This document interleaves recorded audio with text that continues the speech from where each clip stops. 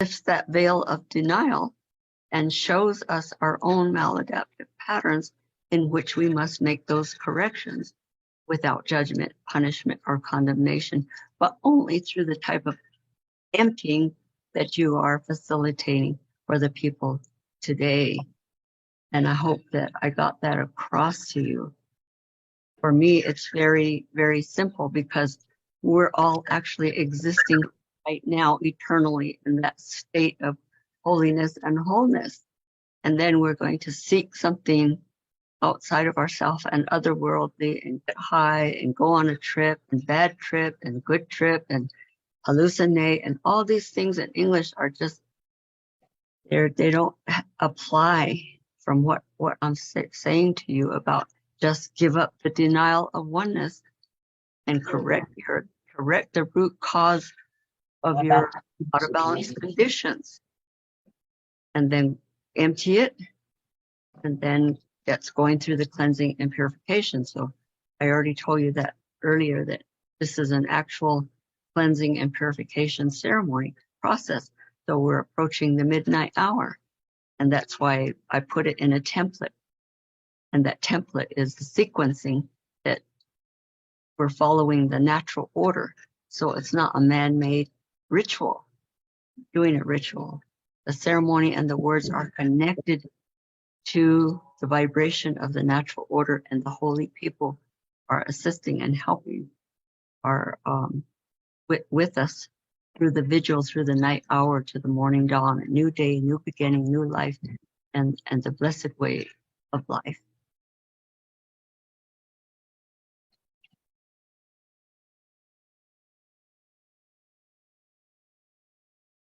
Thank you, Patricia. Thank you so much. I'm a brain surgeon. Yeah. Spiritual brain. So the two people that are singers, there's the singers, and then I'm the diagnostician. So that this ceremony is to talk someone back to balance and harmony between Mother Earth and Father Sky. And then we have male and female singers. They sing all night long. But I'm the diagnostician, and I'm doing the ceremony of talking people to rebalance and harmony and rebalance. Thank you, Patricia.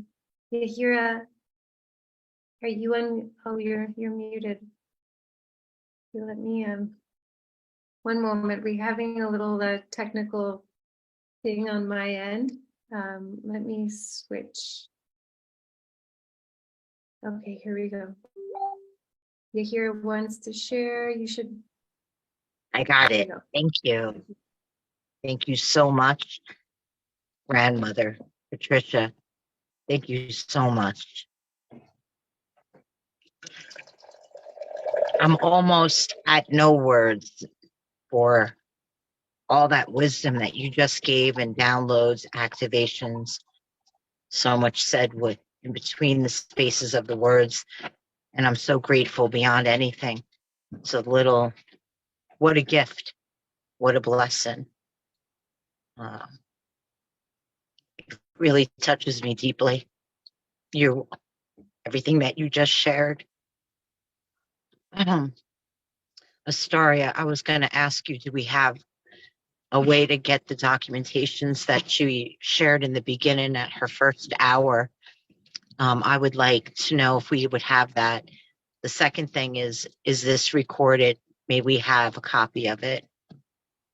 The third is, I haven't been able to hear everything all the way through. Is like I said, I went in between, in and out, but I really want to acknowledge Patricia here, and also Ina, and there were several others, but I'm catching up, okay?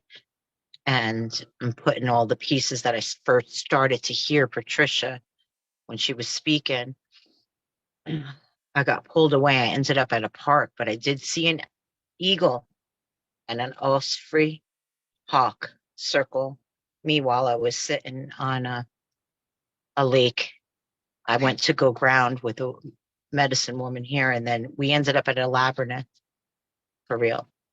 And now I'm back here, and it's just the grid work, right? And I never knew that I would be so blessed to receive so much wisdom from everybody who just spoke, but especially I really want to emphasize what Patricia just shared with us, and the documentation and the ceremony for purification and everything that she's speaking about, the Dene and the Navajo and her father and the medicine people and the holy people and the purification process, like an emphasis on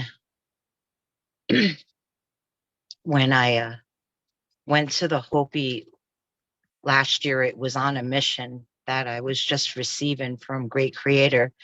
There was a man that nobody believed in. There was something going on. And I trusted that Great Creator was asking me to go see about it, because there was some truth in everything that was happening, and they needed space holders, somebody to witness. And so I said I would do it, but it ended up on the Hopi Res on February 22nd, like I shared earlier. But one of the biggest instructions I left there with, oh my goodness, it was, wow, there's just so much coming up, that we had to go through the great purification. And a lot of us don't have those instructions, and we've been disconnected.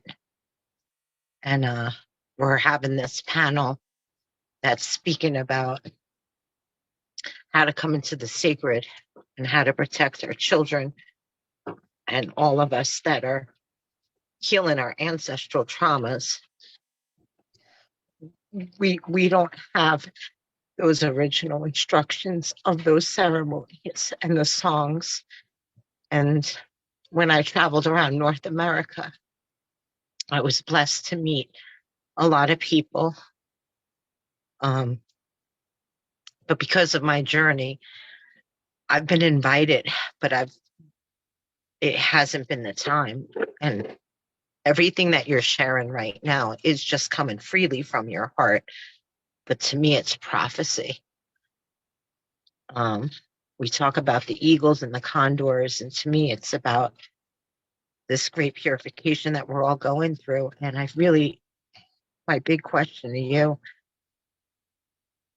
and all those that have these maybe original instructions is, how can we come into the great purification, all of us together, because we're going through it. We're all some of us are way further than others, but we're all in the dark night of our soul collectively, astrologically. And here we are shifting the paradigms, and everything that you were talking about with the cleansing is exactly what the Hopi shared with us, and said that they had just come from the ceremonies with the Kogi, and it feels like it's being shared with all the indigenous, that this is the time that all of that's being shared. And since you're here, I guess what I'm asking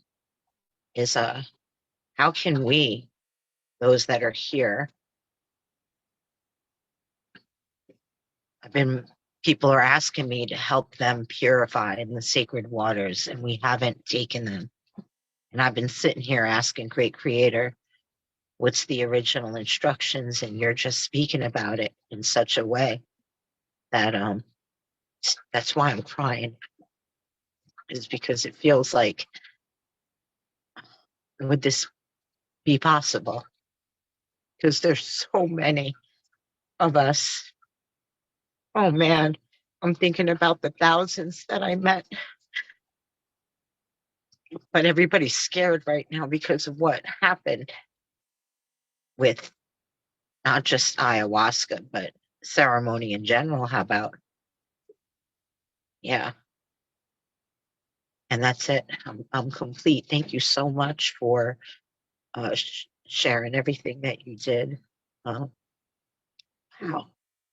Being a part of holding space and listening until everybody speak is beyond. And I am open, and I have been a survivor, and I am good. Also, I want you all to know these are tears of just deep gratitude for Patricia, which she just shared. And I don't want to look at the panel and read all the names right now. So I just want to close my eyes and be in my heart, if that's okay, and just say, I absolutely have listened and saw and felt in my heart each one of you. Oof. And yes, there will be extreme self-care this evening, but if you could respond in any good way, Patricia, I would be honored to receive. Thank you. Ahonahi. Thank you, because I'm a person who said yes to being the conduit of love as radiant. And we're all in that place. It's built within us. So there's no deficient self-image. We're not born into a deficient self-image. That's the correction in the ceremonial place, is to say, Creator, I made a mistake. I forgot who I am. I'm the precious sacred child of Creator within creation. And I'm not using the word specifically, the art of making distinction. I'm not using the word God because the human being appointed themselves the God of this planet to control and manipulate the world resources for their benefit. And so I just call that the spirit of hindrance, which I identified earlier today as I named it and said that's inverse. So that's sorcery. And in English, we've all heard this. And did we pay attention to it? I know I heard it. We all know the phrase. We've heard it somewhere from somebody. Make the decision for the greatest good for the greatest number of people. That's the original instructions. That's our sole purpose and our life mission. And we each have that genius gift in which we all will do our part and inspire and motivate others to do their part. And then that's how I have gratitude also to Asteria and all the helpers who are making this possible and who are having the courage to participate in this ceremonial healing process, because it is intuitive. We all know it's common sense, because you're understanding what I'm saying in the English language, even though I'm not speaking to you in the English language or in the English thinking system. You're understanding that's the proof that it's built into every person. And all a person has to do is give up the denial, because with denial goes the deception and all the lies, and then the deviousness, the conning and scheming to win and have power over others. And then with brute force and deception, and then the defiance. And that's what we're witnessing. So this, what the question that Asteria asked me, I would never be sharing what I'm sharing, except that she asked me specifically. And I have to give the full, complete in English and in the ceremonial language. This is how it is. So in the ceremonial setting, the person, the diagnostician and the practitioner, they each have a specialty. Like everyone here has their specialty from their experience, and they just say, sometimes they don't even say to you what happened, but mostly that's really what takes place, what happened. And the person then can describe, this is what happened to me. This is what I learned. And that's why I'm teaching this. And this is my gift. And this is my path. So that I don't participate in recruiting myself and the next generation participate in our own demise. So it's just simple. I tell the youth life is yes or no and the consequence. That's how simple it is. There's no mystery in it. It's only the miracle of love, and that love is radiant. It's the essence and substance of the whole universe. So when we say that word, ayo anenshne, it's a collective, that heart to heart hug. It's collective. It's not, I only just love you and nobody else, or I only love myself, or I don't love anybody. And we're blocking that heart when in fact our breathing in breath and out breath coordinates with the heart, because the heart is in Hajine, which is the origin of fire, and Inapakon, which is the fire of life, and the lungs here. So fire and air is inspiration. So that's the power that we're using. So it's all built into all of us. Nobody is lacking it. Nobody is deficient in it. So that's what we're affirming collectively together and all doing our part. And so I have to say these words so that the vibration can go into the mass media for mass healing, because it is the time to do this. And that's why Asteria is inspired and guided from her life and experience to bring us together for this purpose, regardless of anything else that's going on around us, including the attempted interruptions that are called spirit of hindrance. So those original instructions make the decision for the greatest good for the greatest number of people. So justice is synonymous with love. So we're saying we're doing social justice. We're doing social medicine. That's the original concept of medicine. Our interrelatedness, our interconnectedness. That is what we call Hojojik Ina. It's talking about the blessed way of life, that is that how we live accordingly to the laws of love that we radiate, and that love is the only real power. It's the truth is the only real power, and then it's our protection. So I'm going to say, Aniya, my spiritual family, my relatives. Isn't that true? Isn't it the way? Isn't it? That's the way it is. Isn't that the way it is?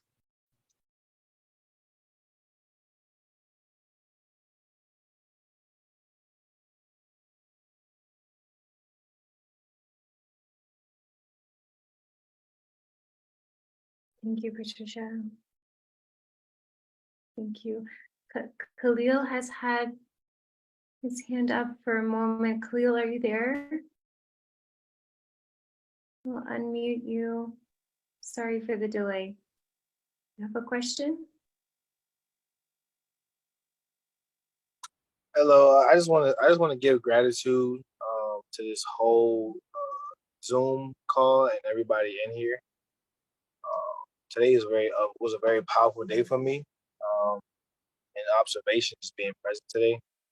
And my spirit was like kept reminding me to tap into this call tonight, and I'm truly grateful that I had the opportunity and everything was in alignment for me to tap into this divine meeting and actually take in and download what was given to me tonight.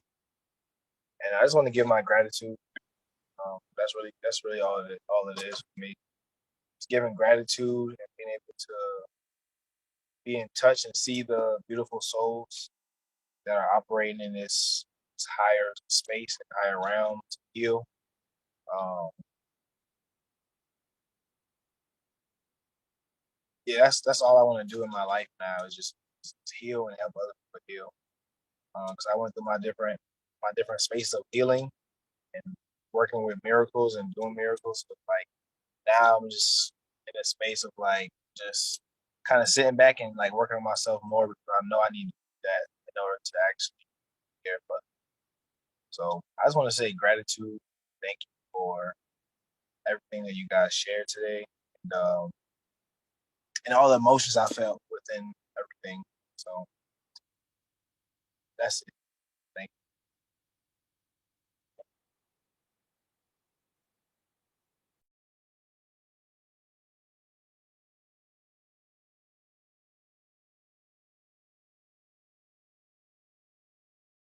Thank you, Khalil. Thank you, Patricia. I'm really grateful that we had some extra time to hear from you since the other presenter wasn't able to log on. So that worked out in a beautiful way. We are reaching now our next hour, and I just want to confirm. I apologize, but our next presenter is in the room. Yes. Are you under? Yes. Okay. Sorry, because I have two different names for you, so I just apologize. I'm gonna go ahead and unmute you. Give me one moment. Okay, make you a co-host. I muted you again. Sorry. One moment. Okay, and I'm just going to also post in the chat thread.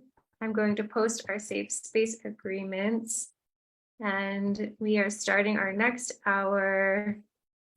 So welcome everyone who's just jumping on to the NPO Society's May Talk, a 24-hour live conversation about sacred sexuality, safety, and sexual misconduct in ceremonial, psychedelic, and healing spaces. I will post these safe space agreements in the chat, so go ahead and take a look at them if you haven't yet.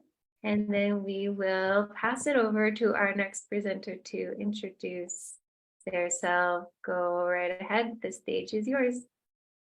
Hi, Astaria. Thank you so much for hosting and holding the space for everybody today.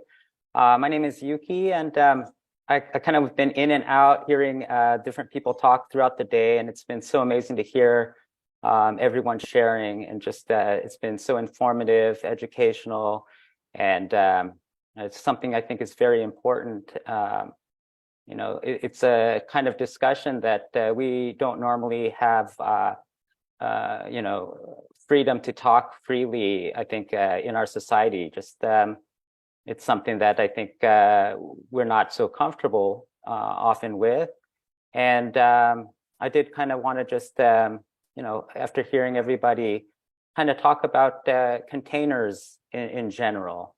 And I know that, you know, all of us, there's a momentum right now for healing spaces with entheogens and plant medicines. And it's a very sacred space that also is delicate, I think, from the legal standpoint. And I think it's very important that we're able to protect the space and allow it to flourish so that people have the opportunity to participate safely. And so I think this is you know, something that is so very dear to my heart and important. So thank you again. I kind of wanted to touch base on the idea of social containers as well. And I feel that, you know, in our society, we have our own container. And in this container, it puts certain frameworks for even the concept of sexuality. And I think this also has a strong impact on the way sometimes we, you know, have experienced how education on sexuality is even taught and shared. And I forgot who it was that was talking before, but he was mentioning kind of that the communication is so important and vital.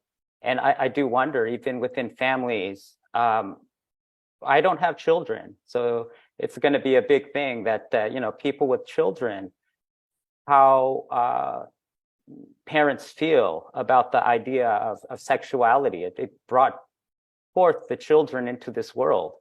And these children, you know, how do we view, how to bring these children up, to learn about life. And a big portion of life, I think, is also courtship and relationships and sexuality. And so I think that even in our society, as a large container for expressing, life itself, is quite lacking. We don't have, I think, a proper container. And part of it also could be that America is a great experiment with so many cultures, and we do want to be respectful for everybody. We don't have like a one, way that fits for everybody. And so sometimes I think we all wind up maybe pulling back. Even, spirituality and religion, it's, something that we don't want to push upon, everybody and say that everyone should follow one way. And with so much diversity, I think even with bringing children up, we're kind of left as parents and family to figure out and navigate on our own. And often it lacks even a community, a sense of community, and a shared thought process about this. And I think another reason why is because we're lacking the communication within our community sometimes. And one of the biggest things I think are spiritual practices and beliefs. Sometimes our church, temple, whatever our spiritual belief might be, is the thing that might inform and is a community that kind of imparts how it is that we should teach about sexuality and intimacy, family dynamics. And I think these are the things that I think are very important to discuss, even in terms of what might create traumas, sexual traumas and things. And I did hear, and I sometimes these are kind of difficult things, but I was talking to a therapist, and she's an art therapist. So I was spending some time with her, and she was talking that she was giving therapy to a lot of the priests.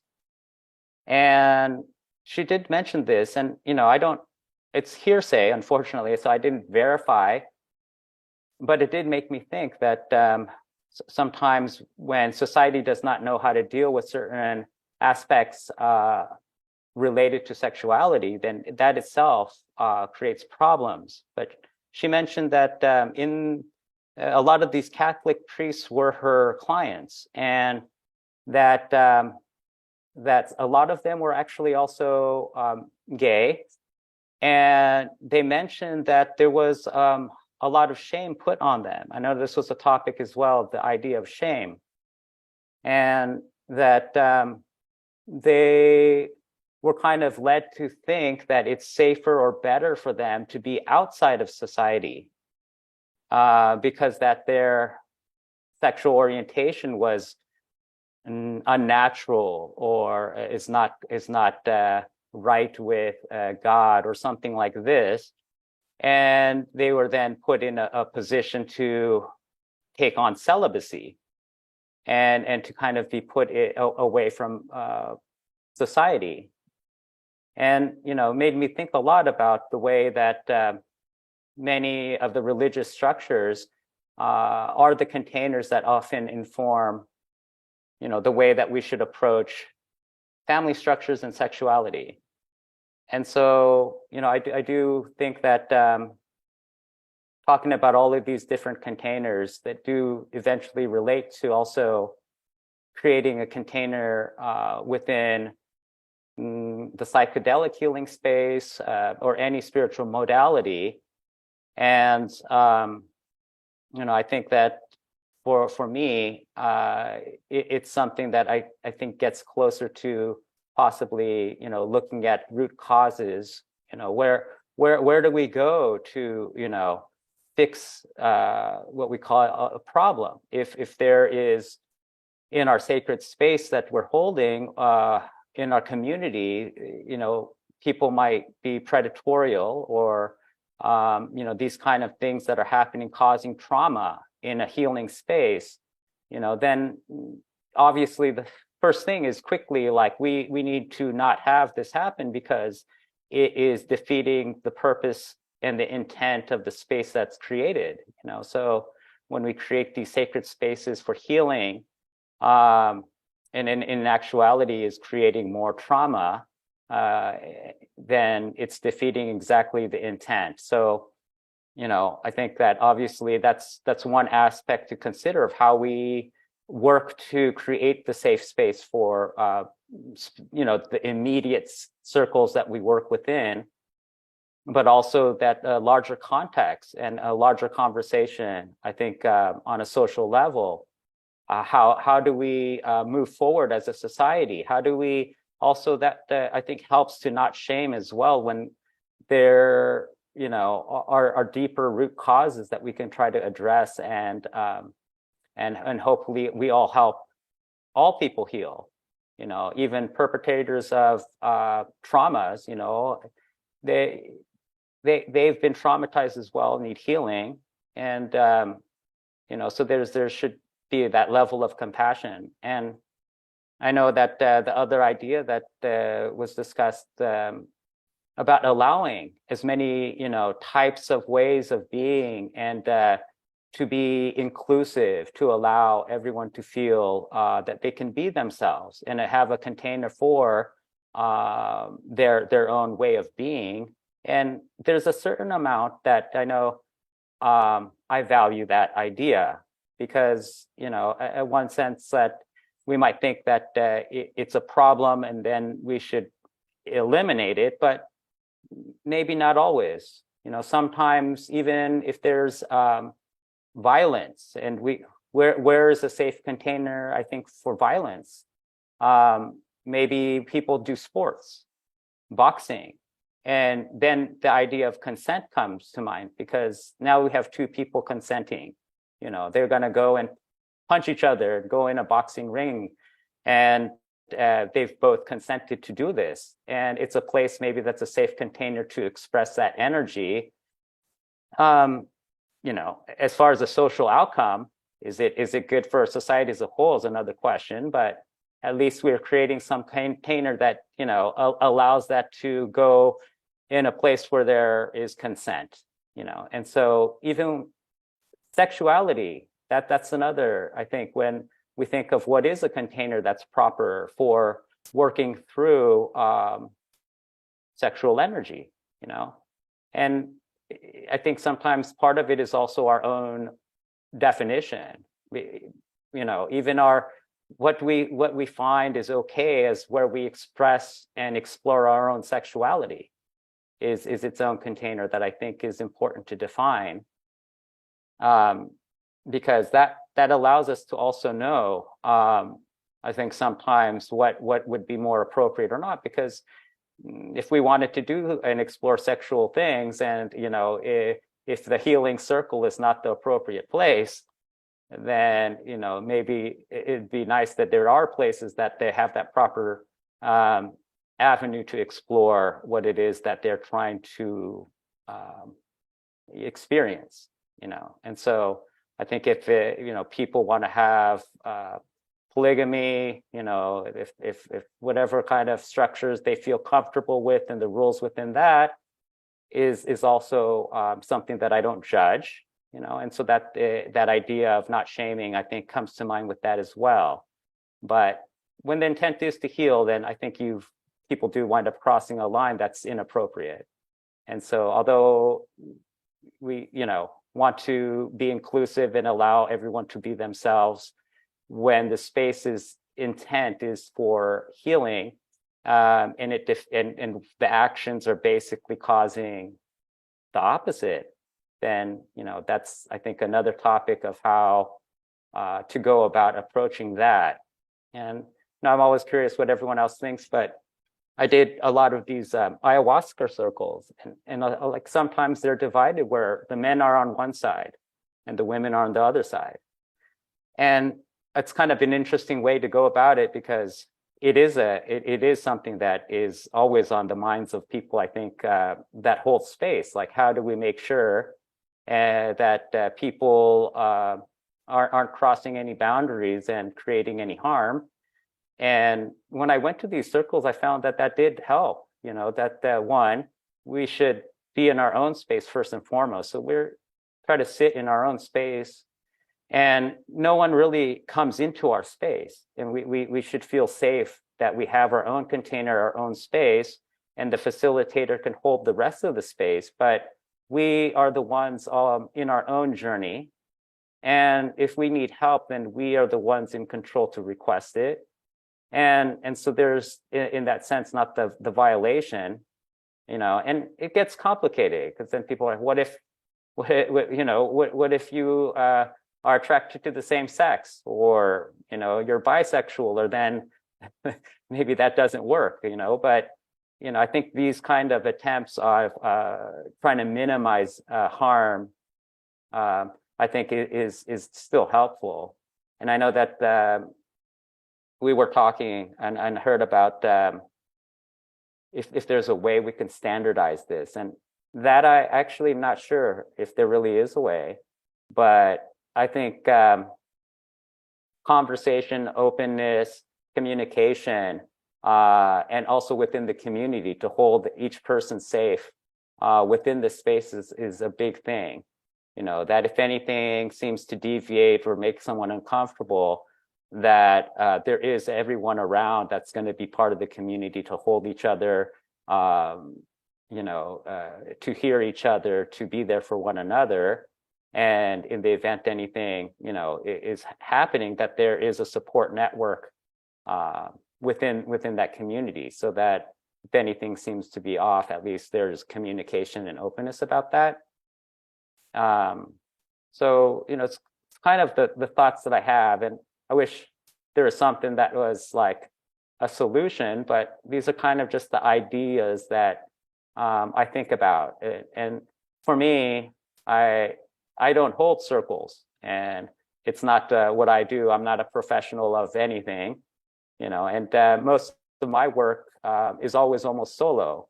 So, you know, when it comes to even sexuality and exploration, I've had a wonderful time exploring, you know, my sexuality, and even with my partner, we've, you know, created boundaries in space, and we're both on the same page, and so we know we expect one another what we expect, and, you know, we have open communication, and so it's been a wonderful container for that exploration.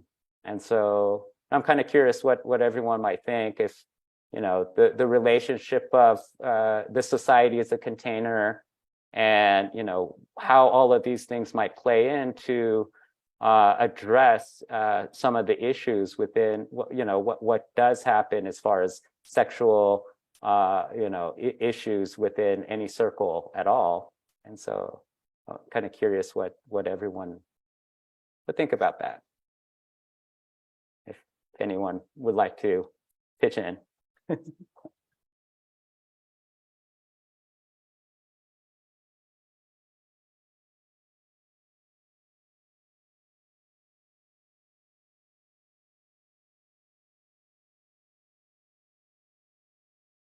So am I supposed to push it? Someone is like trying to go into the waiting room?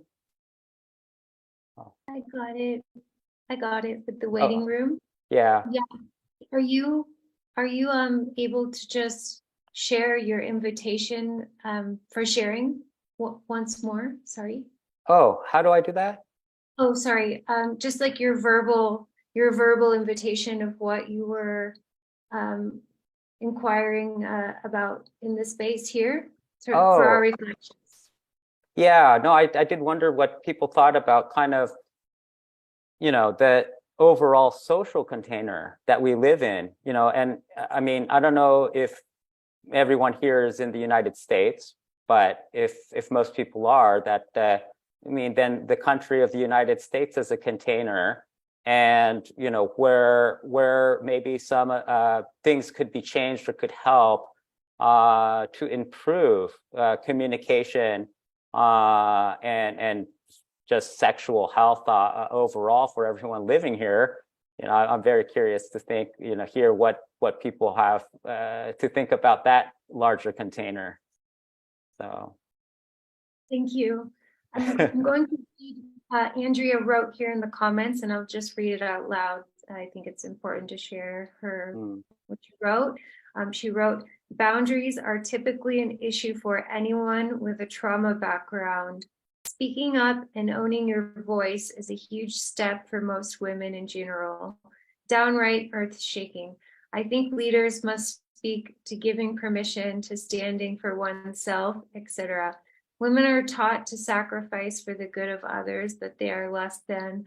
Quite often, there are other layers and levels of minorities as well. Mhm. Yeah, really can apply to all of us, yeah. I feel like Paul Mark might have something to share. Maybe. I'm trying to unmute you. I'm excited. Well, I actually talked a lot about that. And one of the things is that right now, there is so much in the idea of I have to be right.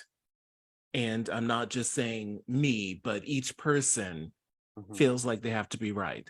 And there are varying degrees of appropriateness. There is no black and white, right or wrong. But because we have that duality, people are in that, well, if somebody else is saying something that does not agree, I must be wrong. And they don't want to be wrong. And so there's a lot of make wrong situations that are going on. And we see that politically right now all over the place. You know, there are the Christians that think that they have the only answer. There are the anti-drag policies, anti-gay policies, anti-whatever. And, you know, even the bathroom situation. How many people have gendered bathrooms in their home? You know, it's something like that. And quite frankly, a lot of drag queens have said it semi-jokingly, but it's like, nobody wants a little kid. You know, many of us are, you know, in gay relationships because we don't want kids, you know. There's lots of things that are going on, and there's this idea of villainizing so many people, and in the villainizing, they also become victims. And so I would definitely say that, as I said before, it starts with each person getting comfortable with themselves. And I can tell you just from experience that the largest homophobes are on the down low somewhere.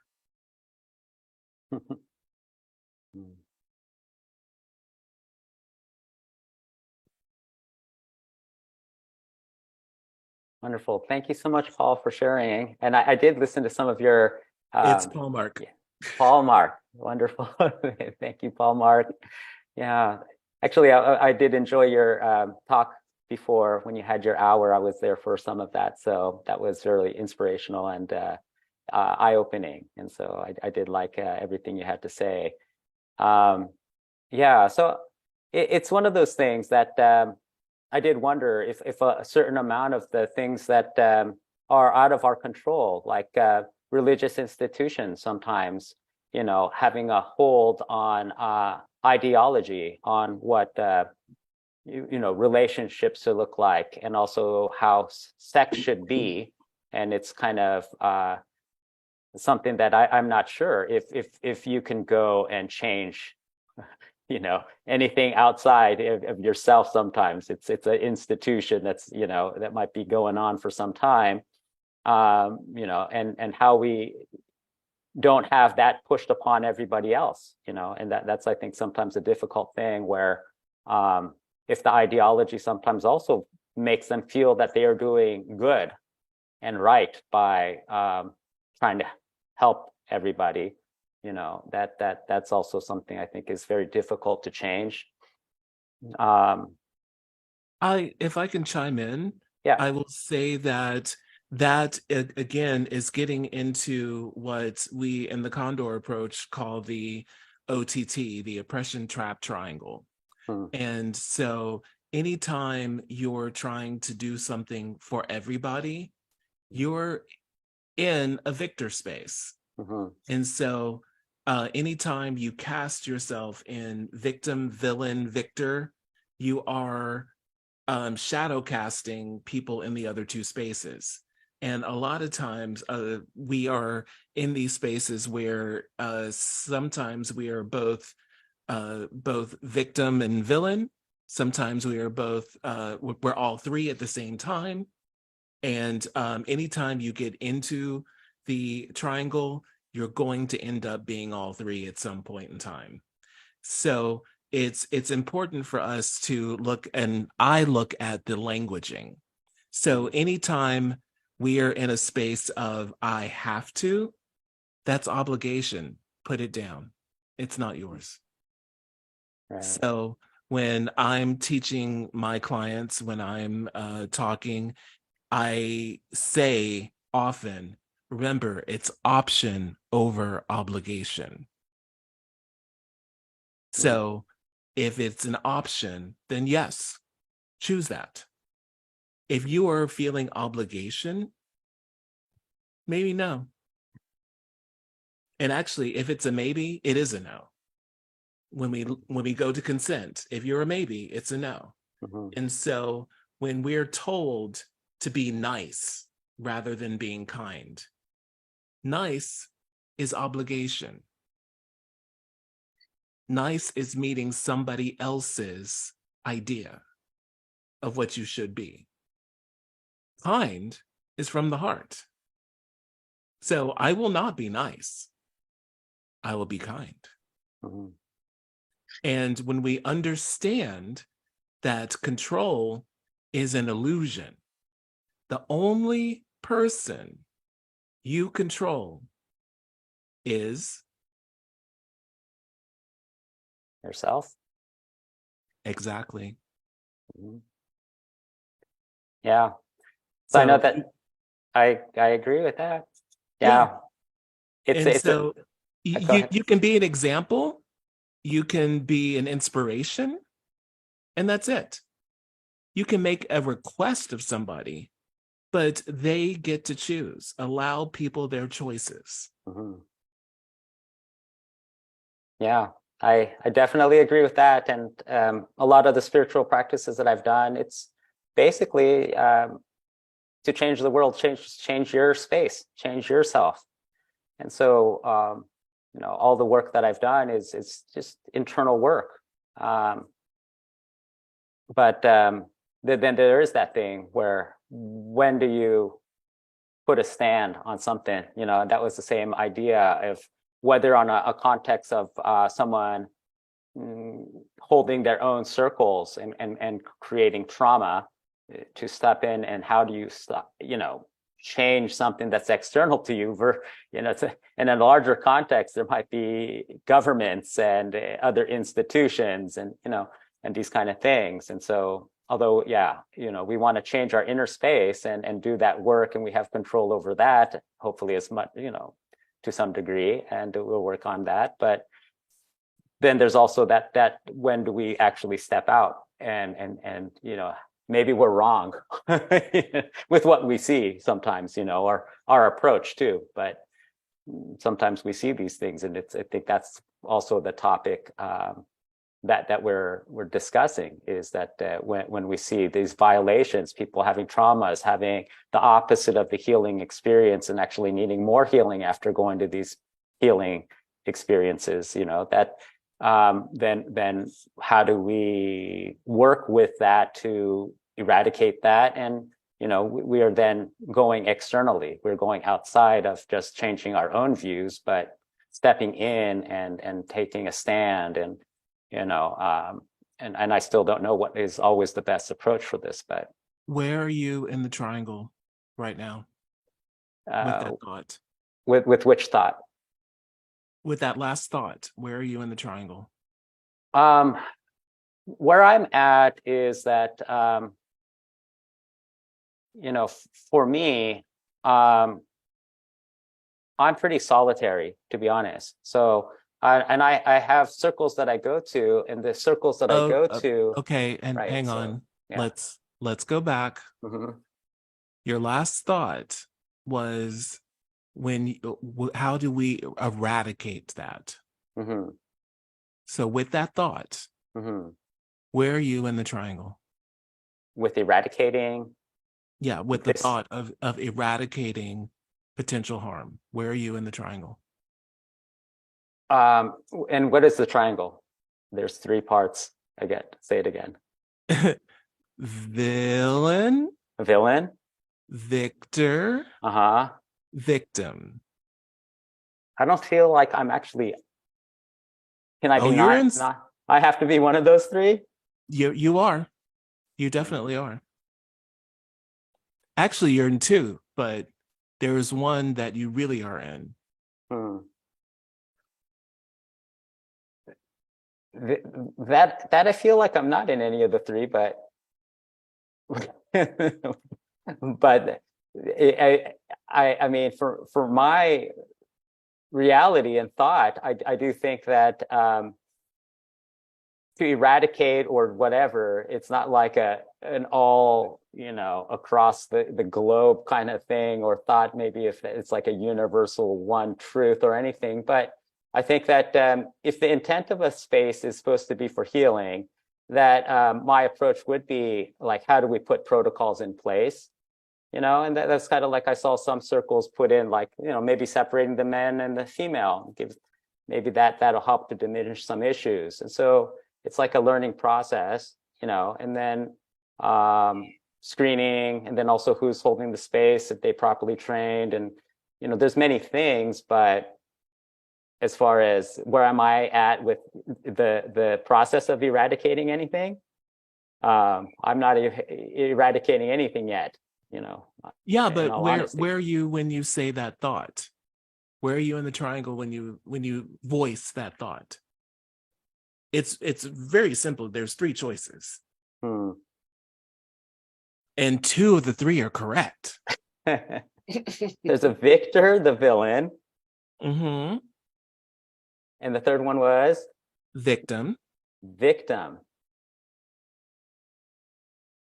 Well, I don't see myself as a victim. So I don't think I've perpetrated anything like to be the villain in that scenario. Mm, Hmm. And then a victor, I don't even exactly know what that means, but the hero space. like playing the role of a hero. Yes. Well, then that voice would definitely be coming from that hero's voice. Mm-hmm. Yeah. Okay. And the hero is the villain to the projected villain. So it's sort of like that both are one and the same, depending on what side you're No. in, or what does that mean? So you can be in multiple spaces at the same time. Mm-hmm. And so there is an energy in the triangle. And so anytime the villain is the harbinger of pain. Mm-hmm. And what do heroes do to villains? Bring about pain? I don't know. Yeah. Or what if they brought about healing? Is that possible? Healing is not always comfortable. It's not, no. And not every villain is ready to change. And so the idea of saying, I'm going to heal people, and this Mm-hmm. is something that I come across a lot. When you go into the coaching space and you're like, I'm going to fix people, I'm going to heal people. One of the first things I did years ago when I started coaching was fire my fixer. Mm-hmm. It is not my obligation to fix anybody but me. Mm-hmm. So when you're going to do this work, your first and best client is going to be you. Mhm. And then, like we said, you can be an example, you can be an inspiration.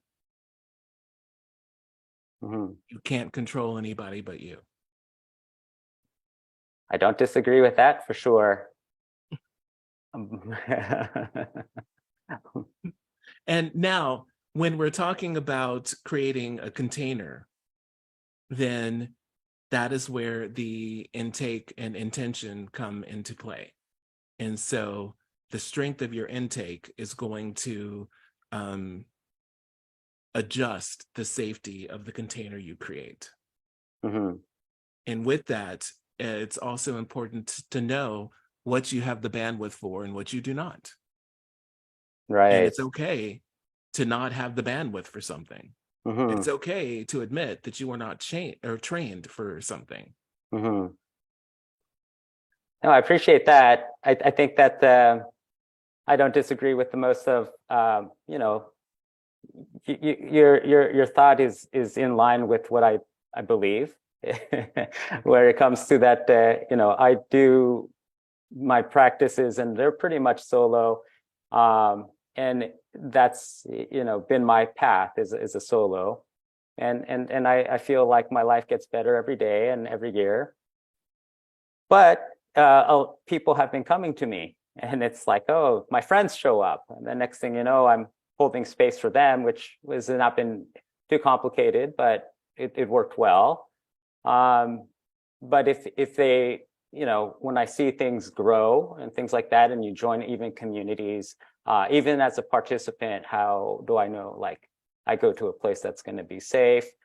How do I keep myself safe? And I think these kind of things are still very important to kind of, you know, think about how do we ensure that the spaces that we go to, and even as a community, if we have tips, it's like, you know, before we go, maybe certain places are either vetted out, or there's certain things that are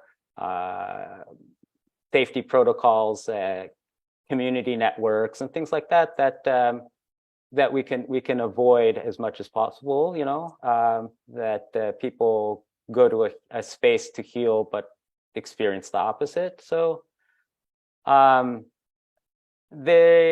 think these things are something that also is of great importance, because that I think in the psychedelic space, it's a fragile space still. From a legal standpoint, I think that also we are careful with even sacraments itself, and then also anything that happens within these circles is of great concern. And for me, I do think that the sacredness of the medicine holders, the wisdom holders, the traditions, and the sacred spaces and the sacraments are all things that I think of great value to protect. And in this legal framework, I think it is something that is of value and importance to think about and try to create as much positive momentum and least amount of, you know, negative experiences happening, or negative, you know, harm that could happen. But, you know, that's even with just taking sacrament, you know, and if sexual abuse happens too, that's the same thing, where people are going to these circles, and then it's like, oh, it's not safe, it's not good, we should, you know, not allow this to happen, or, you know, maybe medicine's dangerous, you know. And these kind of things, I think, is also something that I would definitely not want to see, you know, happen. And I think there's certain, these experiences and these sacred spaces are things that I would hope are available in to people who feel called to try that. And so I think that part of this discussion, I think, is also to address that, how to create, you know, safer containers for healing. So I do agree, Paul Mark, with what you're saying about the only thing you could change is within you. But at the same time, I think that it is important to have this open discussion on how best possible to create a space that will endure and be available for, I think, I hopefully as many people as possible. So kind of my thoughts. I don't know if you think that that's in alignment with what you were trying to say, and I hope I didn't misunderstand anything you were saying. But if there's something you think that I need, maybe I needed clarification about, then definitely appreciate it. I will let you know, and just to let you off the hook, I don't believe in make wrong situations. So I ask questions just to get clarity.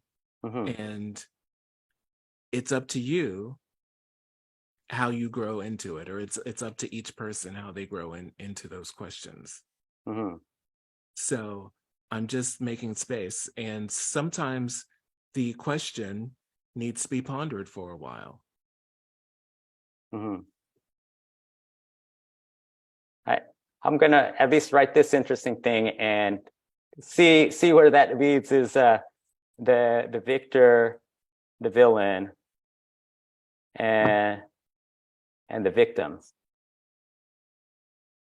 And that's very interesting. So, it's something that at this specific moment, I'm not sure what I think about that triangle. But for now, I do appreciate you sharing that, so I can write it down. And as it's in my psyche, and as I progress in life and things come up, maybe there'll be an aha with those three and the inner relationship between those three. But for now, I don't really, it's not clicking for me, but yeah. But I appreciate your sharing that, so thank you. I'd love to share something briefly, which is that I have heard of this triangle, a little bit different format, which was, what was it? Savior instead of the victor. And that was it's like the Karmapa drama triangle, which creates an entanglement loop, really. And it goes around and around and around, and there's always a victim, and there's always a savior, and there's always so really claiming that sovereignty is how we cut the triangle and own ourselves and own our decisions that we're making or not making. And we can see we can see the structure in these ceremonial spaces, in these psychedelic spaces, the choices that we're making instead of, going into these states, being sovereign. I wanted to just bring the offer, an invitation. Andrea had been writing in the comments, and Andrea, if you wanted to ask any questions with your voice. And then I saw Peter also made a comment that he heard of a version of this triangle in the context of NVC. I'd love to also hear what that triangle type is named or is called. But first, Andrea, go ahead. I unmuted you. Okay, hi. Amutas, is that how you say that? Yeah, but just Yuki, yeah. Okay. Hi, thank you for presenting. I guess I was just going to go because I think sometimes we talk in the abstract instead of really specifics, because I think it's a greater question. You were mentioning children. I think it's a greater question of, how do we create, safe spaces for people to be humans, really, and to tell their truth. And I think, historically, children, like women, like they're really sensitive to things going on in the group. And I think there's always in every group people that are differently abled to, own their voice and this kind of thing, specifically in children, like just people being who they are, right? My daughter, has a really strong sense of justice. And so she has always, spoken for herself and spoke, from 3, 4, right? and now she's 9, right? But like when she was in dance class, right? When she spoke up, because I think that should be a valued thing. If you think something is unjust that's going on, she spoke up for her friend, like, hey, like she was just trying to do this, like, like, why are you calling her out so hard? So basically she saw and felt that her friend's feelings were being hurt by the authority in the situation. And, I think they sort of teach in the school system right now, in this specific dance, setting that she was in for the past year, bullying, right? Like where the peers are reinforcing, the bully, right? So I think it's important, obviously, for the leader. I'm obviously not in a lot of circles, right? Ayahuasca healing circles, and I think that intention of healing is really important.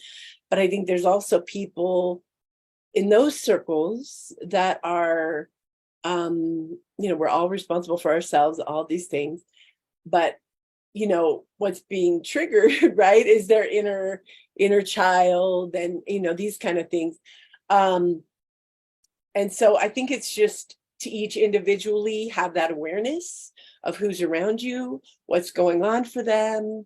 Like it's you're monitoring your own experience, you're having your own experience, you're accountable to yourself, and we're also accountable to each other, right? And to check it out, somebody's really crying in a corner or something, and not to make it, I guess I don't think this would happen, right? But like a group norm where somebody is shamed for having an emotional experience or for standing up for their peers. But I think by the time most children are 7 in a school setting, they have been shut down by authorities. They have been shamed by authorities so much for speaking their truth like that, for owning their voice like that.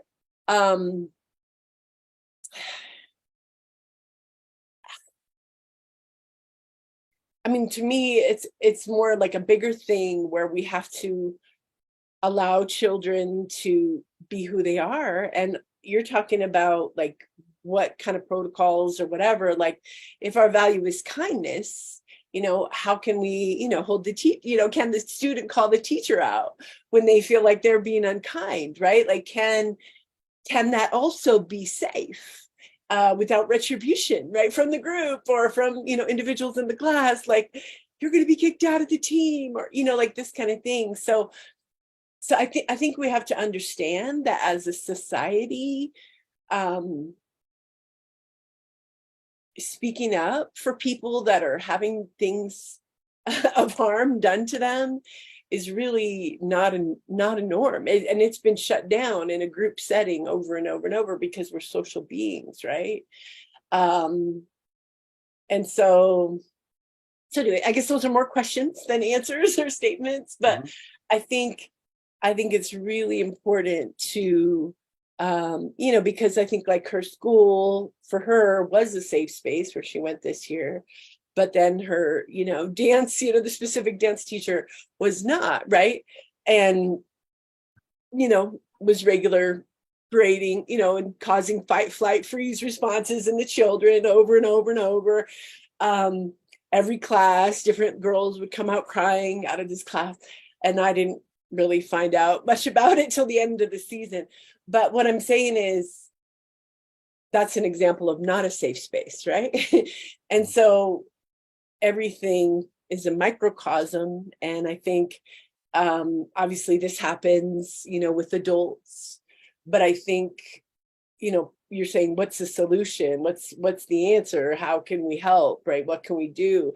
And I think, if you have little girls, if you have children, to teach them to speak and own their voice, and to do, again, the right, wrong dichotomy. I know what you're talking about, Marcus, but I feel like in your own heart, if whatever's happening is not kind or feels not right to you, that it's okay to speak to that in a group setting, or to the leader, or privately, or whatever way they want to set it up, because I think there's probably more than one person aware of what's going on. Like if one person is having an experience, and so in terms of me, if I was leading a group like that, I would have intentions of, come to me if you feel like, this isn't feeling right to you, or, like you're feeling left out. Like, I don't,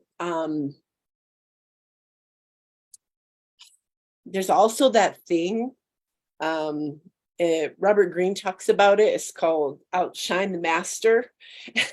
And I've had experiences like this in groups where I'm just in a group and I'm just being me, and I don't feel like I'm doing anything wrong. I'm not trying to, make anybody look bad or anything. But then, I'm getting like this negative feedback, and I'm like, what's going on? Like, why are they doing this? And so I think there's a lot of ego that could come with power.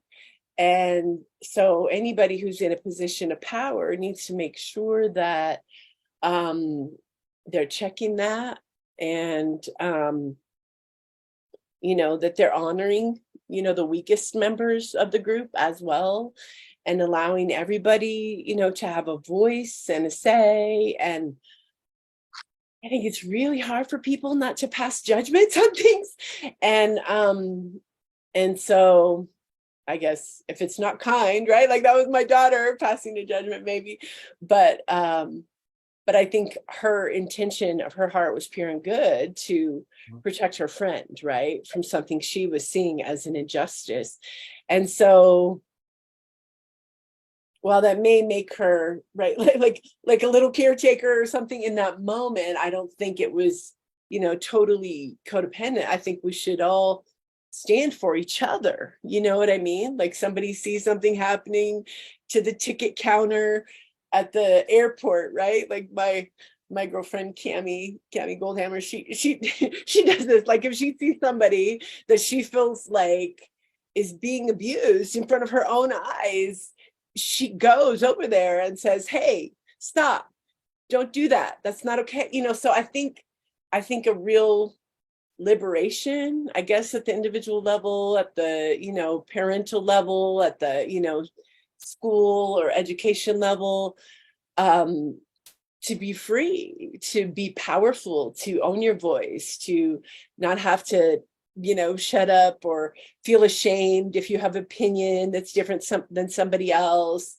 If if we're having these group intentions that, kindness is our value, for example, and you're the most sensitive person in the room and you're seeing that, hey, this isn't kind to me. And, you might want to take that into consideration in the group. So I guess that's just an aside from the parenting perspective, in terms of how I see society kind of, pushing on her.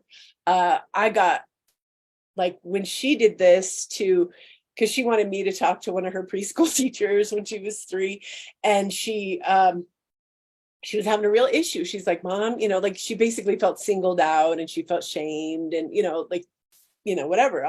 And I suggested to the teacher, "Hey, just go over to her and say, you're not mad at her after you have to do this correction in front of 30 of her best friends," because she would just tell her what to do and she would do it, at that time. And she wanted me to talk to him, and I wasn't doing it fast enough. So she stood up for herself to that teacher, and, like, just, because she felt comfortable speaking to me and telling me her truth, right? And I didn't shut her down, and I wasn't, in my ego about being right to shut her down in terms of her opinions, right? So she just told the teacher what she saw and what she felt. And, I got called into the owners, like the owner of the daycare. They're like, "What did you tell her? Like, this is you, like this is your, did you tell her to say this?" And I certainly did not. So, I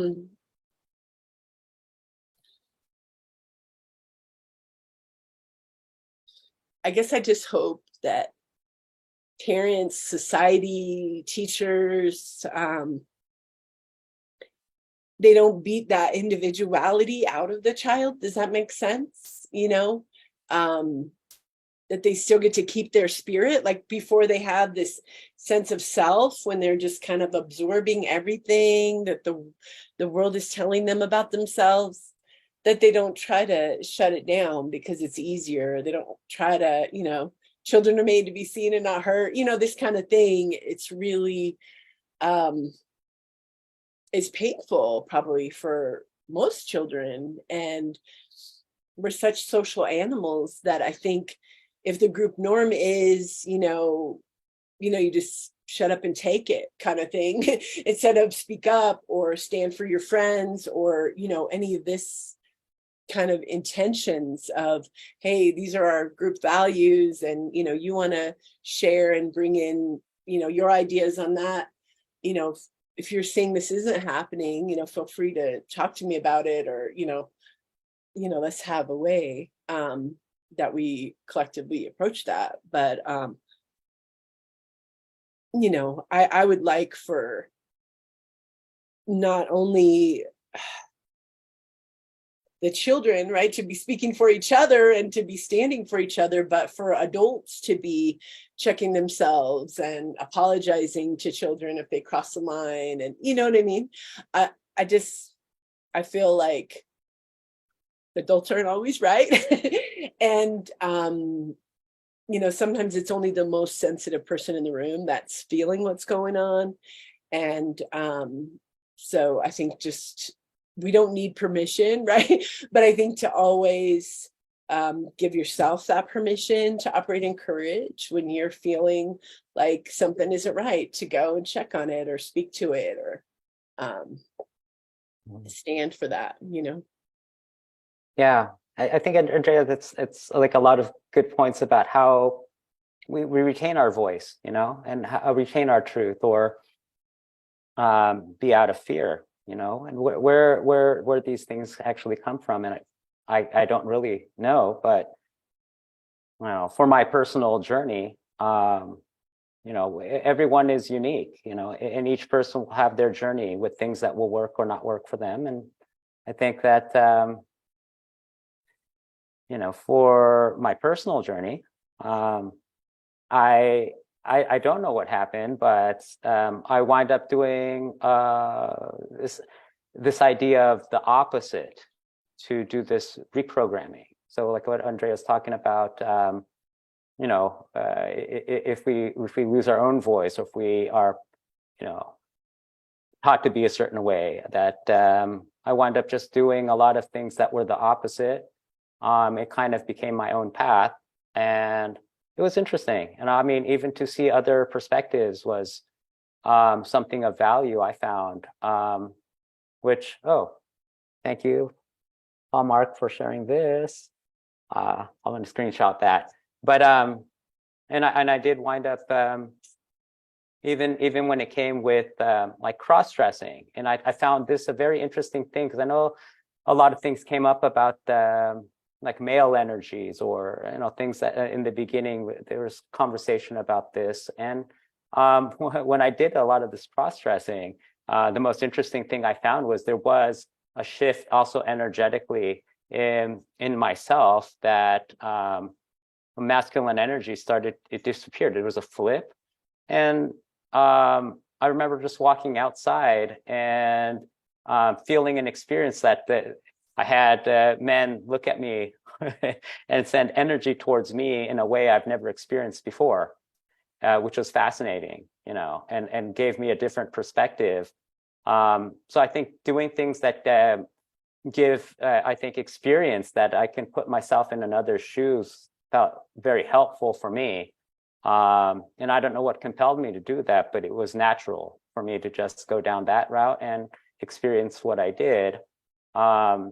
But a lot of doing what felt uncomfortable or opposite, or things just felt natural to do that for me, I would go for it.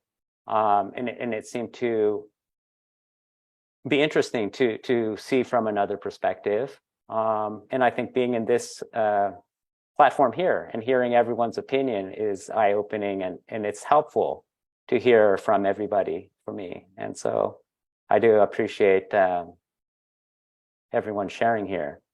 And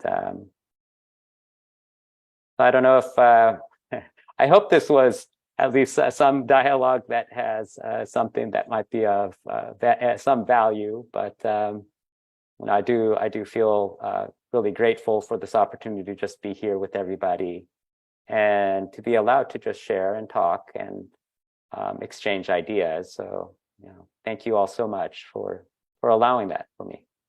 I really appreciate it.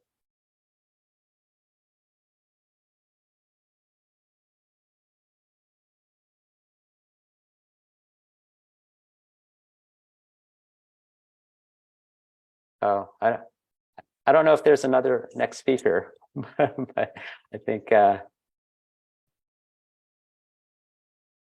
not sure if that.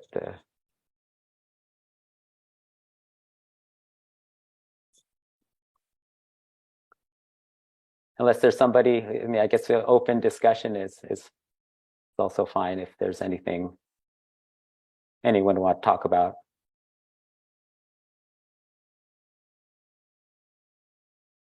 Yeah, I see Brian. Do I just click this ask to unmute here? Did that unmute you? Hi, just one moment. Sorry. Oh, okay.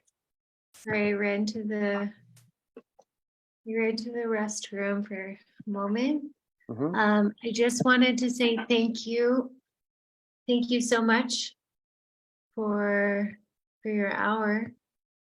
Oh, thank you so much. I did see like Brian had his hand up though. I wondered if we could unmute him. Oh, sorry. He's speaking next, so I thought you were changing. Okay. It's not a question then. I guess his hand is up for being the next speaker. Okay, wonderful. Thank you all so much. What is it for that, Brian? Or did you have a question? Okay, great. So, no, yeah, I don't know if I'm unmuted, but yes, I was, in case I'm next, that's what I was hand up for. okay, great. Yeah, so I just wanted to, can you tell me again how to pronounce your name properly? Brian Danziger. No. Oh, I'm sorry. I'm sorry. Oh, and I have you muted. Okay, one moment. Yuki? We're getting into those late night silly hours starting to happen. Here we go. Yes, our last speaker. Can you just remind me? Yuki. Yuki. And Yes. you had it spelled a bit differently. Yukiteru. Yeah, that's my full name. Yeah, that I was born with. Yukiteru. Okay, Yukiteru. Thank you so much for your offering, for showing up, for sharing your voice, and bringing this perspective into this space here. Thank you so much. Thank you so much for having me. Thank you. You're welcome. And do you have any kind of closing statement or any final words before we shift into the next hour? Oh, not really. I kind of gave it, I think, while you were in the restroom, but I just really wanted to say thank you for everyone sharing and to hear everybody from different perspectives. It was just really something that I take to heart. And this is a topic that I think is very important. And I know that a lot of this will, kind of sink in and it'll simmer and then it'll take fruition somewhere in my future, which I know that is going to be a beautiful thing. So thank you so much. Thank you. Okay, and so we're moving into our next hour now. I will again post the safe space agreements in our chat thread, and we are going to open up the space now for Brian. And Brian, I asked him he was on earlier, and he was having some difficulties connecting because he was getting a new car today, I think is what was happening. And so I invited him to share and be the moderator presenter for this hour, to give him some time to speak and share. And he has a lot of wisdom.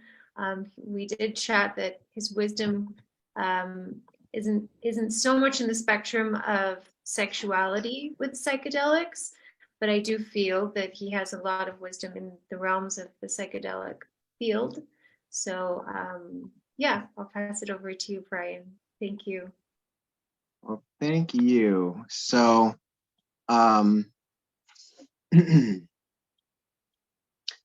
I wish that I had not been busy all day because I just got back and I have a lot of things to talk about, that I could talk about, but I wanted to uh,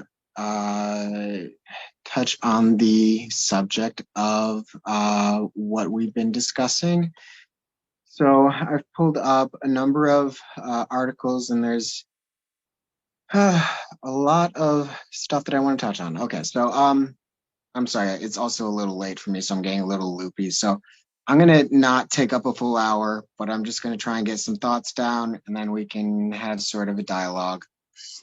Um, So, one of the things that I had mentioned before was that I am very, very interested in the developing protocols that we will be utilizing in the West in terms of using psychedelics to facilitate psychotherapy.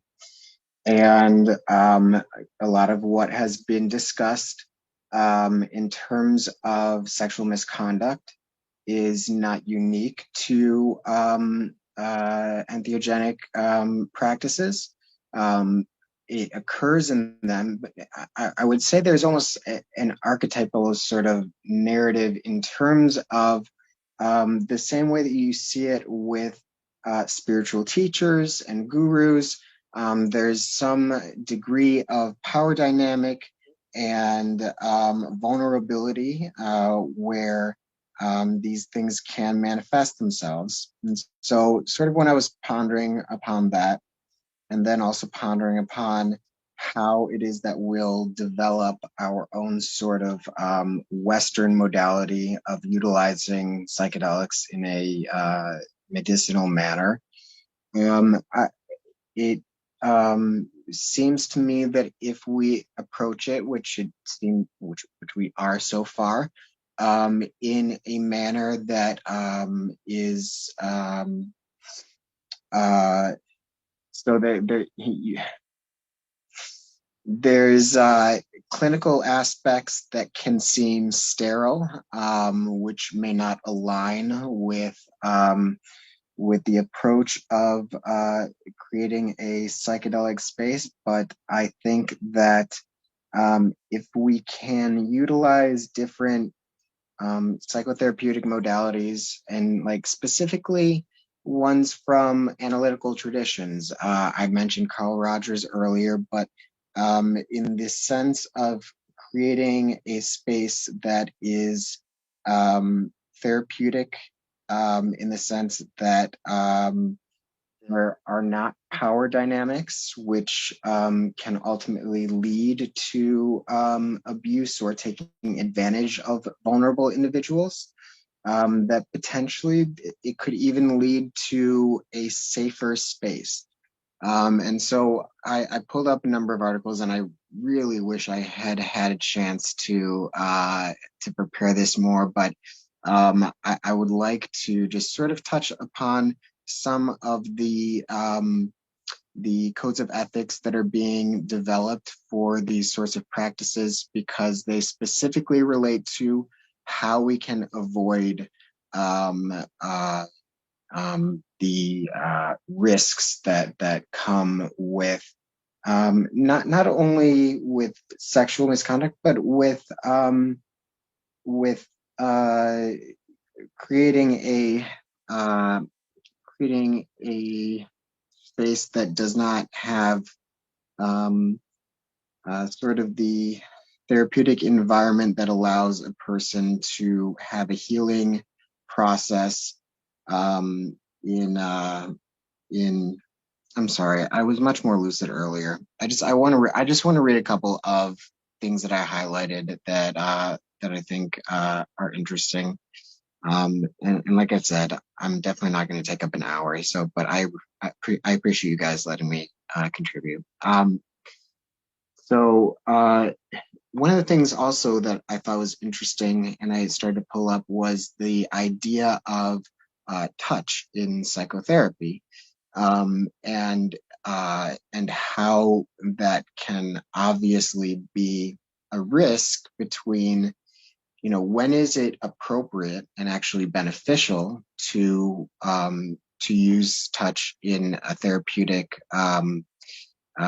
interaction, and then when can it become a risk in terms of actually having a damaging effect? And so I'm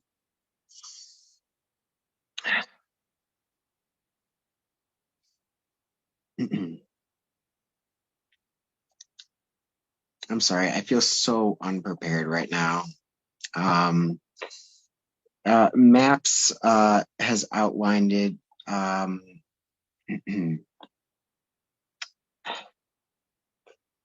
I'll share that you're doing great. Thank You're doing, you.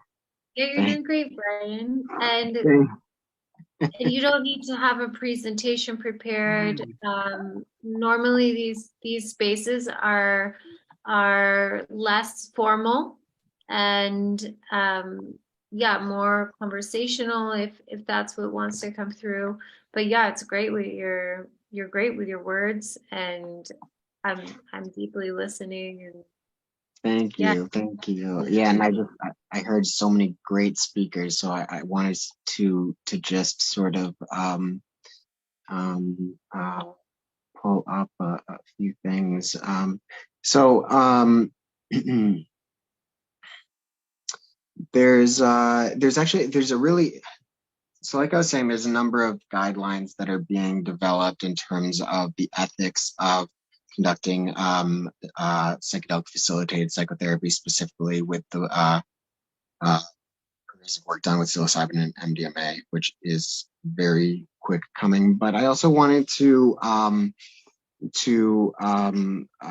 just make a note of um, it's the Chakruna Institute of Psychedelic Plant Medicine has released an ayahuasca community guide for awareness of sexual abuse. And it talks a lot about specifically what has been touched upon earlier in terms of what occurs in indigenous cultures. Um, but in terms of the current development in psychedelic facilitated psychotherapy, what I wanted to speak to were the competencies that are being outlined, because that's one of the things that has been brought up repeatedly, is that in order to be either, they break it down even into different terminologies, but a sitter, a guide, or a therapist, that the individual needs to be trained in order to guide the individual in an appropriate manner. And there were, this wasn't, I forget who specifically outline this, but the 6 therapist competencies that were listed are empathetic abiding of the presence, trust enhancement, spiritual intelligence, knowledge of physical and psychological effects of psychedelics, therapist self-awareness, and ethical integrity, and proficiency in complementary techniques. So, I think that it's very important to um, to uh, take time to work with the individual. And a lot of times when they are formulating these models, it's not that you go and you have a ceremony and that's sort of the end of the experience. It's that the therapist and the individual develop a relationship. And when this is done with, you know, uh, genuine intent, um, then I think that's the first step towards dissolving the potentially dangerous power dynamics that can make an individual vulnerable or can allow a person to be malevolent. Um, and so having built that sort of rapport with the individual that is guiding the session, I think is extremely important. And then in terms of sitting with the individual, somebody else had mentioned that it's important to have a variety of modalities. A lot of the early psilocybin studies were done with blindfolds and music, and that may be what the individual needs at that point. It may be that they just need somebody to hold a safe space, and perhaps hold their hand or let them know, hey, I think you're okay. And then there's also I think experiences in which being able to relate to others in sort of a conversational manner, or relate to nature and have those sorts of experiences are also beneficial. And I just kind of the main takeaway that I'm kind of rambling on about is that I do see the potential for these currently being developed modalities to potentially create a set of safety protocols to avoid the sexual misconduct that occurs in a variety of other settings.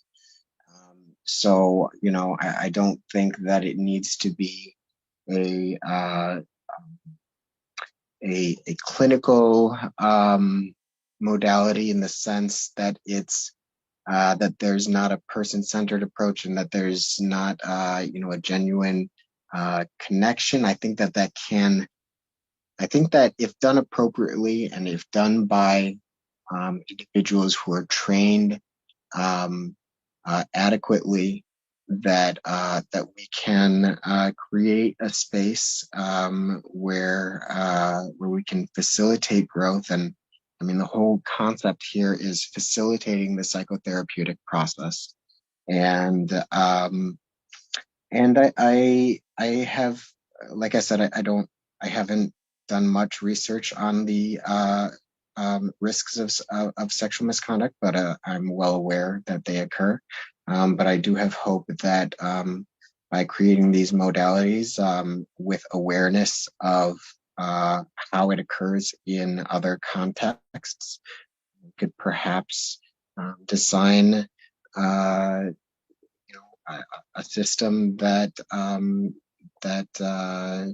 has a sort of a buffer to avoid those sorts of situations.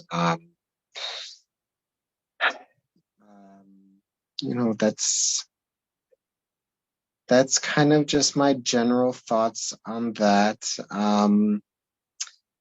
I have a lot that I love to talk about in terms of the neurochemistry as well. But I don't want to get too far off track. I'm feeling a bit burnt out. I almost feel as though I should. I almost. Sorry,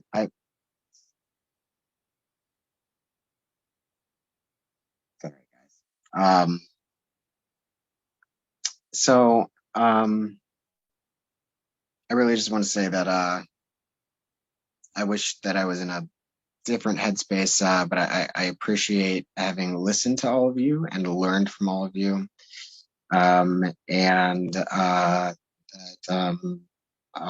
Ultimately, I'm very hopeful for future spaces in which psychedelic healing can occur, which are developed with the specific intention of avoiding the pitfalls which we've observed both in the early times of the 50s and 60s, but also from indigenous cultures and also from, relationships with, gurus and their followers, and that it's an exciting time that we live in terms of um, you know, finding ways to adequately utilize psychedelics to facilitate healing processes.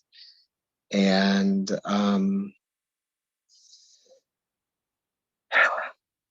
I don't have a whole lot more to say right now. If anyone wants to say anything. Thank you, Brian. Thank you. I know what it's like when we reach those hours and our cognitive functioning starts to need rest. That's normal. I'm It so happens. burnt out. So thank you for understanding that, like, I'm not as articulate right now as I would otherwise be, but I wanted to at least chime in a little bit, and I appreciate you guys for allowing me to. Yeah, thank you. I'd love to ask. I'd love to ask if you're able to share just in general a little, like if you have the capacity, if you're able to share just a Mhm. little bit about you and your journey, how like how you're involved in this realm with your own personal healing, because I feel you have an interesting story, and if it's okay to share, you told me that you've really explored a lot, with your healing, and you're really seeking, and yeah, it's a very inspiring story, and also um, it brings curiosity out of me. So if you have any capacity to go in that direction for a moment, I'd love to hear it. I do have some capacity, and I will do my best. I would definitely like to outline that for you. So, I have a background in neuroscience with a concentration in psychopharmacology. So, I'm very interested in the way that psychedelics work. Briefly, I'd mentioned that not only do I believe that there are mystical components that can catalyze spiritual transformation, but I'm very fascinated by the neuroscience, which talks about a different modality. And I think lots of things work via lots of mechanisms. And so to discuss the pharmacodynamics is not to downplay the impact of the mystical experience from psychedelics. But um, uh, I'll jump around a little bit. I had been very ill with my mental illness for a number of years, and very recently had an experience with psilocybin. I have had many experiences with LSD, which were very mystical, and gained a lot from that, and probably saved my life at that point. But it had been many years. I had socially isolated for a very long time, and atrophied in a large number of ways. I'm in a very intensive DBT program. It's a whole year-long thing, and 6 months into it, I was making no headway because I was not myself. I was very sick. Um, and so I intentionally set my own environment with psilocybin, and I did the whole eye mask. And if any of you are familiar, John Hopkins, when they did their psilocybin studies, they curated a playlist specifically of a mixture of classical and shamanic music for the individuals to listen to while having their experience. And so I laid down and put that on. And I had quite an interesting visual experience, but it was not mystical. It was actually slightly uncomfortable.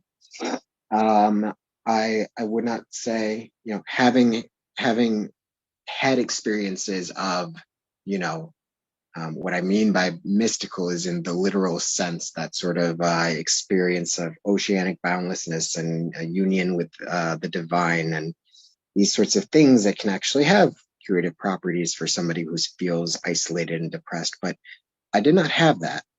And yet, the next day, I felt like myself again.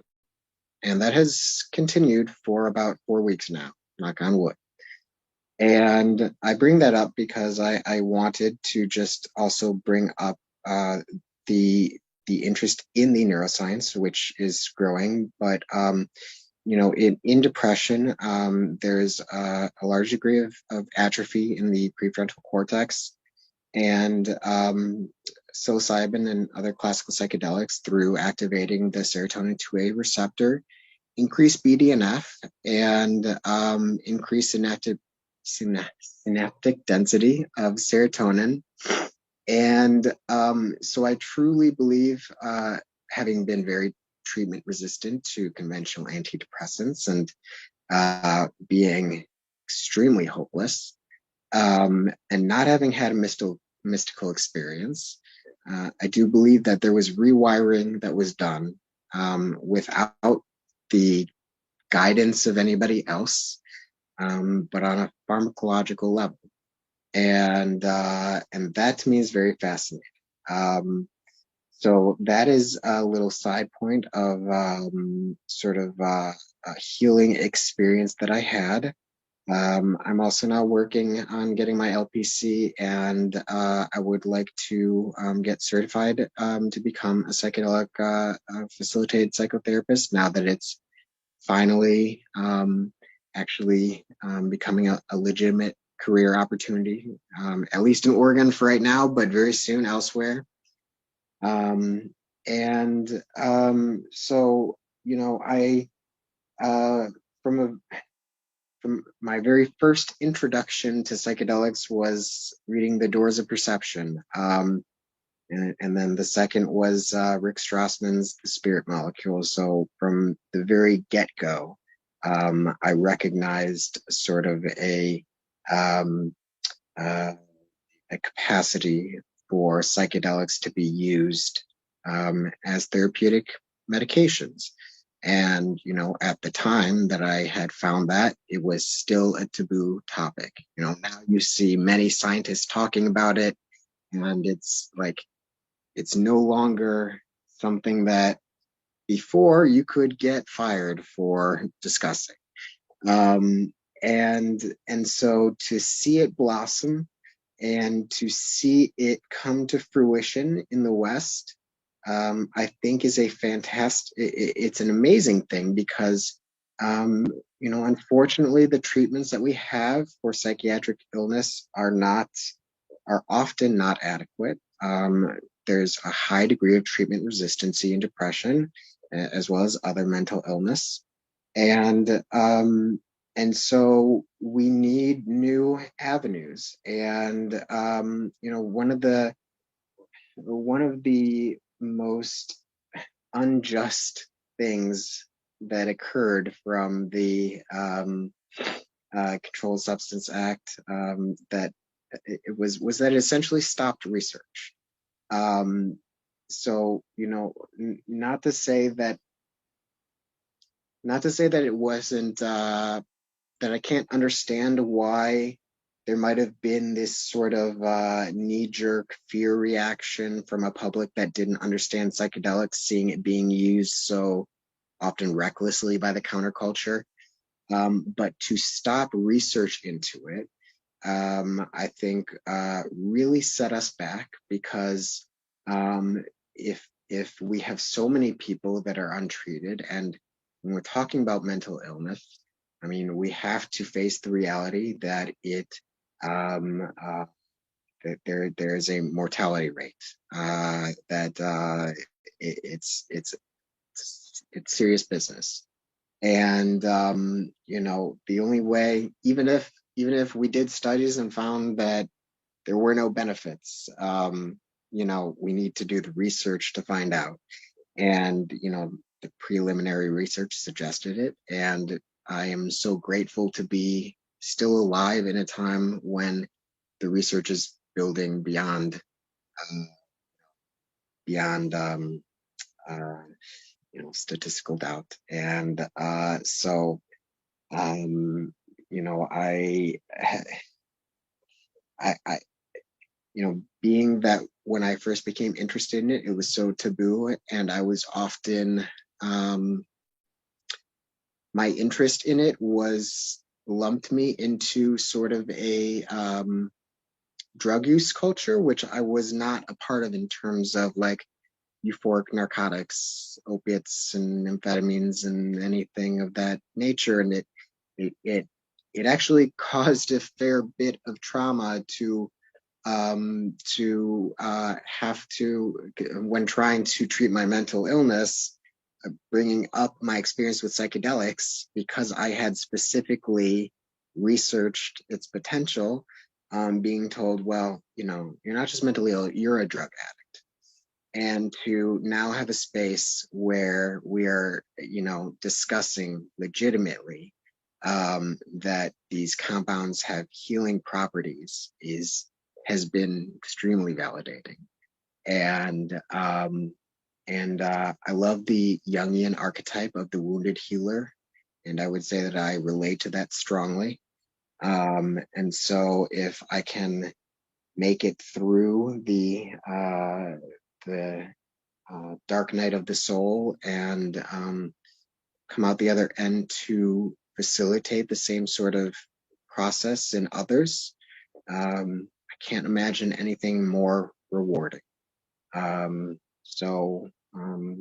That's it's a little bit about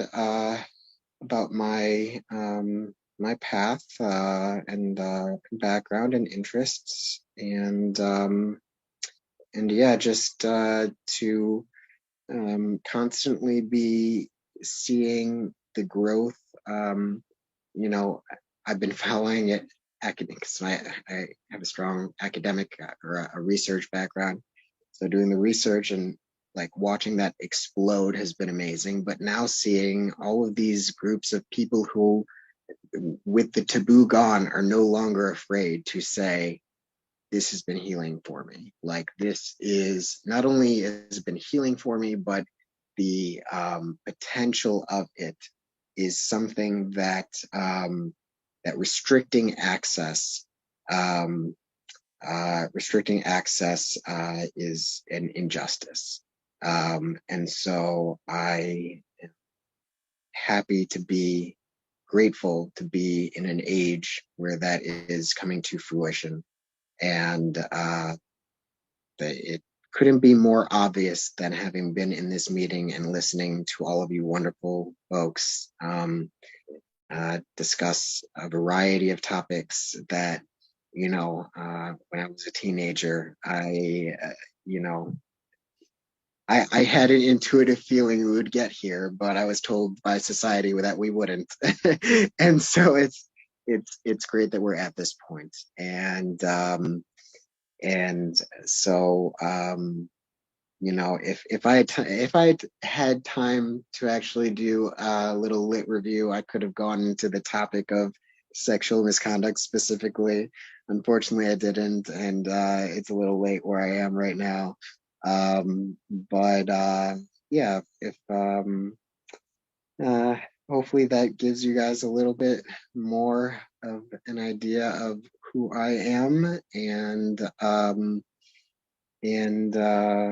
yeah, if anyone else wants to either ask questions, chime in, change topics, whatever it may be. I have one question. Sure thing. Are you hydrated? A little bit, probably not enough. How did you know? Or what made you guess? I'm feeling it. I'm also a channel, but that's one thing that the as you were talking, I was getting really thirsty, and I know I'm hydrated. So I know that in order for you to get the most neuroplasticity, you need some water. It's so funny you say that because as soon as you said that, I just realized my mouth is really, really dry right now. It's really dry. That's funny. I like that. I like that. Yeah. It's funny. Yeah. What was the term that you used to describe yourself in terms of picking up that? I'm a channel.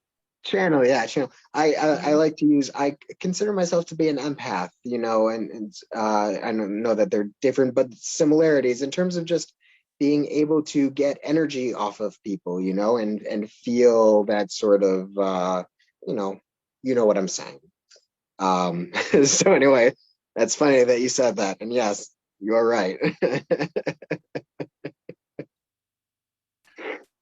So the empathy is just with emotions. Channeling is when I can pick up body sensations and other things. So I'm definitely feeling what's going on, and you're you're wide open, so you're broadcasting, and in this space, just just as a speaker, have some water. Yeah. Oh, I appreciate that. I think I've probably said the bulk of what I will say, but you know what? I'm gonna grab some water while we're still continuing.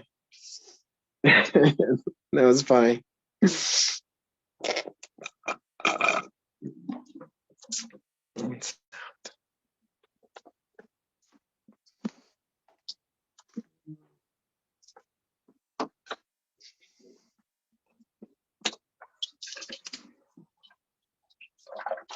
Peter, welcome. Are you feeling inspired to share anything into the space here?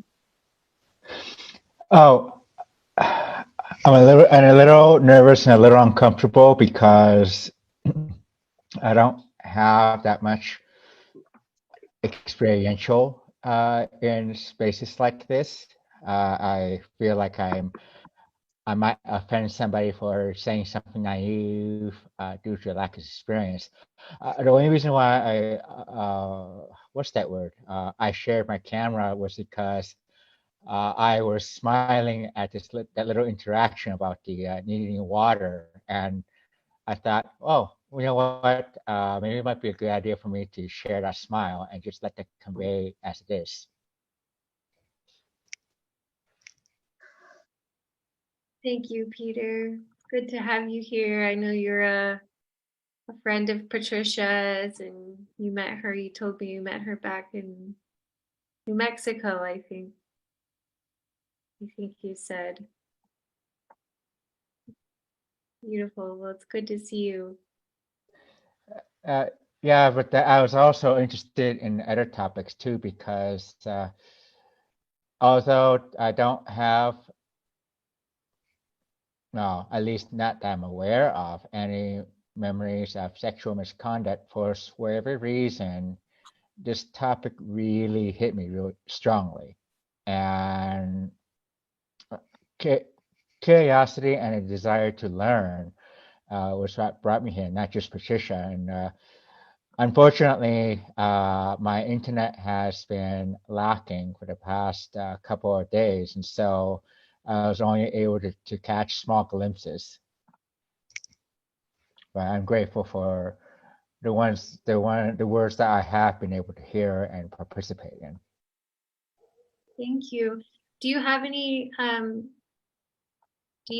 specific inquiries, Peter, that you'd like to hear us go into more deeply? Thank you. I'm thinking.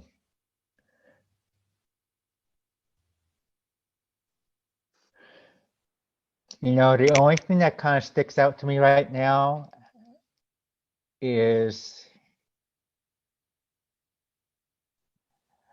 I consider myself to be in a privileged position as a cis male. And I guess I'm trying to find the words, but that's failing me right now. And so I'm just going to be blunt and take a risk of being a bull in a china shop and asked,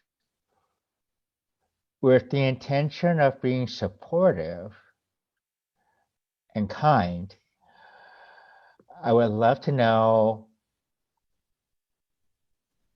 how and in what way and what considerations I can be of that support. And earlier, I had thought about similar things as about the, oh gosh, about, sorry, speaking out if someone else is transgressing. But then I remember about the triangle where you had the victim, victor, and the villain, and I realized that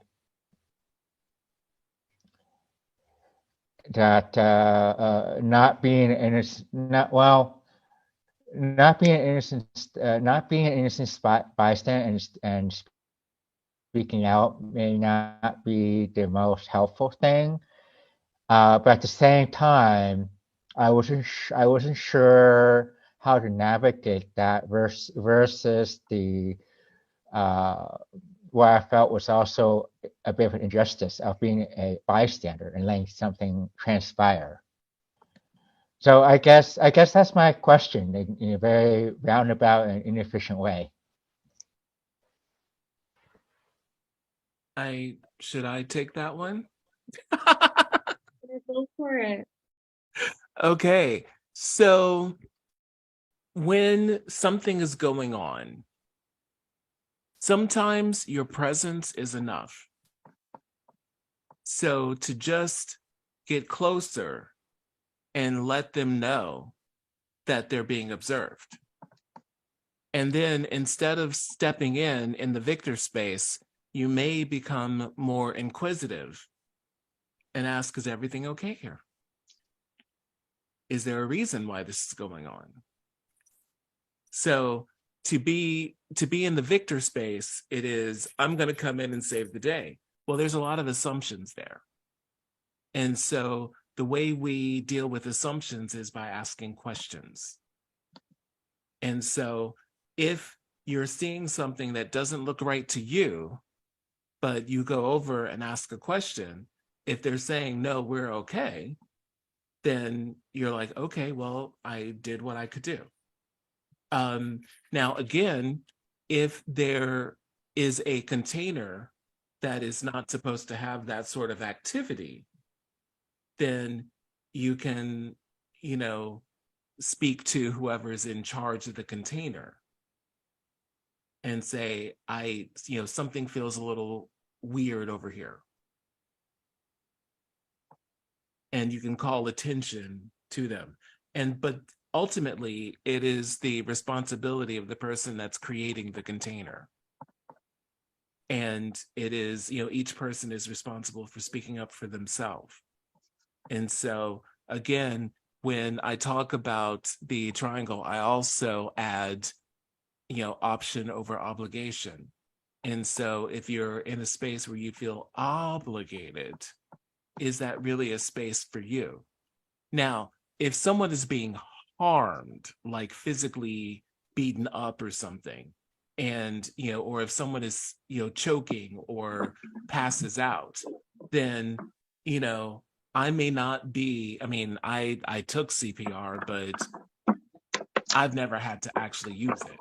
So I don't know how I'm gonna act if I absolutely need to go into that.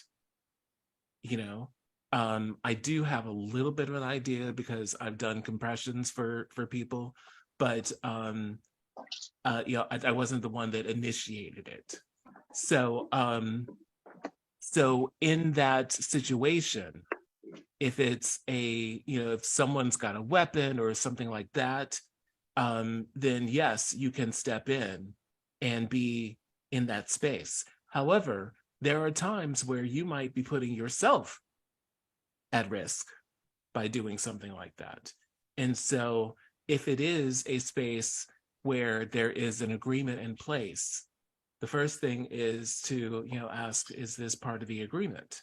And if they are not, let them know they're being observed. If it continues, then go to the person that has taken responsibility for the container. So that way you've done all that you can do. Can I piggyback off what you were just saying for a second? Sure. I like what you're saying. So I pulled up, I was reading an article, Developing Guidelines and Competencies for Training Psychedelic Therapists. And one of the things it says is the therapist acts as an empathetic listener, as empathetic listeners, trustworthy guides, facilitators of deep emotional expression and catharsis, and supports the participant's own inner healing intelligence.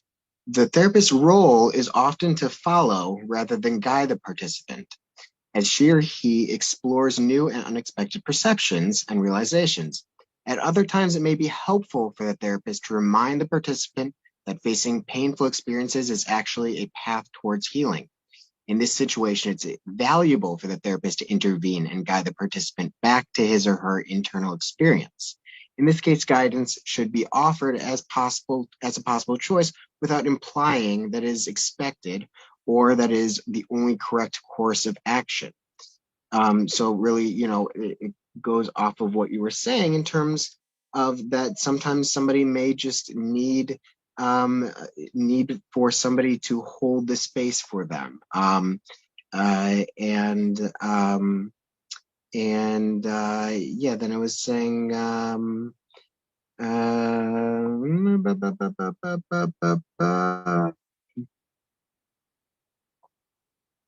yeah. Anyway, basically that it's not always, and this is a whole Rogerian sort of concept notion anyway, that his whole thing was that the notion of psychotherapy is not that the therapist is going to solve the problem for you. What the therapist does is, by utilizing three qualities, they create a therapeutic space. And within the therapeutic space, the individual is able to speak and reflect on traumas, talk about opinions, and by verbalizing their emotional experiences and memories and fears, they're able to essentially work through it themselves, because they're utilizing skills that are not capable of being done within a person's own mind, because we often are able to hold opposing ideas that cause inner psychic tension that we don't realize until we start to express ourselves and realize, oh, you know what? I believe one thing, but I'm doing another. And sort of by creating this space where, I think I said this earlier, his three things were empathy, genuineness, and unconditional positive regard. By allowing a person to fully express that, they can sort of find their own healing process. But what is required is that therapeutic environment. And it's not the therapist that is curing them. The therapist is really just creating the environment. And in some sense, you can think of psychedelic experiences in that manner, is that it's putting a person into an altered environment in which they come to realizations that they couldn't do outside of an altered state of consciousness, and have realizations about themselves, about their connection to other humans, their connection to the environment. And so I think that there is potential utility. I think there is utility in combining it with psychotherapy, but I also think that it is not necessary. Firstly, for the neurological reasons that I mentioned, but also because there is an inner journey. And like you said, that inner journey may not need somebody to guide them and may just need somebody to hold the space. And so, yeah, what you said just sort of brought that to mind. Well, and also to go along with that, there is the concept of scope of practice. And so many people who are facilitators and who are coaches are not therapists. And so it's important to understand the scope of your practice and to know that, like, for me, that's my minor. So I do know some stuff. I am not a clinical therapist. I chose not to go that path for my own reasons. And it gives me some, as Peter was saying, it gives me different privileges that therapists don't enjoy. And yet there are therapists who have different privileges that I don't get. So it's important to know that each of us has a different set of privileges. And so as a cis male, there are some privileges that we have. However, Brian's privileges are a bigger set than Peter's, which is a bigger set than mine, because of the other labels that can be attached to us. And so it's important to realize that privilege is not an all or nothing thing. It's different sets for different people. And so we can definitely look at that and figure out, as a facilitator, what is your wheelhouse? And where would you need an assistant that would fill in for different things? 100%. And I have two trains of thoughts here, but I'm also a certified peer support specialist without having licensure yet. And you don't need it for that because you are able to, with lived experience, provide emotional support, which I think is an amazing thing to have in the mental health care field. And then I was also going to say that being licensed as a clinical therapist, first of all, doesn't make you a good therapist. This is where the Rogerian qualities comes in. He says specifically, I like this quote that he says that therapy is an art and not a science. And he continues to say that you can give the most expensive violin and the best violin teacher to an individual, but you do not know if they will produce beautiful music. The same will go with a therapist. It is not something that can be strictly learned, although it is a learned skill, but it requires personality characteristics that allow you to connect with individuals. That being said, a licensed therapist also would not be implicitly equipped for guiding somebody through a psychedelic experience. And right, and somebody with psychedelic experiences without a license could very well be much more equipped, so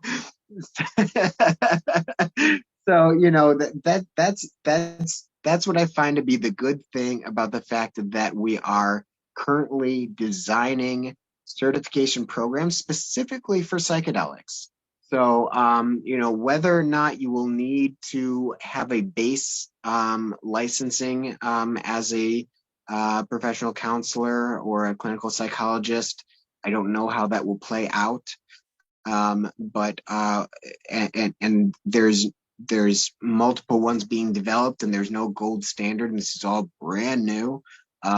But thankfully they are coming out with guidelines, codes of ethics, and ways of training individuals specifically for psychedelics, because like you said, Everyone has different skill sets, and credentials doesn't mean they don't transfer equally across different things. So this is all very much a work in progress, and I definitely validate the points that you made.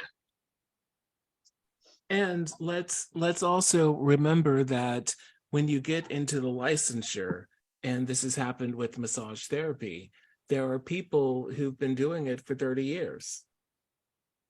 They aren't going to start back at level 1. And yet you're making them more pariahs because they don't have the piece of paper that was arbitrarily designed, And again, one of the things that I took a class, or actually I've had several classes that were on the pass fail, and I would go, and because I've always been the A student, and I would go and say, well, on a quiz, I'd be like, well, this answer I believe, and it's like, well, and my instructor would constantly be like, well, do you want a bigger P? Because it's all P or F. And I was like, I want the biggest P I can possibly have. However, there's also the idea that when you go to a doctor, a lawyer, or whatever, there are people who were C students that actually ended up with the piece of paper.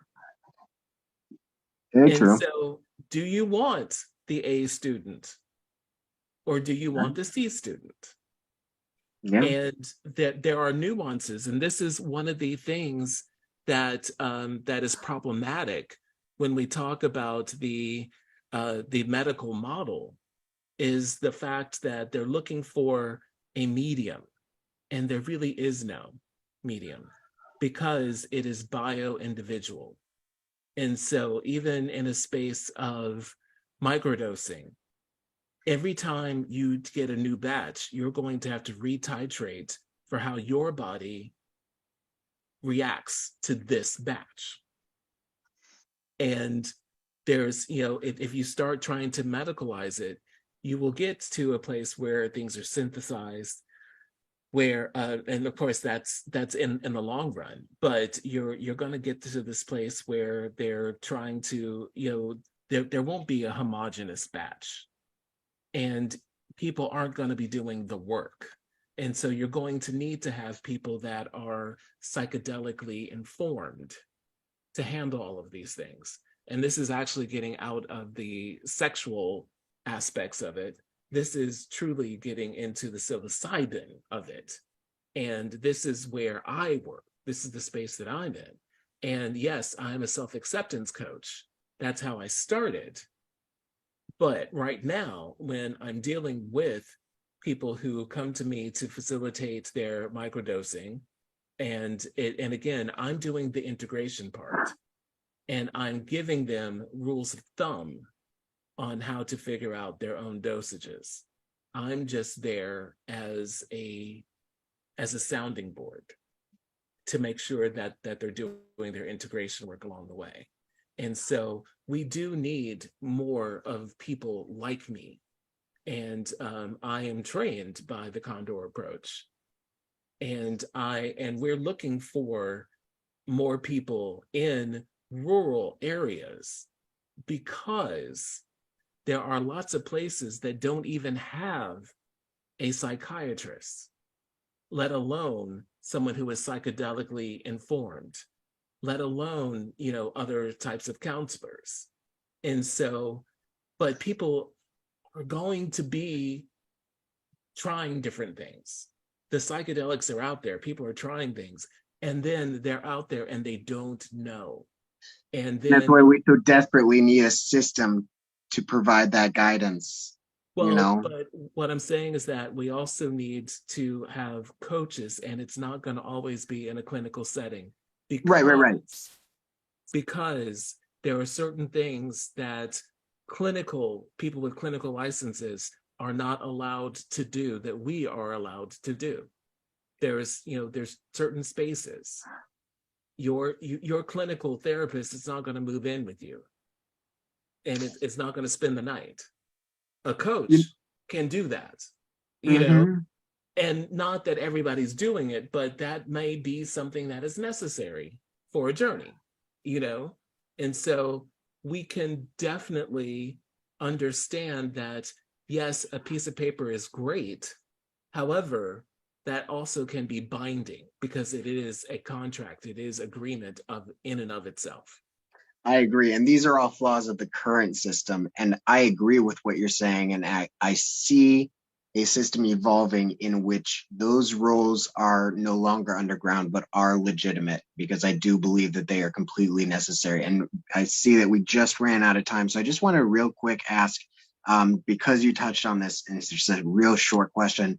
You said that you work with psilocybin. Were you you said homogeneous. Did you mean heterogeneous, like in terms of the fact that like it's got different alkaloids in it, so you don't always know exactly what you're taking when you take a certain amount, how it's going to affect you in terms of like, because I know like Compass Pathways is synthesizing like a psilocybin structure that should be like consistent.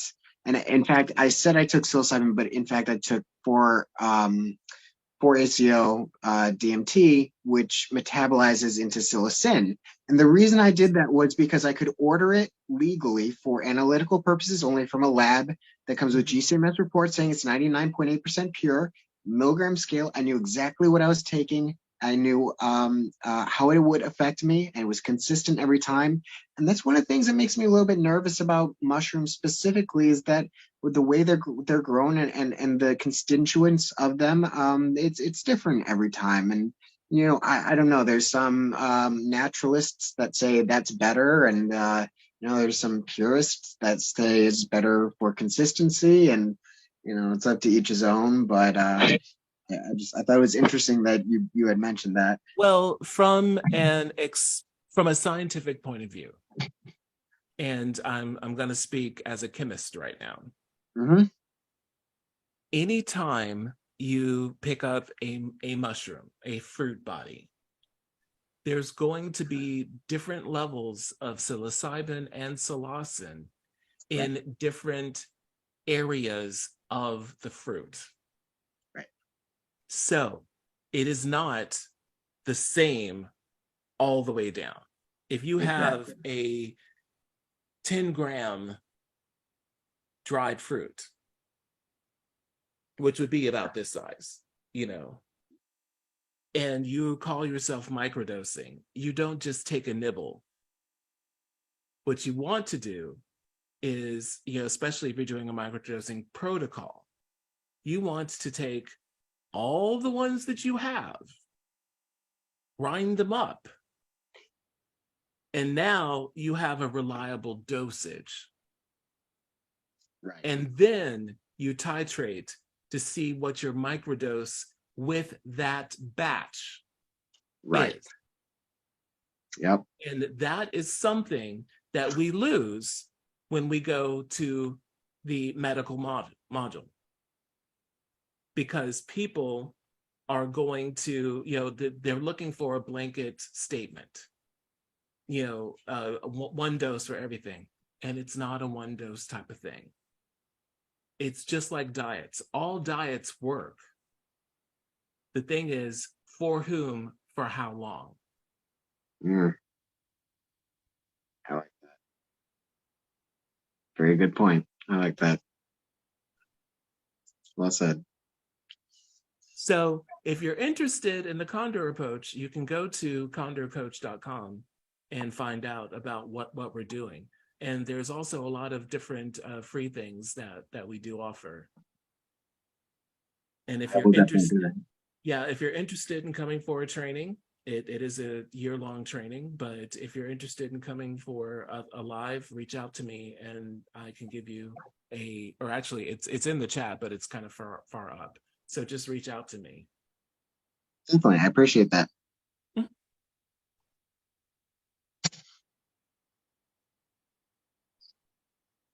Thank you. Thank you, Brian, for offering your hour there. We're waiting for the next presenter. I'm not seeing him in here, Steve. And yeah, I'm reaching out to him. Hopefully he will pop in. I think he's over in the UK. Perhaps not. But until Steve shows up, hopefully Steve is showing up. He has a nice topic for us. Oh, Chief Bill wants to enter the room. That's a blessing. Hi, Chief Bill, welcome. Welcome into the room. Late night hours. I'll unmute you.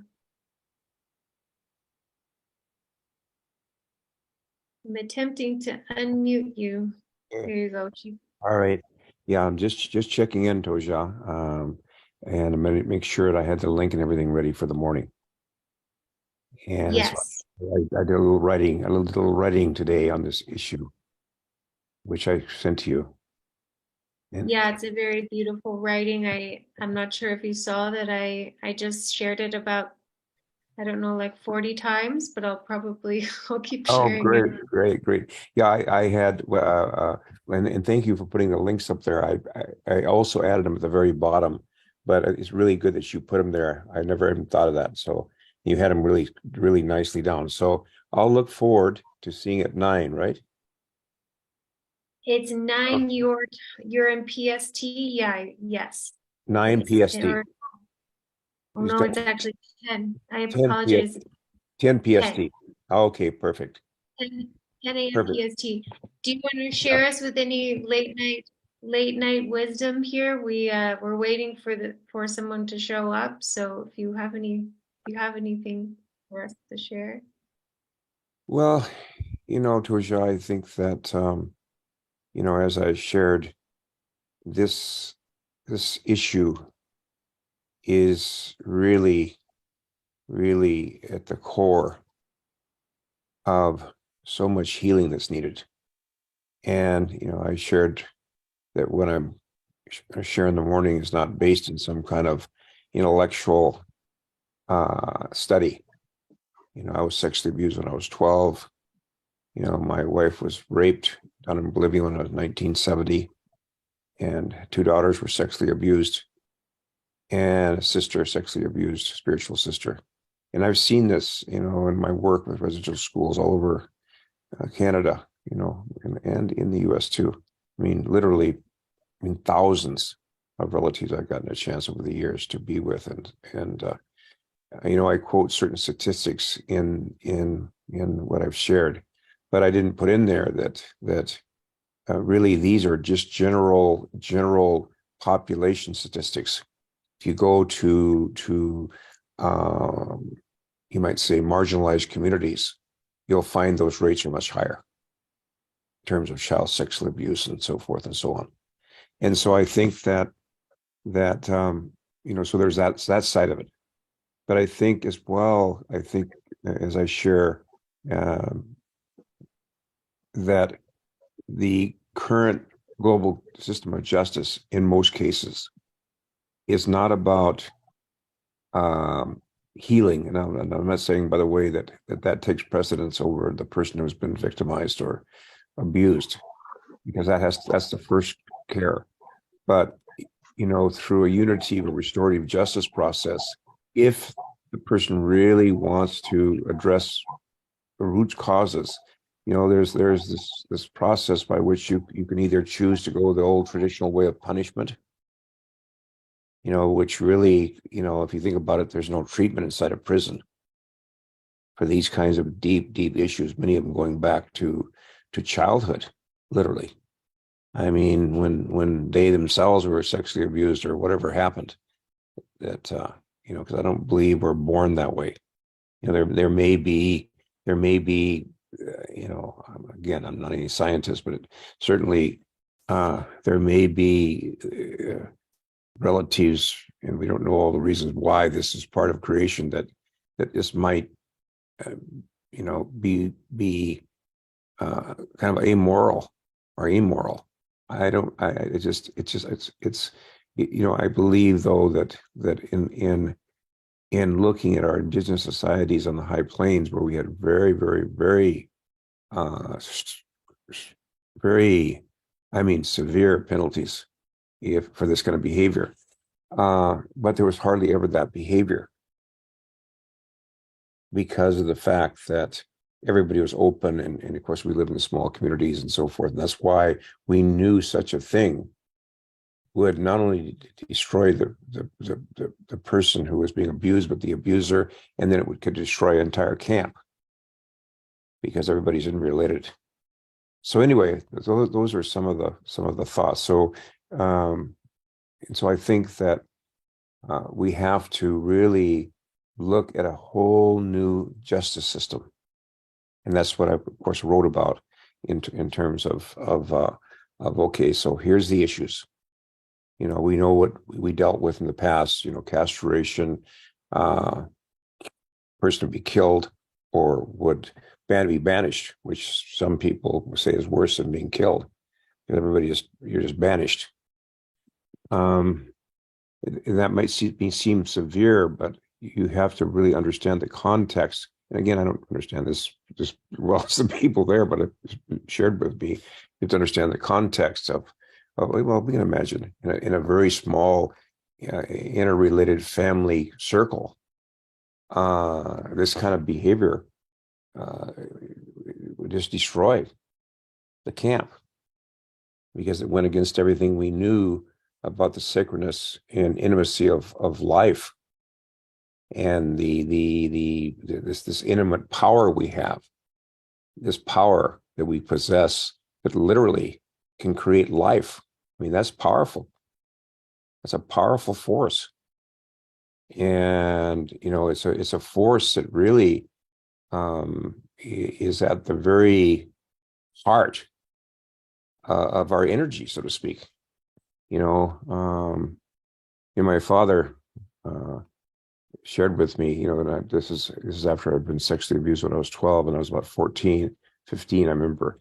And, again, when you get sexually abused, all kinds of, especially when you're young, you get screwed up. And he was a little bit older, I think. And I'd gotten myself involved in a relationship because you attract, if you're not, if you're hurt like that, you attract other hurt relatives. It's kind of like you're come almost see each other, and then you hurt each other. And so I'd really been hurt, and probably this is my young days, of course, there was other factors in there, all the pain and hurt and so forth. But was passed on from boarding schools from both my mom and dad and so forth. Although they never saw any kind of thing from them, but I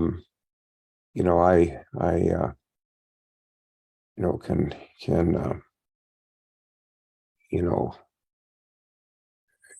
remember so clearly, the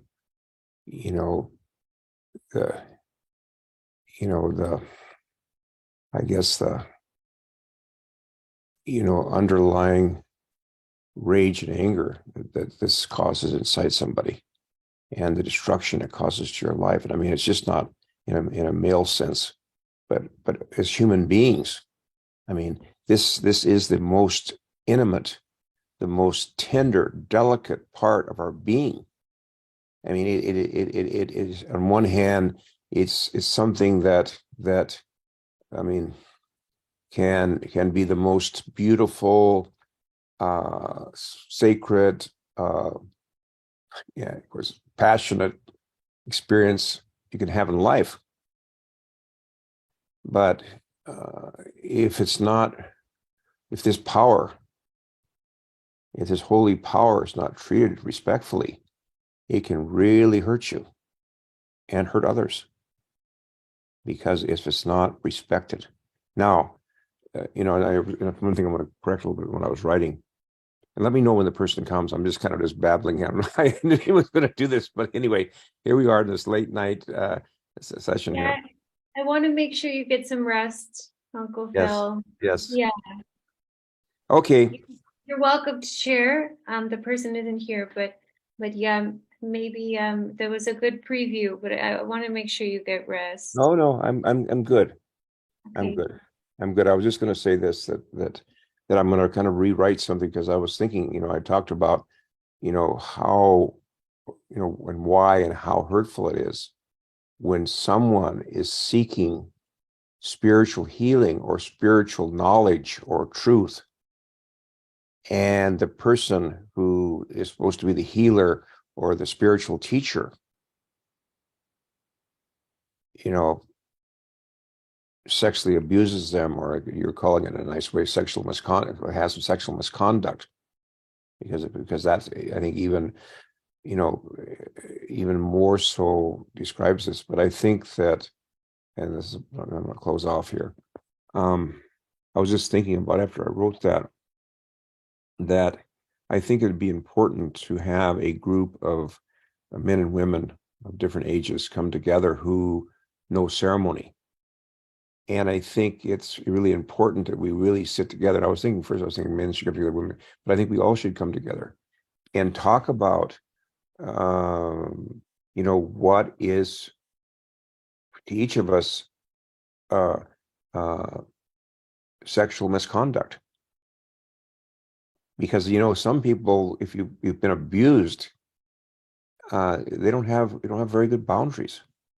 And I think that it's really important to know. Let's give you an example. And I'll probably get into, I don't know if I'll get into tomorrow or not. But for example, you don't, if you are a ceremonial leader, I mean, and somebody's just new, doesn't really know what's happening, and you tell them to take their clothes off, for whatever reason, with that, whatever, that's not right, under any circumstances. Unless you let people know that the ceremony is going to come, and whoever tells you to take your clothes off is fine, or what do they want to do? So I'm saying there's different levels. Now that might be something that's done. The person's not touched, but it's a terrible abuse because the person comes with spiritual trust, and that they can be helped, and sometimes can be innocent and not really understand what abuse is. So I think we have to talk about it. So those are just some thoughts, Tosha, yeah, at this time. And we'll look forward to seeing you. Thank you, Uncle Phil. It was Okay. really perfect timing that you popped on here for a moment. Yes. Well, I just wanted to make sure that I could get in the morning. Yes, we'll see you 10 a.m. PST, Pacific Okay. time. Alrighty. Talk to you Okay, later. have a good All right. rest. Yeah, you too. Bye-bye. Goodbye. Bye. Okay, beautiful. Our next presenter will be on in just 5 minutes or less. They send their apologies, but they're about to be here.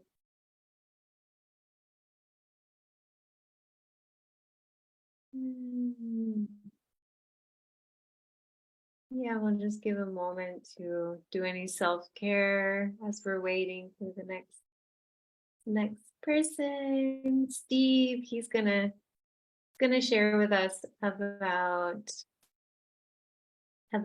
etiquette, rave etiquette for psychedelic ceremony, organic ritual, mindful conduct, and matriarchal containers. That's his topic. And he will be in here in a moment. It's a good time to pet your animals, drink some water.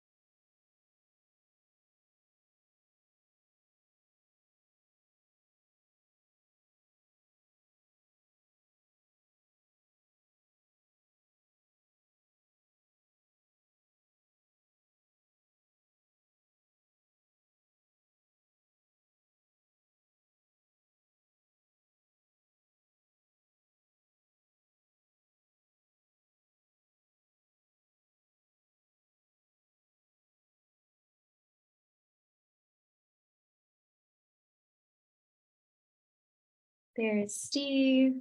He's just going to get connected with his sound and video.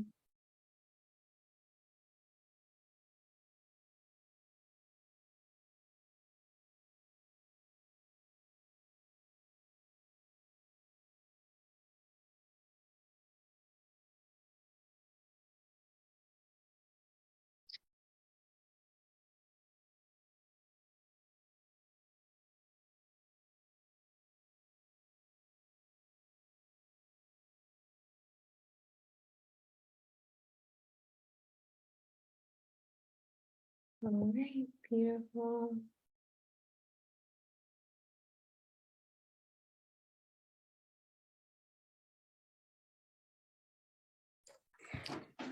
Sorry I'm late, everyone. Welcome, welcome, Getting me out of Steve. bed. I see that my vital tutor has even been texting. She's not here as well, is she? No? Who is it, sorry? Just a mere coincidence. Sorry, I didn't understand all the way. Don't worry. Various people have been texting me Oh. the last 10 minutes. Yeah, I've been putting out all the radars. Where's Steve? Where's Steve? I'm so sorry. I'm so sorry. No. I was up very late both nights arranging this. No worries. We're grateful that you're here. And so we'll start your hour, and we actually don't have someone directly after you. So it's going to be an open. If you need a little extra time, totally cool. That's very so cool of you.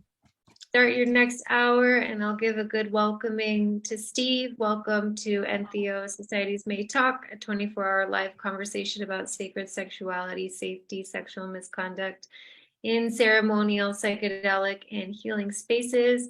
I'm posting in the chat our safe space agreements. If you haven't yet checked those out, please take a look. And Steve's topic this evening, if it's still the same topic as before, is rave etiquette for psychedelic ceremony, organic ritual, mindful conduct in matriarchal containers. And now the floor, the room, the Zoom is yours. Thank you. Loads and loads. Hey, everyone. So my name's Steve Bill. I met Annie Bahila, who's here as well, on a training course called Vital from Psychedelics Today. And that is essentially now, I suppose, very much the sort of leading non-formal academic. I mean, if there is any sort of formal academic course either, which there isn't, apart from maybe the MAPS therapy program, that's now the sort of eminent psychedelic training course of its kind. And I ended up on that because I'm a journalist, and mental health is one of the few things I write about that isn't really a young man's game. And I wrote a few psychology textbooks over lockdown, and the client told me I should maybe look into do it for a living. He said, you've got to have a psychology degree. And I spoke to a clinical psychologist called Dr. Stephen Blumenthal, who's quite high profile over here, or as high profile as kind of clinical psychologists are. He's written some very famous books about male toxic behavior. And I said to him, what do you think about me retraining in psychology at my age? And he said, well, you know, you're far too late, really, amongst other things. But maybe not just to get a conversion master's or a degree, but what you got to do is you got to get speciality, because it's just like any other career. This, you know, the framework will annoy you, the customers will annoy you, clients will annoy you, employers will annoy you. So you get your specialist field, and that's what will see you through your passion for the specialist field. And at first, I had no idea what to choose for my specialist field. Absolutely none whatsoever. I was going to do sport and performance, which is what really expands to kind of corporate and well-being. and self-improvement. And I'd started doing a bit of work experience. I did sort of somatic experiencing, 2-day course, and anger management, and all these things. It soon became completely obvious that there was an emerging field of psychology, mental health that I knew a little bit about already, or I knew a bit about the modality, quite a lot about the modality and the process. And yeah, that's how I ended up on Vital. And I'm pleased to say I've been formally accepted to a psychology master's at Exeter University in the UK, which is also the first major university or any university worldwide that is going to start offering official psychedelic qualifications. So that's all worked out really well. Oh, look, there's Annie in the club. She is. Annie, I had a text from Joanna. Is that kind of some kind of setup on your behalf? No? She literally was texting me while I was late for here and asleep. No? Nice. That's awesome. No. Was that coincidence? Yeah. Anyway, you're well done, dude. You're a pro. So I got asked to kind of fill in here quite last minute, and sort of abuse within ceremonies, certainly abuse by the sort of ceremony leader. It's well out of my pay grade. I can't say I've any lived experience of anything like that. But there's I've seen a few things in my own life and in a work that we won't go into straight away. But on this year-long psychedelic training course,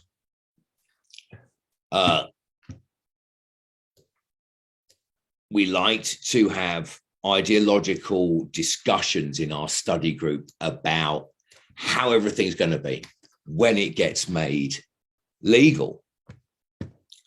And I'm just fishing out my notes.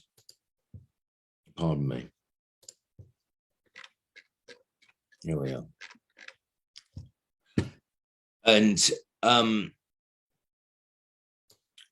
it's an area, this one in particular, that I really have to fall back. So this talk I'm going to give isn't really about, say, narcissistic abuse, one-on-one, control-based.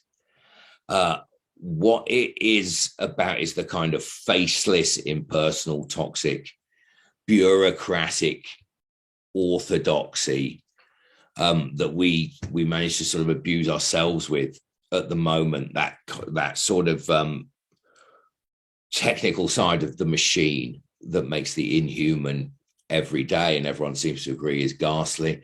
And well, they also say it can't be stopped and is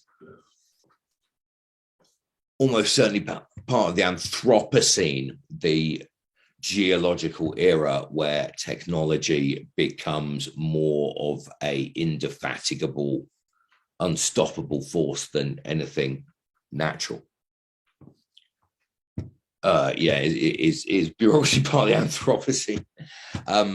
Certainly, Hannah Arendt, who's the journalist and the Nuremberg trials who came up with the term banality of evil, she was referring to that sort of cold-hearted bureaucracy more than she was Nazism as such when she wrote the phrase banality of evil. And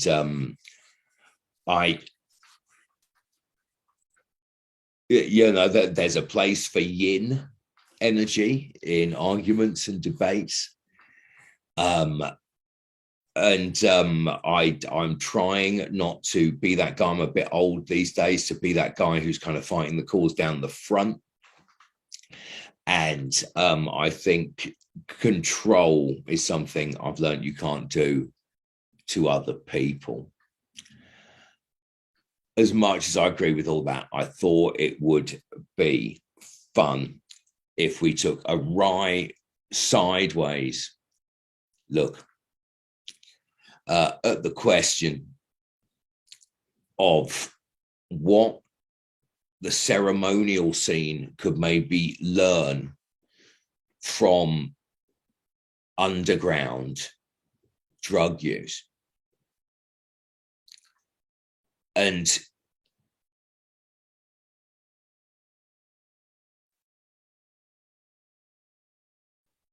I'm just looking at these notes and realizing I made them at 3 a.m. and we're trying to sift through. And before I go into these notes about how the contemporary hypermedicalized space could learn a bit from underground drug use,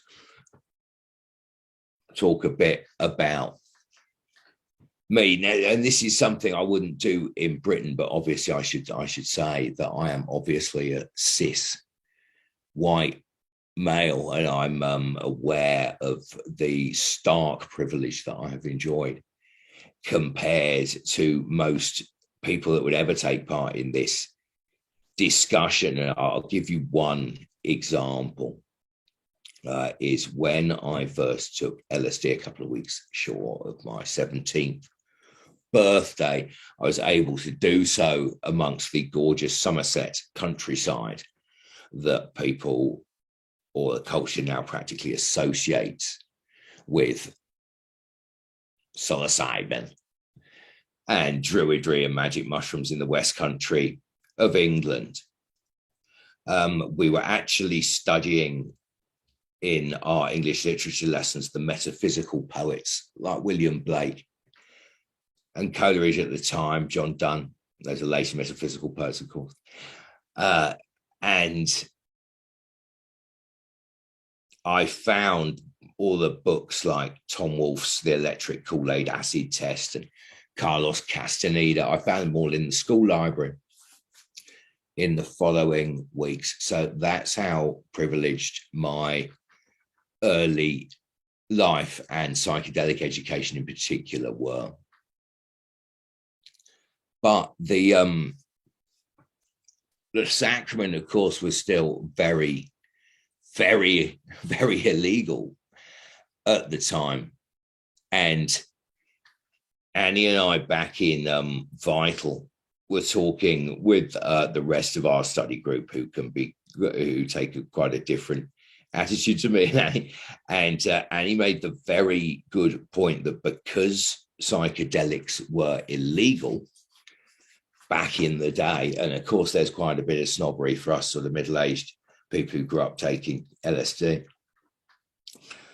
that because the drug was so illegal at the time, and if we'd all been caught doing LSD when we were younger, it would have been really serious. So we learned to be very, very careful and sort of police ourselves quite rigorously when we were outside. Yeah, I mean, the modern medical space can't even dream of taking people outside and has to write extensive academic papers proving that it's okay to go outside when you're having a psychedelic experience. And more of that in a minute, because the other point, apart from the point Annie made about how in the underground we have our own codes of harm reduction, common sense codes of harm reduction. The other thing that made me think about what can ceremonial space learn from rave culture, and it sounds trite as well, and I'll go into why it's not patronizing. The other thing is I've now experienced a few group psychedelic therapy sessions, and it's very much an evolving field, the Western notion of what a psychedelic ceremony looks like. And I'm not talking about ayahuasca retreats here. I'm talking about what's going to happen in America and Europe and Britain to normals, basically normies, who want to come for the vanilla mainstream official bureaucratically rubber stamped psychedelic experience.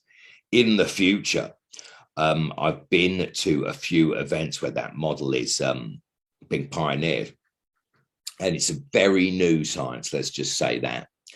And what they've got going on, I think, is kind of a cross between like a holotropic breath work ceremony. I'm sure everyone knows what holotropic breath work is. I didn't before I started all this, but it's a technique invented by Stan Grof and Christina Grof in the 80s when they couldn't get anyone to do psychedelic therapy. That uses breath work to replicate the psychedelic experience. And apparently, according to absolutely everyone who's done it, you would be incredibly surprised at how effective it is. Now,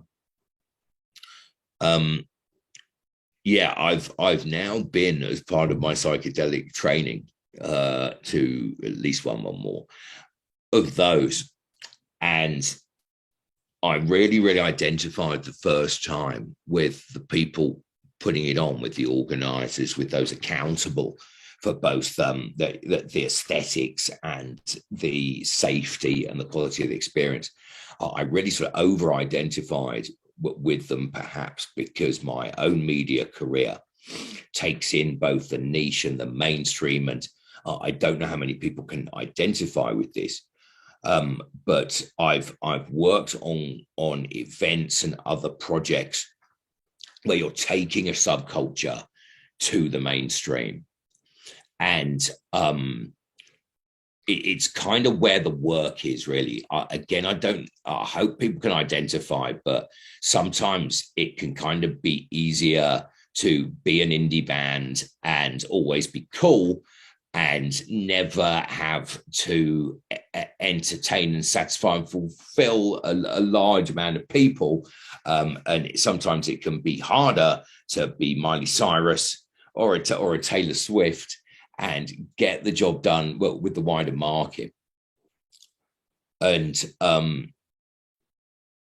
I've kind of felt terribly supportive of the people who are attempting to do that, to take something as uncompromising as the psychedelic experience, the ceremonial experience, and kind of try and make it work in that very Western, disenchanted world. And when I saw people, when I saw the sort of the attempt to do group psychedelic ceremonial therapy in the West. So imagine a psychedelic ceremony that the average angry, depressed, neurotic Western person can go along to and not find something to complain about and still get a beneficial restoration from it all. So I thought maybe we could have a look at rave culture, which has been terribly successful at spreading quite a extreme subculture through the world that is still thriving. I've got raver friends, old raver friends, whose children are bang into this subculture.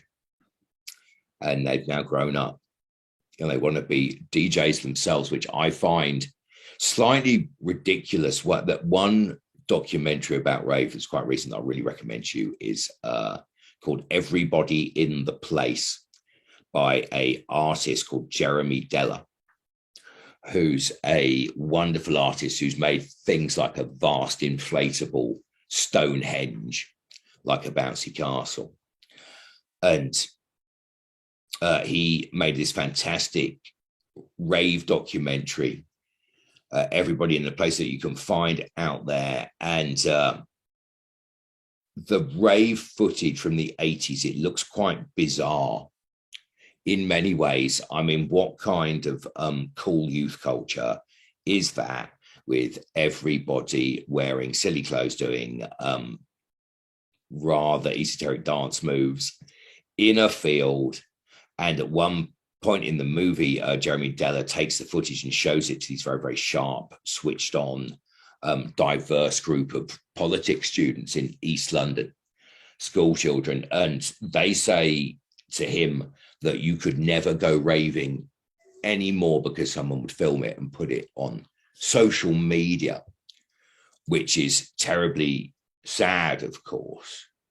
And there's these really switched on young Muslim girls who just find it crazy that someone would want to do that with their lives, make that sort of spectacle of themselves all weekend dancing. The sort of hedonism is quite noticeable, and Jeremy Deller puts that hedonism down to an explosion of libertarian, Epicurean, hedonistic beliefs after the grey Thatcher years, Margaret Thatcher years.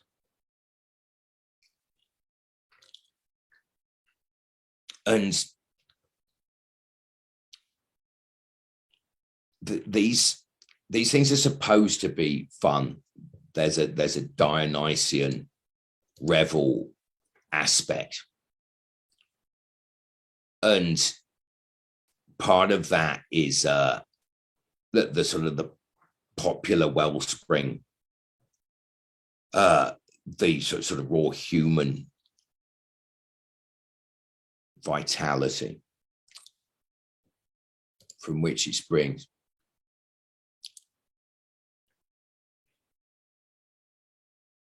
And obviously what we see and what we're doing here is talking about what the rules are going to be. And there's already tons and tons of rules for modern day psychedelic ceremonies. And I sat as the patient in the modern psychedelic ceremony, and I wasn't allowed to go outside for a joint. And it took me a long, long time to work out that that was for apparently my own safety. And not only that, but the organizers didn't believe me when I said that I would just go outside for a joint. And as soon as I'd had a quick smoke, I would come straight back in, because really there's nothing I like better than sitting there with ambient music on, bombed out my head on psychedelics, doing a bit of inner work. And no one would kind of believe me that I would firstly be safe if I went outside and had a quick joint, and secondly that I would come back in. And also my sitter buddy who went under the next ME, we got special dispensation as middle-aged men to go to the toilet a bit more than everyone else. And that this gives you an idea of the sense of controlling nature that obviously was very apparent, but we were all very sensitive to when we were tripping. And for ages I just lay still saying nothing, because I didn't think I could sort of look in my bag for a chewing gum. There's a girl who felt scared to ask if she could go to the loo. All things like this. And if it ever did go wrong a little bit, those accountable really accepted that and were honest about that and took it on the chin. And I'm kind of sounding like I'm maybe being a bit snide about the the emerging medical sector, but I can't tell you how brave I think these people actually are, because that they've got to put their head above the parapet and stand up for their production, as it were, the direction, and that they're going to have to take it completely on the chin when everything goes wrong. And so I think they're quite brave taking that sort of accountability. I don't know if I would. So I want to stress that it's just kind of so easy for us, sort of especially sort of smug psychedelic underground people, to sneer at the medical sector and the well-being sector, trying to take psychedelic experience to the normies. And I want us all to have a bit of humility there, and I want to kind of stress my humility there as well. That what they're doing is very difficult, and what we got to try not to be judgmental about the decisions they make. So when I was putting together my little list of ideas of how ceremonial, like sort of the Western interpretation of ceremonial medicine, could learn from raves, then I took inspiration from I think he's definitely Peruvian originally, academic called Dr. Luis Eduardo Luna, who those of you in the field will almost certainly be aware of. I gather him and Terence McKenna both took Yahe for the first time together. And he is a wonderful guy. You can find his videos on YouTube. He's quite an established anthropologist who has had held the same seat as Percy Fawcett, the explorer, who Indiana Jones is based on. There's a movie called The Lost City of Z about him being one of the first explorers to hold a dialogue with the indigenous people. But anyway, Dr. Luis Eduardo Luna, he has a similar plan for how the Western medical sector can learn from indigenous ceremonies, which will be water off a duck's back to all of you. I'm going to read a few of them out. Specialized institutions built in beautiful natural settings is one of the ones that Eduardo Luna thinks the medical sector could benefit from, rather than just sticking everyone away in ketamine clinics and trial centers. Ceremonies in small groups, lectures in which indigenous views are presented and discussed, live music, special diets. I mean, it's crazy to believe that a lot of this stuff isn't mandatory, isn't it, really, for the medical sector?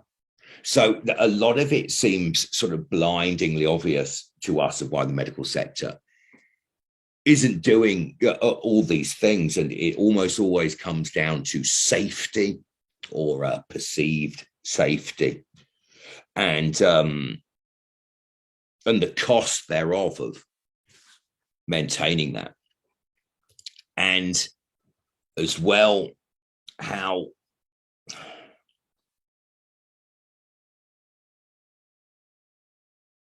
what the rules are, what the bureaucracy is, thrashing it out. I mean, that's what's happening right now. We're all attuned to the legalization news as much as we are the scientific test news. It's like, well, when do we know if everything's rubber stamped and when we've decided what the rules are and all this? Whereas in the rave scene, particularly the illegal rave scene of the late 80s.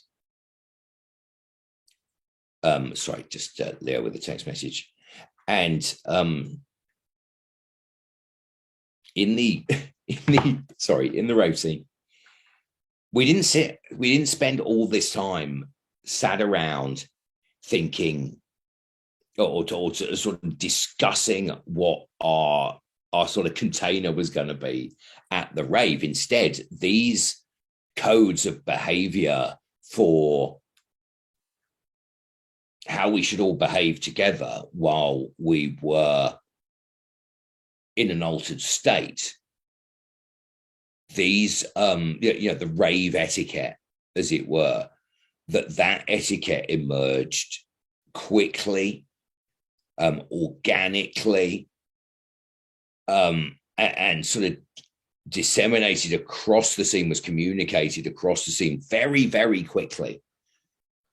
So what I'm getting at is, as much as the psychedelic space loves to spend time debating what it shouldn't do, that back in the rave days, what we sort of shouldn't do with the way we interact with each other was really effing obvious, or at least that the doctrine established itself very quickly, and everyone was aware that just because the girls weren't wearing much and were moving their bodies in a very expressive way, that didn't mean that they wanted to have sex with you.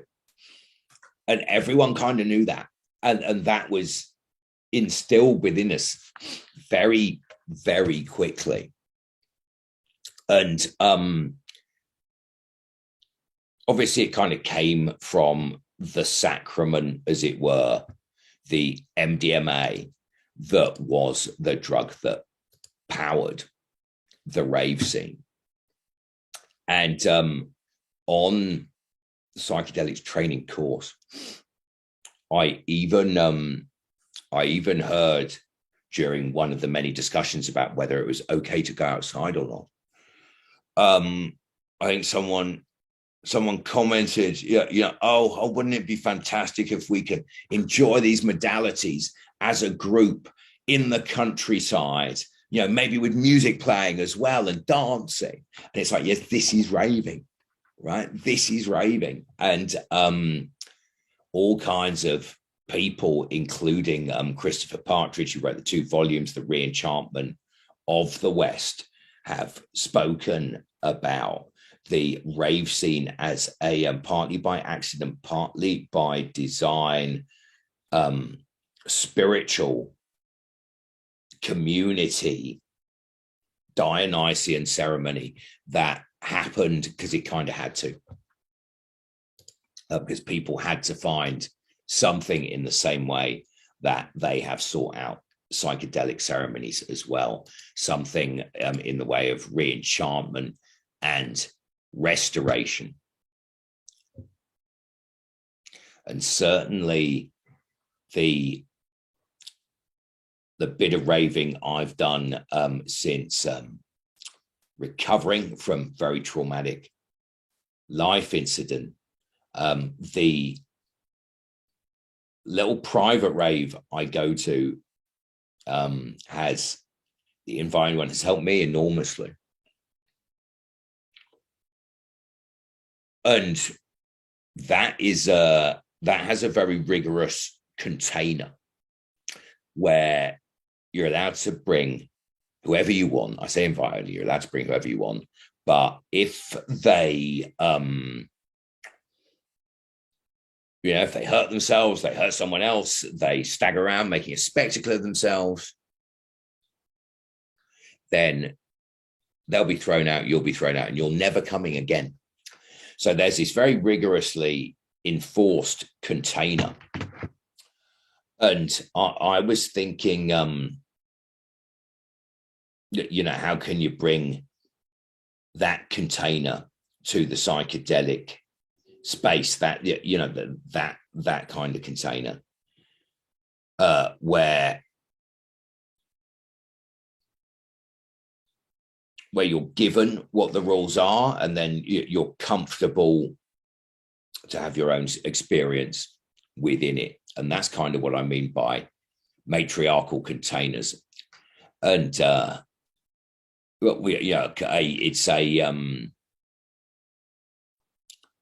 it's a container where the women decide and execute it. And obviously, Star has done a magnificent job at that today. So that's what I mean by matriarchal containers. Someone has said, what's a matriarchal container?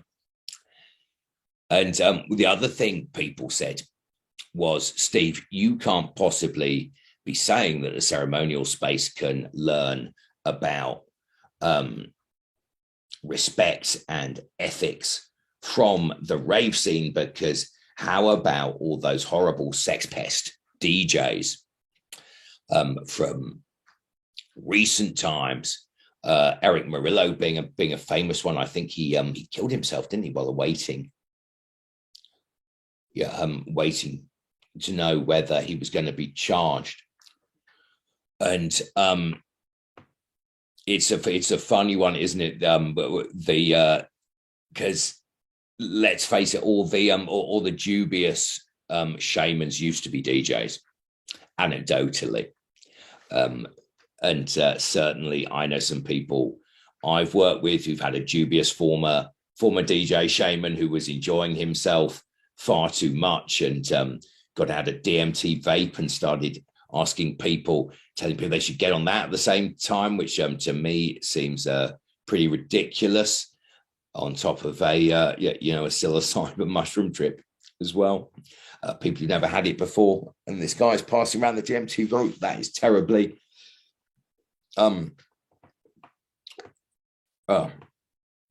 terribly irresponsible.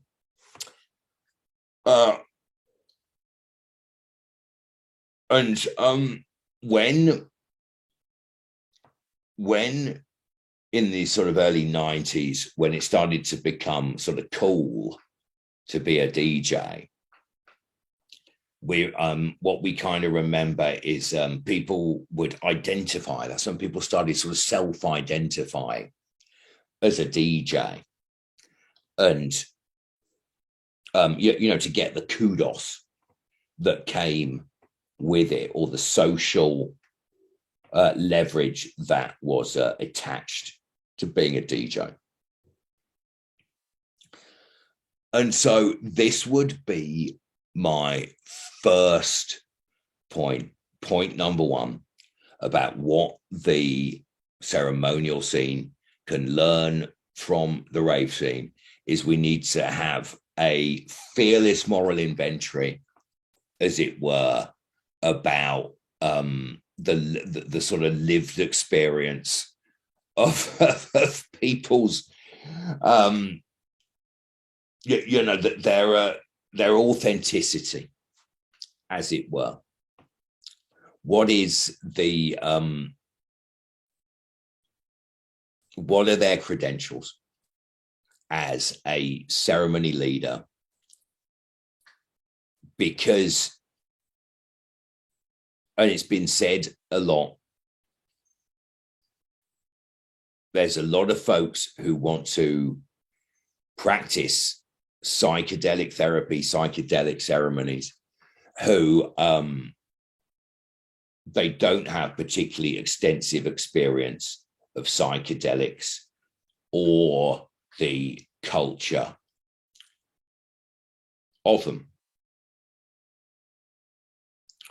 And that this sort of inauthenticity is something that I recommend challenging. Otherwise, you end up with exactly the kind of creeps that you guys have been talking about in terms of abusive shamans, and exactly the kind of guys who have been locked up and exposed in the last 3 years for sexual abuse and moral abuse, workplace abuse, while being a DJ. So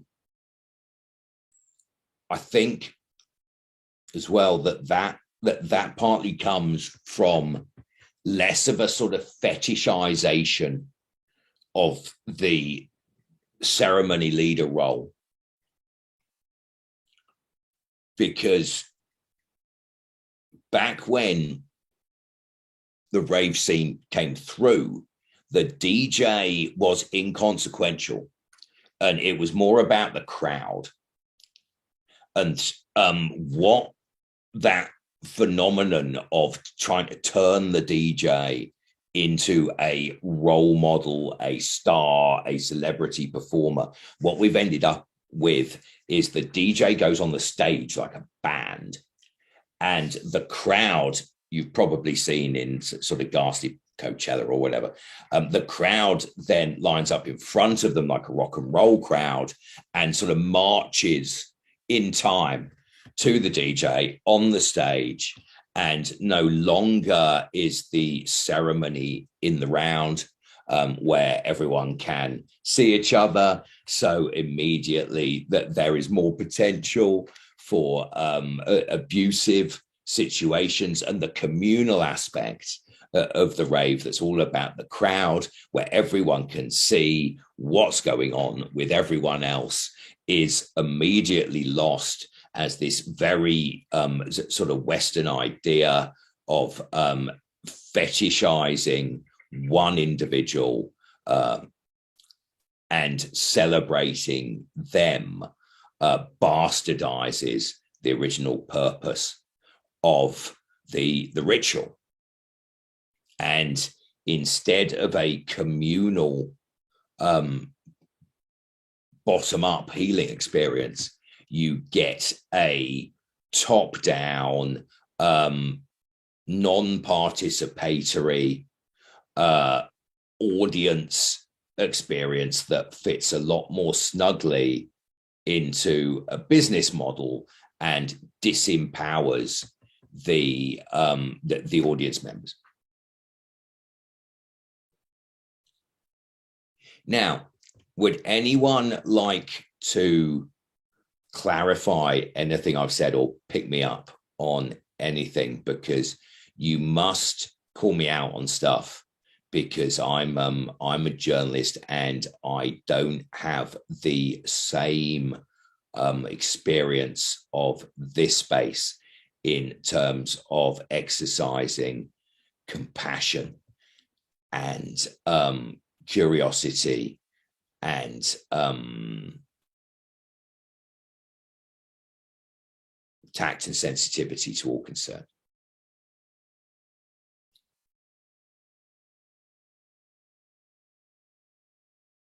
And you can, whenever you want, this isn't going to be a speak now or forever hold your peace moment.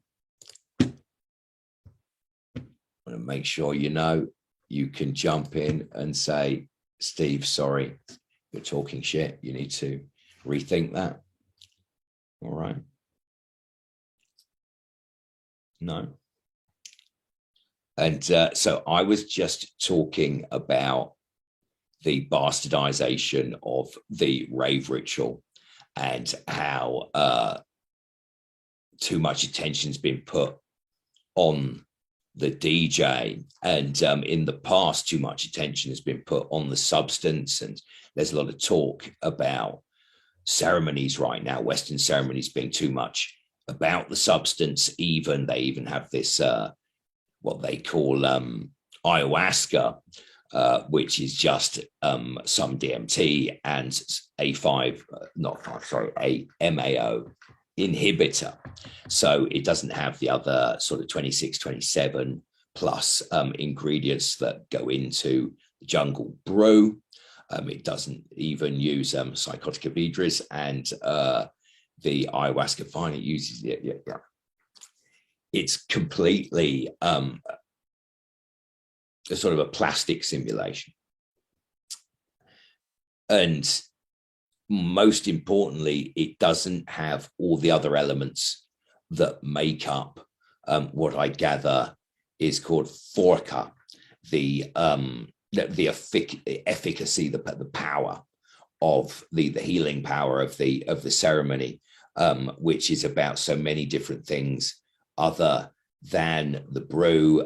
It's about the spirits, of course, and the music and the people and the environment and the quality of the ceremony. And we've got to remember that it's not just about these really obvious tropes that boomers can get their head around, like there being a star musical performer who's going to be celebrated besides the audience. It is about the audience. And that is what is kind of so subversive, isn't it? About something like rave culture is the audience participates. And as a, as a white person, it's easy to get self-conscious about lots of things. But I must say, one of the most embarrassing things, and I'm joking now about being a white person, is how bad white people are at enjoying themselves at raves and festivals. And the way they stand in the crowd, staring forwards, just sort of waiting to be entertained without realizing that they are the entertainment. And of course, now we have a weird situation where the people who create the atmosphere, the vibe at raves, nightclubs, ceremonies, whatever, they all get in for free on the guest list, and all the normies have to pay the 20 quid so they can come along and get a bit of these folks refracted sense of embodiment and liberation.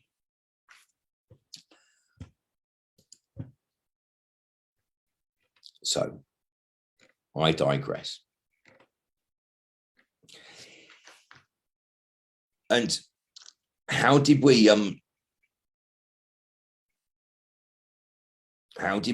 sort of enforce our matriarchal container, and how do we carry on enforcing our matriarchal containers in the rave scene? And firstly, there's a London DJ club promoter called Nicky Holloway, who always famously said, advertise for the women and the men will come in their in their sway. And but one always thinks, oh, it's it's men buying flashy cars and stuff like that, and consumer purchases are actually driven by women, 83%. But men are mugs. They just do what the women kind of tell them to do in some ways, in some kind of social ways within the West, in the middle classes. And we've seen over the last 12 hours or so how good a star has been at implementing that in a way that isn't maybe quite as toxic as it may have needed to be if there was a guy running the show. And I've been a manager myself, and I hate it when I have to kind of tick somebody off. And I love the kind of the red card system where you just go that I'm not going to make you feel bad. I'm just going to do say you've got 2 strikes now and the third and you're out. And there's no emotion involved. And I think women are much better usually, or women who are good at this sort of thing are very good at not shaming people when they correct them.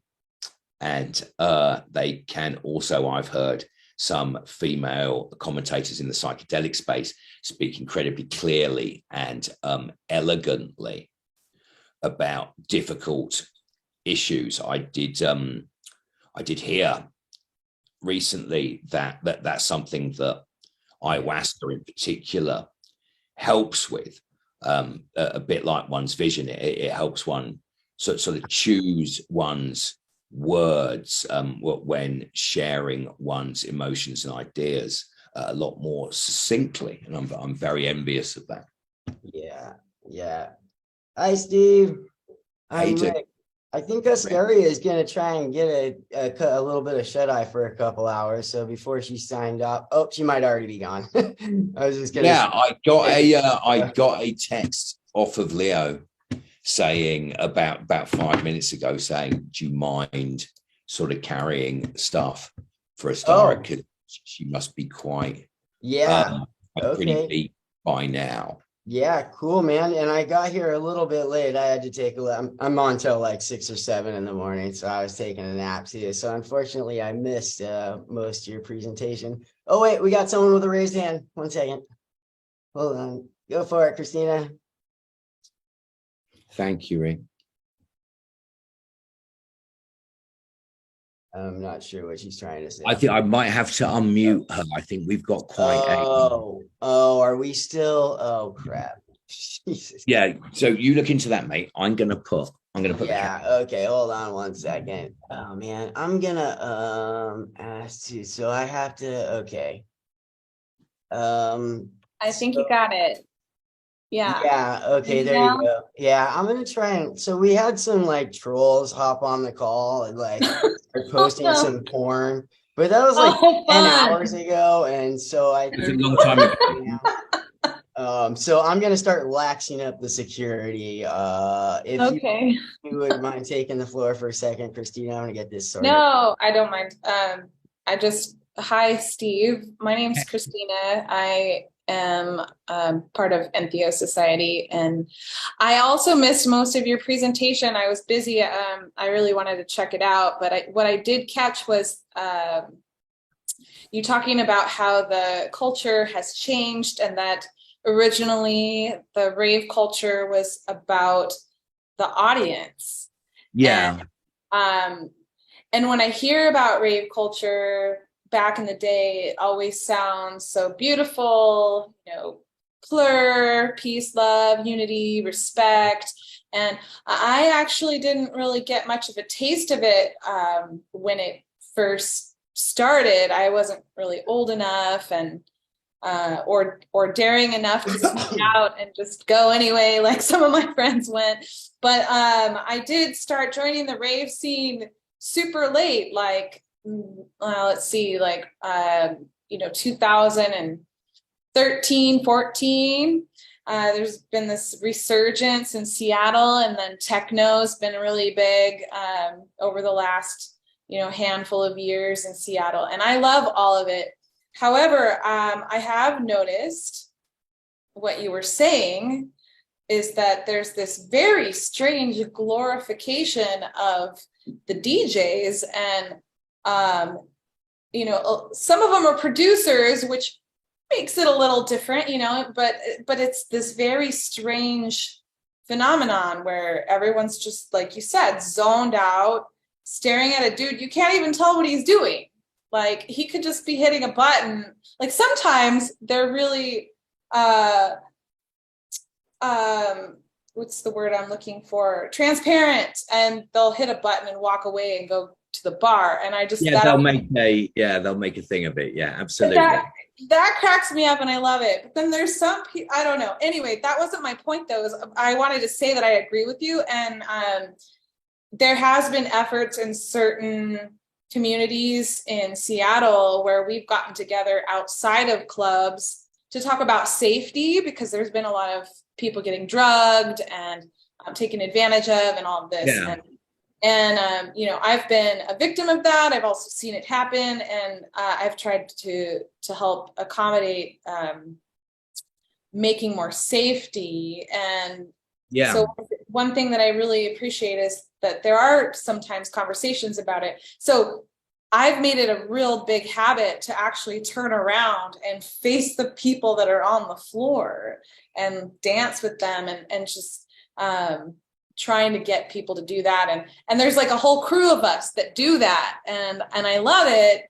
But it's still not enough.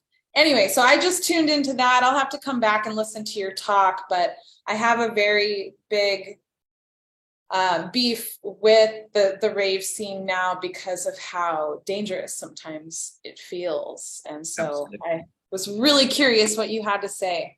Yeah. There's two bits there that that firstly is the actual abuse, and secondly is the perception of danger.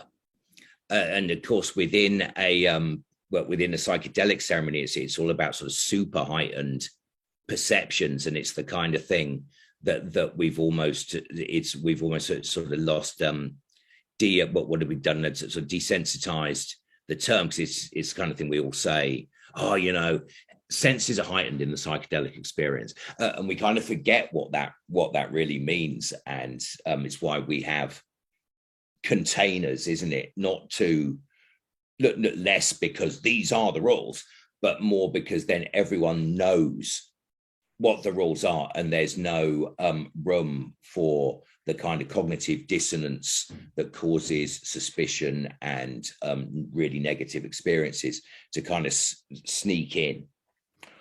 I missed the rules. Like, can you break down I don't think I'm not saying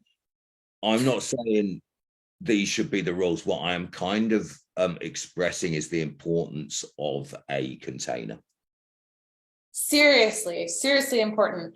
And that's something that I got really interested in starting right before the pandemic. I started producing events to cater to what I thought would facilitate community, focus on arts and actually healing arts. I took the alcohol out of the equation and had all kinds of elixirs. And, anyone who knew me knew that I would be totally fine if they showed up on microdoses or whatever,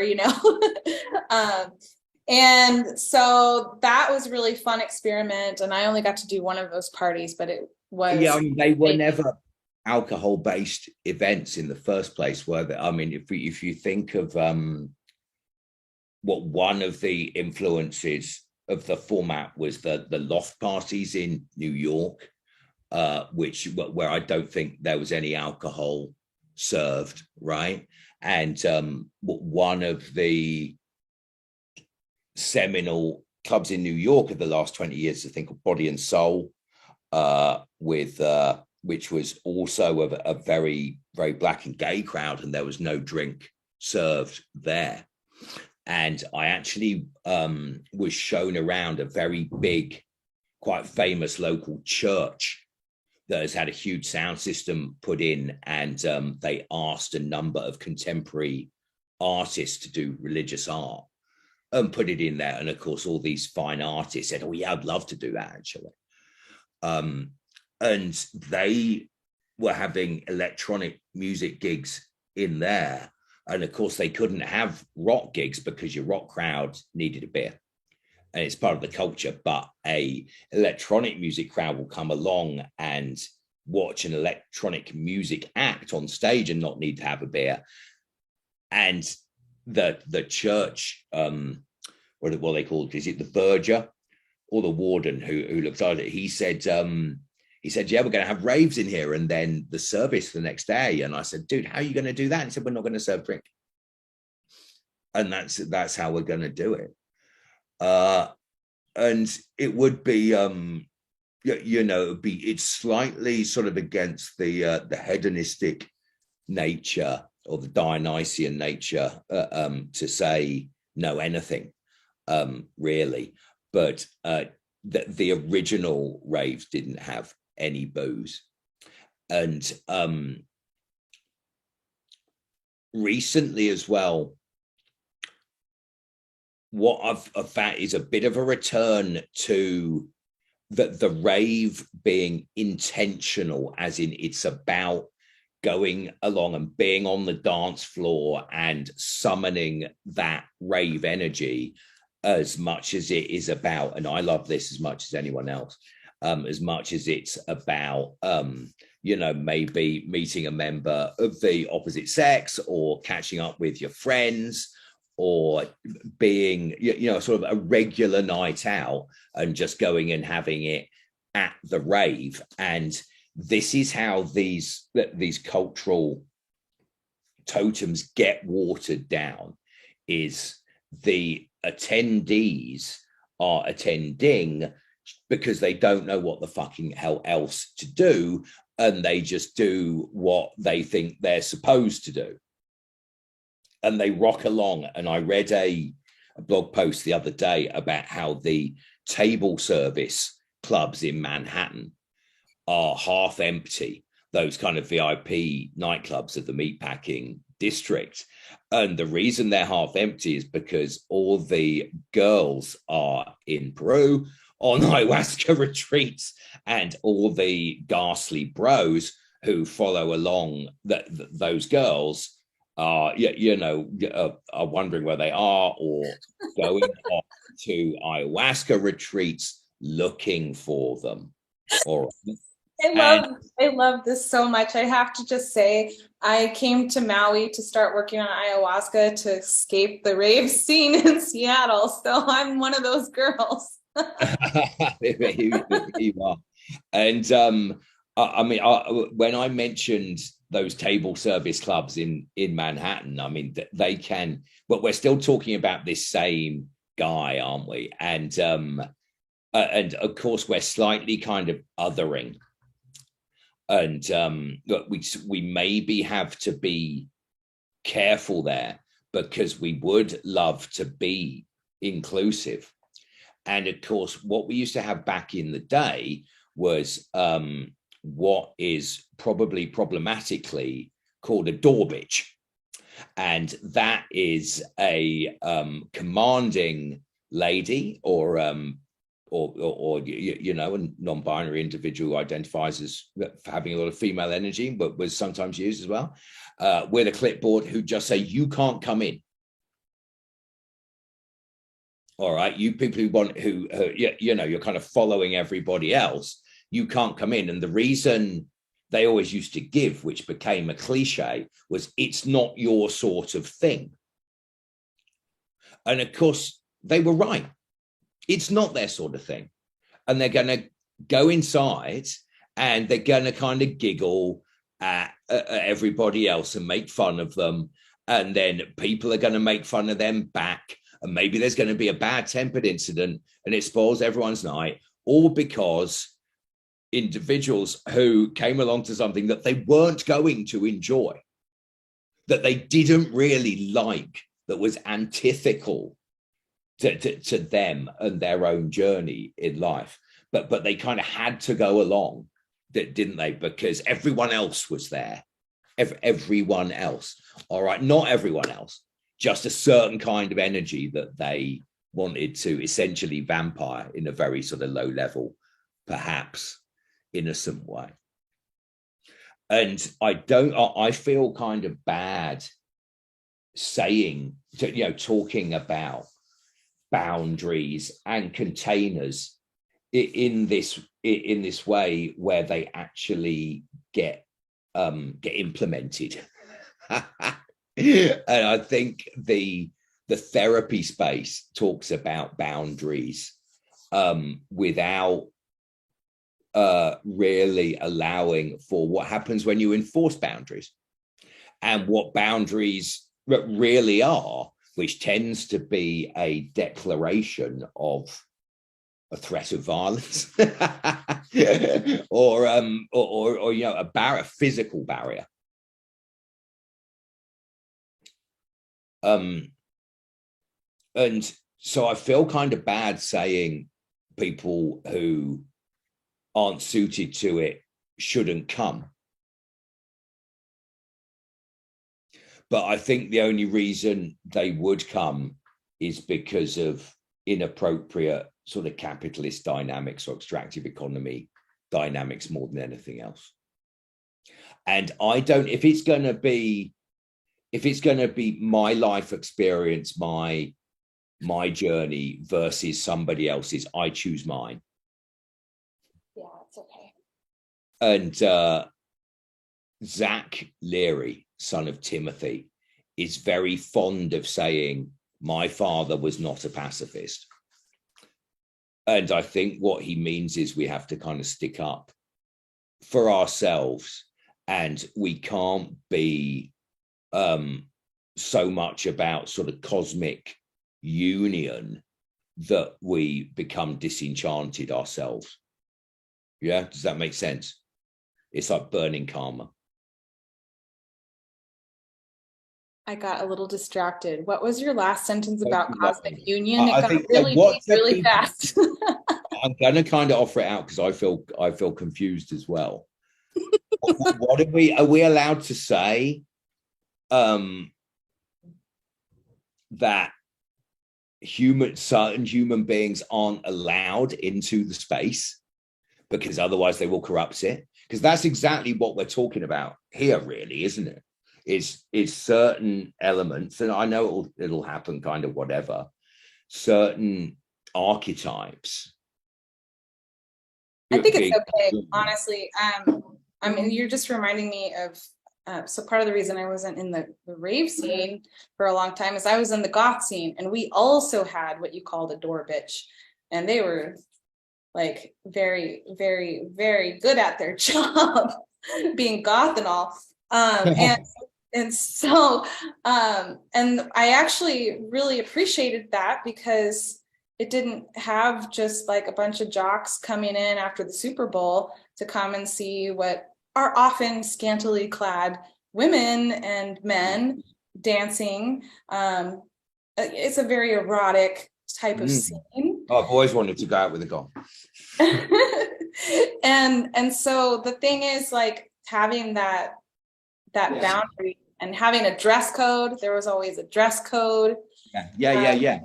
I mean, that's another thing that's quite complex, right? Because you don't want to think that there has to be a dress code.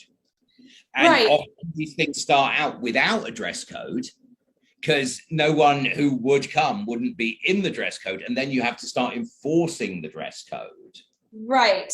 And the funny thing is, like, I actually, one of my first times going, I was totally not dressed in the dress code. I had like a Jimi Hendrix tie-dyed t-shirt on and like a pair of blue jean overalls. I don't know how I sweet talked my way in there, but I did. And I mean, I never left that club. Yep, the goth club. But I think it's just that the what you called the door bitch, or I'll just call her the door girl, they got to have an excuse to not let people in, but they could also see when someone was genuinely curious and probably not going to cause a problem. I've actually done the job myself, and I know some people who've done it, and they say it's all in the eyes. And you know, well, you'll be allowed in. I generally seem to think that I'm pretty cool, so. Yeah. So I'm saying I think it's okay to exclude people when it doesn't feel safe, and it allows people to be more free in their expression when they feel some protection with the boundaries.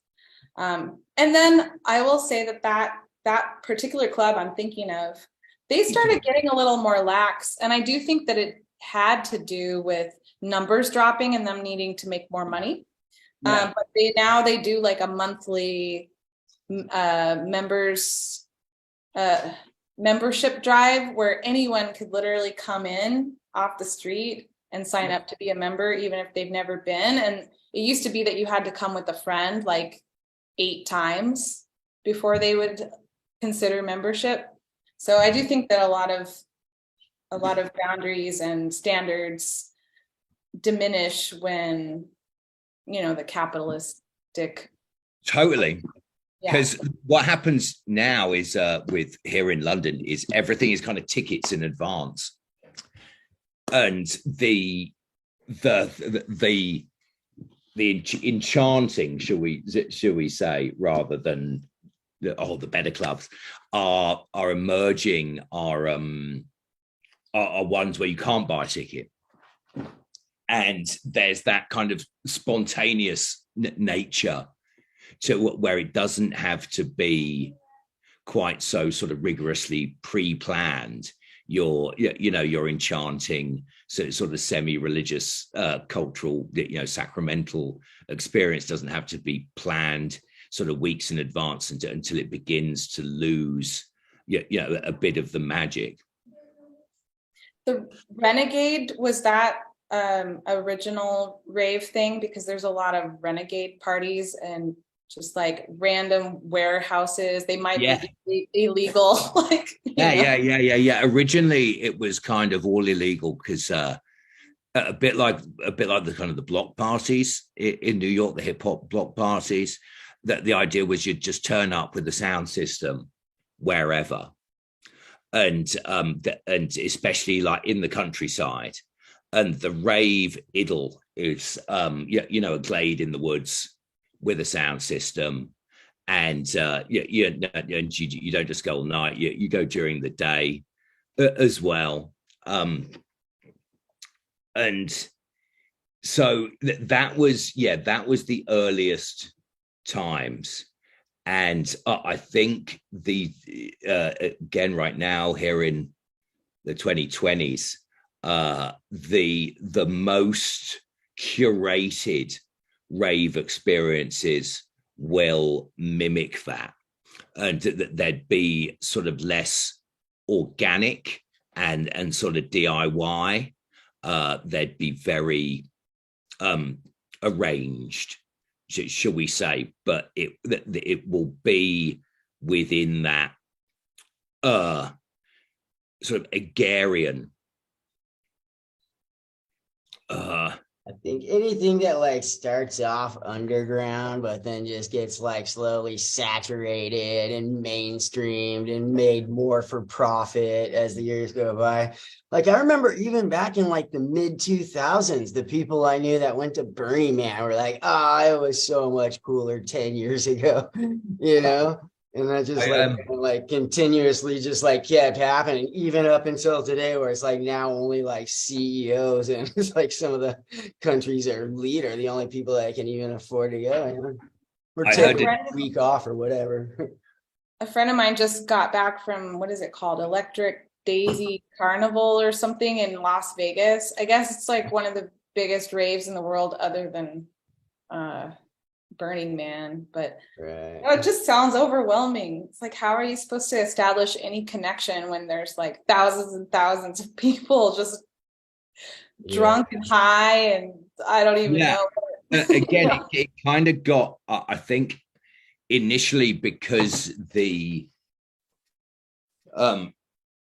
sense of being that the energy of all those people, what was something those experiencing it hadn't really had before. You know, the drug and the music and the energy of the people all going, oh, like that. And it can be quite distinctive.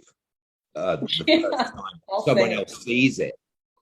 And it's testament to, the power of the spirits and what else might be going on in our perception apart from our common senses.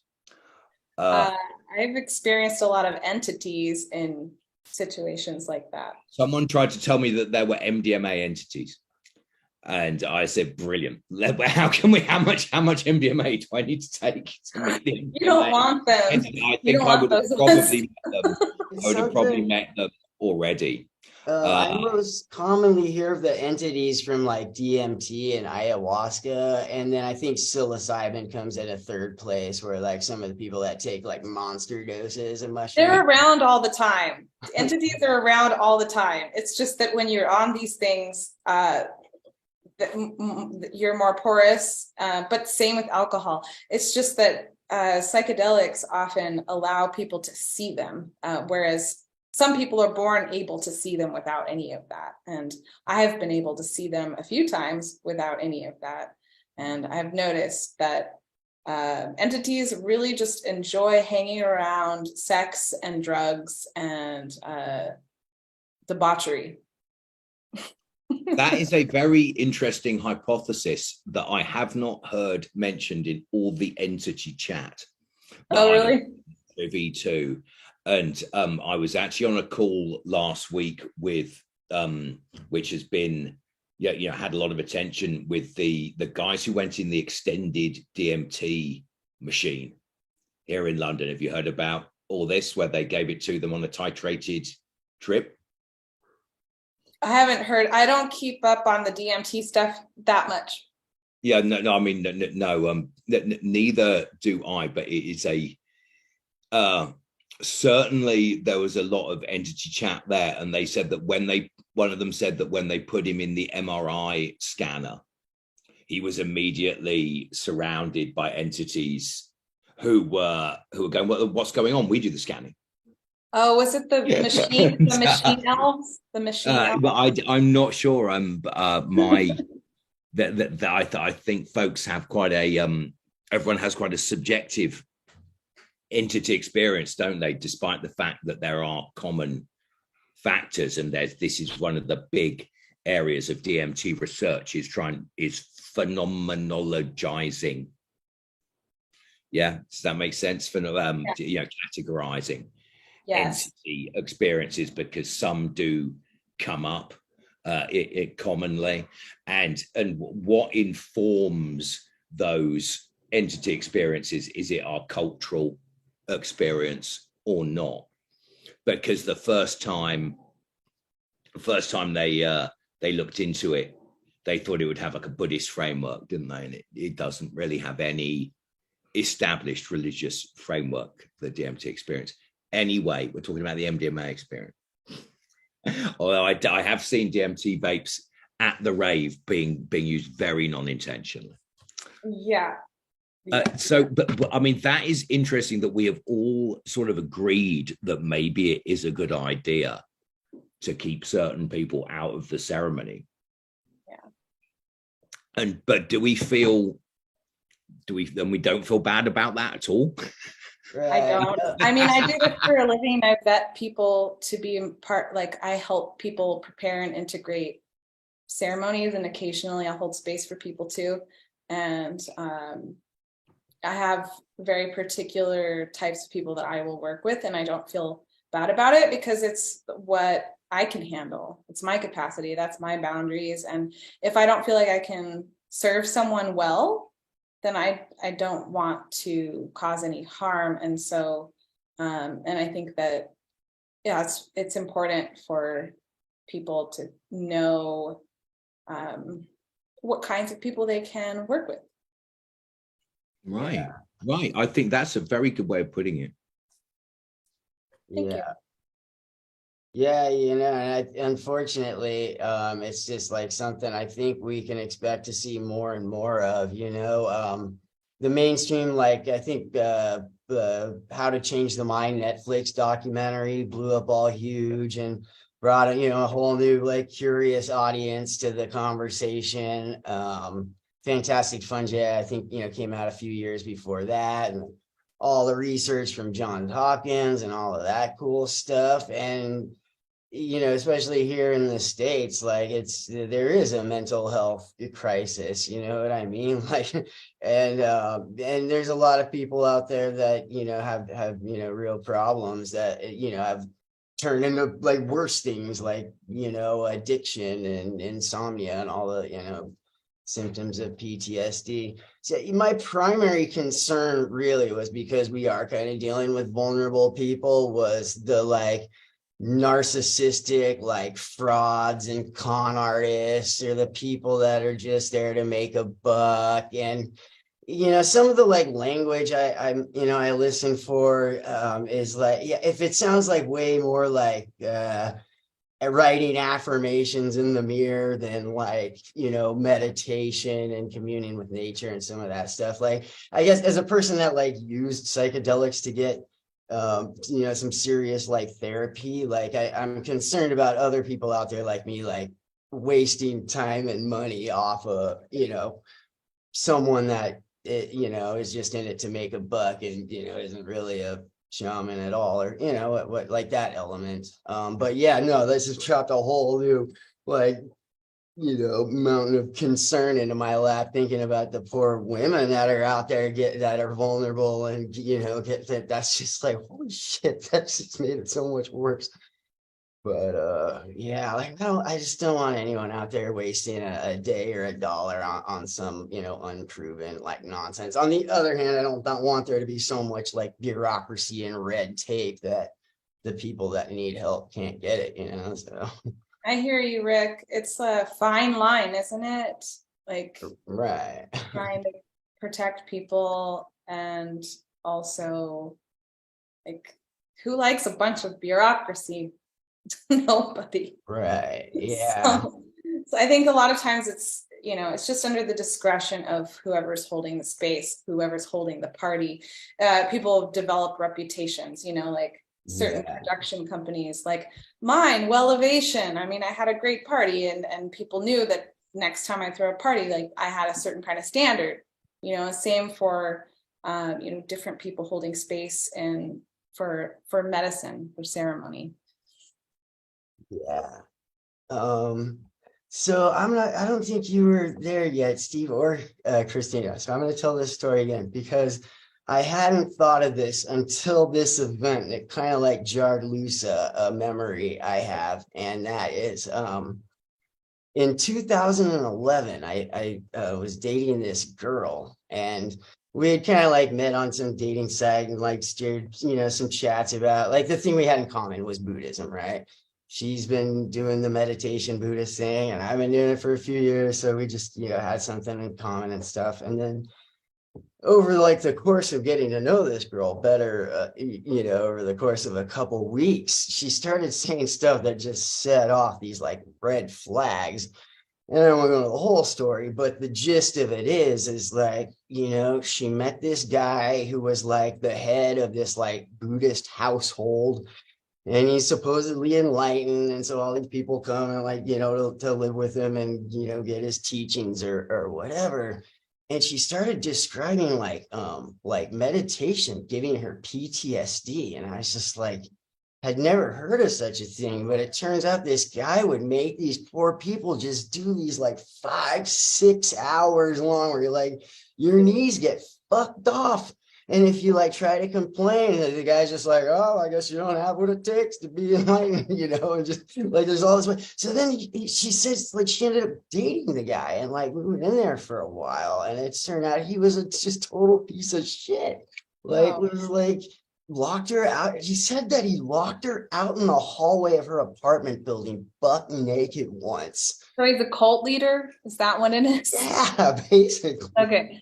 Yeah, there's a lot of, I've met a lot of people like that just in the last 5 months in Hawaii. And I was just like, it's so I mean, I laugh, cool. but I tend to laugh when things make me really uncomfortable. And the fact is there's a ton of people who are ego tripping. Psychedelics don't always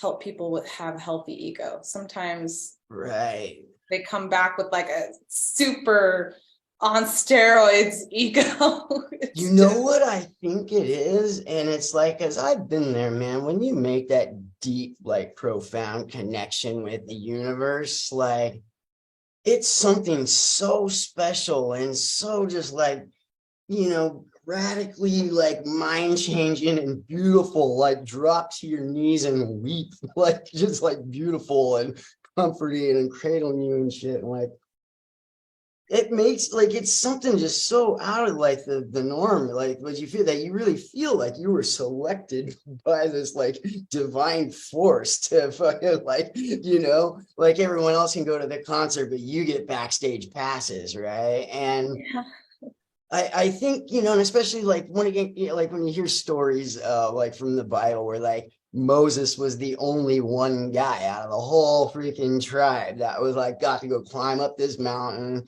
and meet God and talk through this burning bush and shit. And so I think a lot of people start to see themselves as that, like the bush chose me, when really it's like anyone that applies himself to this path and get some serious fucking therapy and spiritual insight. But I know what you mean, man. It can pump some freaking I had this explained to me actually.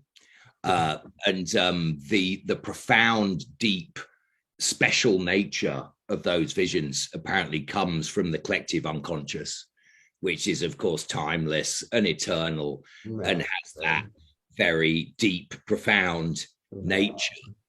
Like the archetypes, like Jungian archetypes that are within us all and stuff. You hit the nail on the head there. The archetypal experience is very deep, but really it's it's just kind of referring probably to some very down to earth, very human relationship things going on in your life.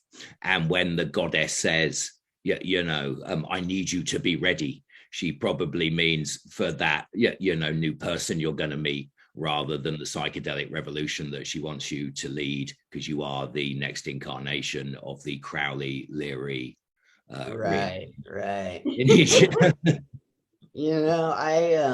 had this like series of trips where like you know, I was like, it was encountering the like same divine, you know, presence that psychedelics can bring about, except it was like distinctly feminine, right? Like this was like a, yeah, the goddess experience, right? And like that happened a few times over the course. It was like one time when I was, you know, here at my house, another time like out in the park, like I was just seeing the, you know, face of the mother and like all the bark and stuff like that. But the next real mind-blowing experience, it was like coming from inside of me, right? Like that switch to this point where it was like I was, you know, making contact with like my inner feminine or whatever, you know. And it, like I said, just one of these, like I'm the least woo-woo dude you will, like I'm all Carl Sagan, baby. But like this shit, you know, I mean, like, you know, it's like the best, like that Jung kind of explained it with the animus thing, and it's like ubiquitous throughout like Hermeticism and alchemy and all that, like symbolism of the Rosicrucians and all of that shit. Like it's like that path of spiritual transformation is like, yeah, out there in the ether for us to kind of pluck out, it seems. You're speaking my language. Yeah, I think that you know, not everybody does get that stellar gnosis. I like that terminology for that divine union.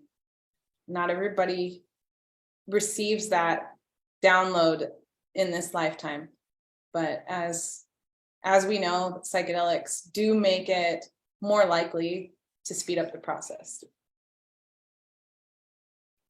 I'd say sometimes it'll take some different stuff. One of the the like sound of like women singing. Like I listen to a lot of this like ancient Norse, like Viking shaman music, and like, yeah, something about just like that ancient like female voice, like just kind of like brings that, I don't know, kind of like opens up third eye a little bit for me, however the saying goes.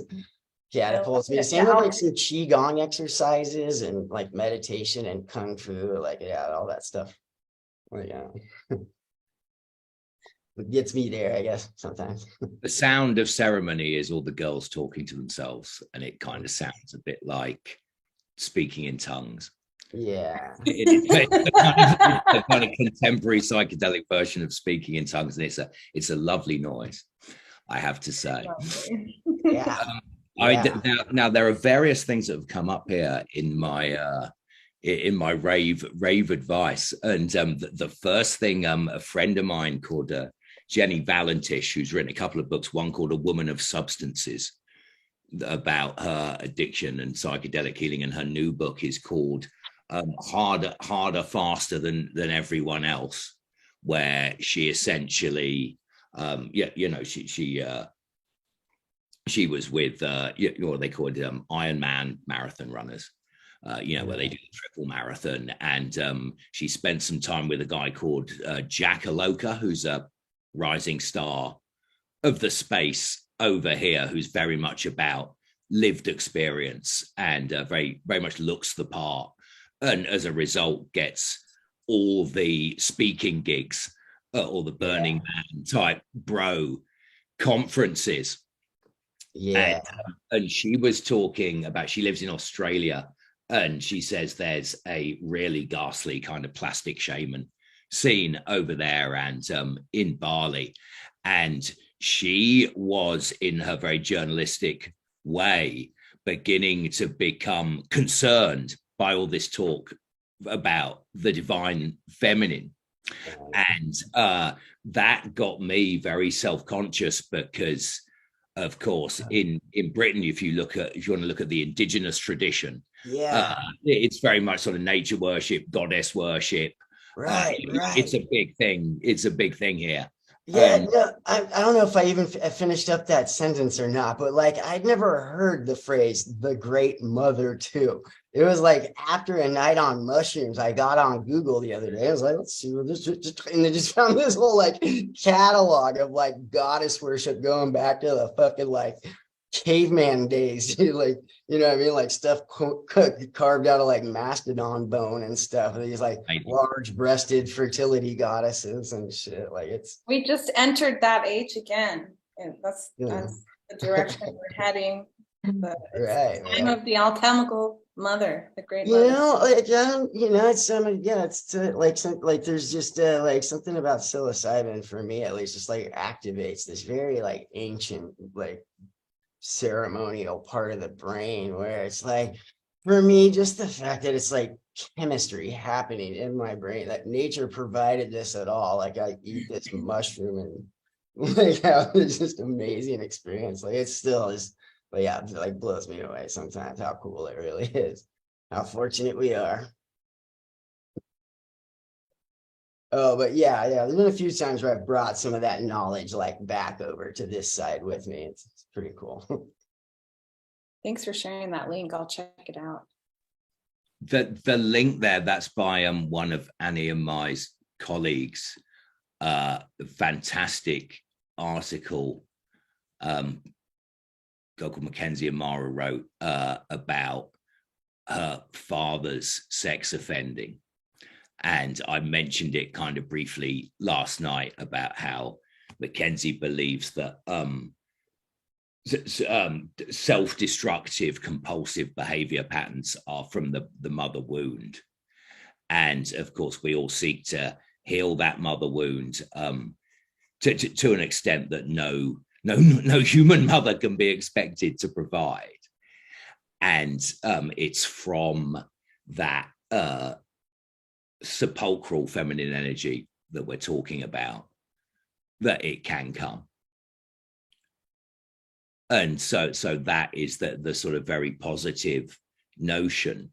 And Jenny, and I notice Critical Voices beginning to be a bit wary about bros like me talking too much about the psychedelic divine feminine and kind of associating it, I think, slightly with maybe one or two popular voices, and where you sort of bring the divine feminine into a sort of deconstructed modern female, you know, the trad wife thing, the cottage core thing, a sort of a de-feministization of modern women. And I wondered if you guys had a more up-to-date take on that than I have. And what we'd used to do in the rave scene, of course, was we had no truck with these slightly pesty emo nice guys at the time. Yeah. We knew what they were like, really. These guys who get the guitar out at the after party and stuff like that. We knew what they were like. Yeah. Right. Yeah. Right. Oh man, I'm sorry. I know you just said. Can you ask the question one more time again? Yeah. I've noticed that talk of the divine feminine is beginning to attract sort of problematic, right? Okay. You know, elements apparently. Yeah. And I think what I worry about personally is becoming one of those guys, you know, with this is what the psychedelic divine feminine looks like t-shirts. Oh, right. Where you're kind of a supposed ally, a nice guy ally. Yeah. And I wondered if anyone had any take on that. The shadow side of the man. I've known like plenty of those like hippie, like man bun dudes that act all like gentle and peaceful, but really they're like trying to get your chick's phone number behind your I've dated those guys. Right? It's scary. Right. It's scary. I summed it up very well there, dude. I think that if you really are serious about the divine feminine, you've been touched by the divine feminine, and you're, developing an integration practice around that, or it's something that you want to explore. I think you can tell someone's genuine if they are seeking out to develop a practice around that. Like I have started certain practices and have been really intense with them over the last, since the pandemic started. And it's really been really amazing and beautiful to connect with different goddesses that way. So I think you can tell if someone is full of crap if they're going on and on about the divine feminine, but they're treating their girlfriend like crap, and they don't have an altar, and like, Yeah. I guess I think I understood your question, so that was my best answer. Like something I'm struggling like to like fathom. Like I've just gotten so much like growth in learning out of this medicine. Like it's done nothing but make me like better. It's hard for me to imagine like someone like going through all the same stuff I've gone through, and like, you know what, I'm gonna open up a scam shaman service and molest a bunch of chicks. Like that's just like so far out of like so I don't know. I guess they were probably like had some more like deeper level problems that psychedelics couldn't fix, or I don't know what the fuck to even like make about that. For me, it's like I was like never like I had 4 sisters, right? And it was like I've been in some pretty like toxic relationships, but I've never like hit a girl or like messed around with a drunk chick or something. But yet when I was like in front of this divine like feminine presence, still had like a long list of stuff that was like regrettable now that I'm like older, right? Just some of the like heartless, careless, selfish, whatever it is. But yeah, no, I was just like signed into service by this divine presence too. Like we just like made this pact. We're like, from this day forward, I was gonna protect and defend like women. And yeah, I don't know. It's probably like the like balance of like how I'm balancing this feminine stuff within me is like helping me in harmony with the like my girlfriend, like the relationship I'm actually in with a female. So yeah, I've just gotten so much growth and learning out of this that I'm still struggling to find that like pieces of shit can't infiltrate, or that's just like, yeah, it sucks. But I'm hoping that like a lot of that women do have their spidey senses going and pick up all the creepy, with the intuition and whatnot. But there's gonna be like vulnerable girls that just don't have that in their tool belt yet, and that's sort of like fuck. Even if you have a lot of intuition like I do, I still find myself in unsafe situations because there really is not always a way to protect yourself, even if someone is creepy, because other people don't always listen. So that's why this whole event happening is really important. I mean, I think that's super interesting, and it was what I was trying to pick at, and I know it's wrong to sort of be implicit in that way.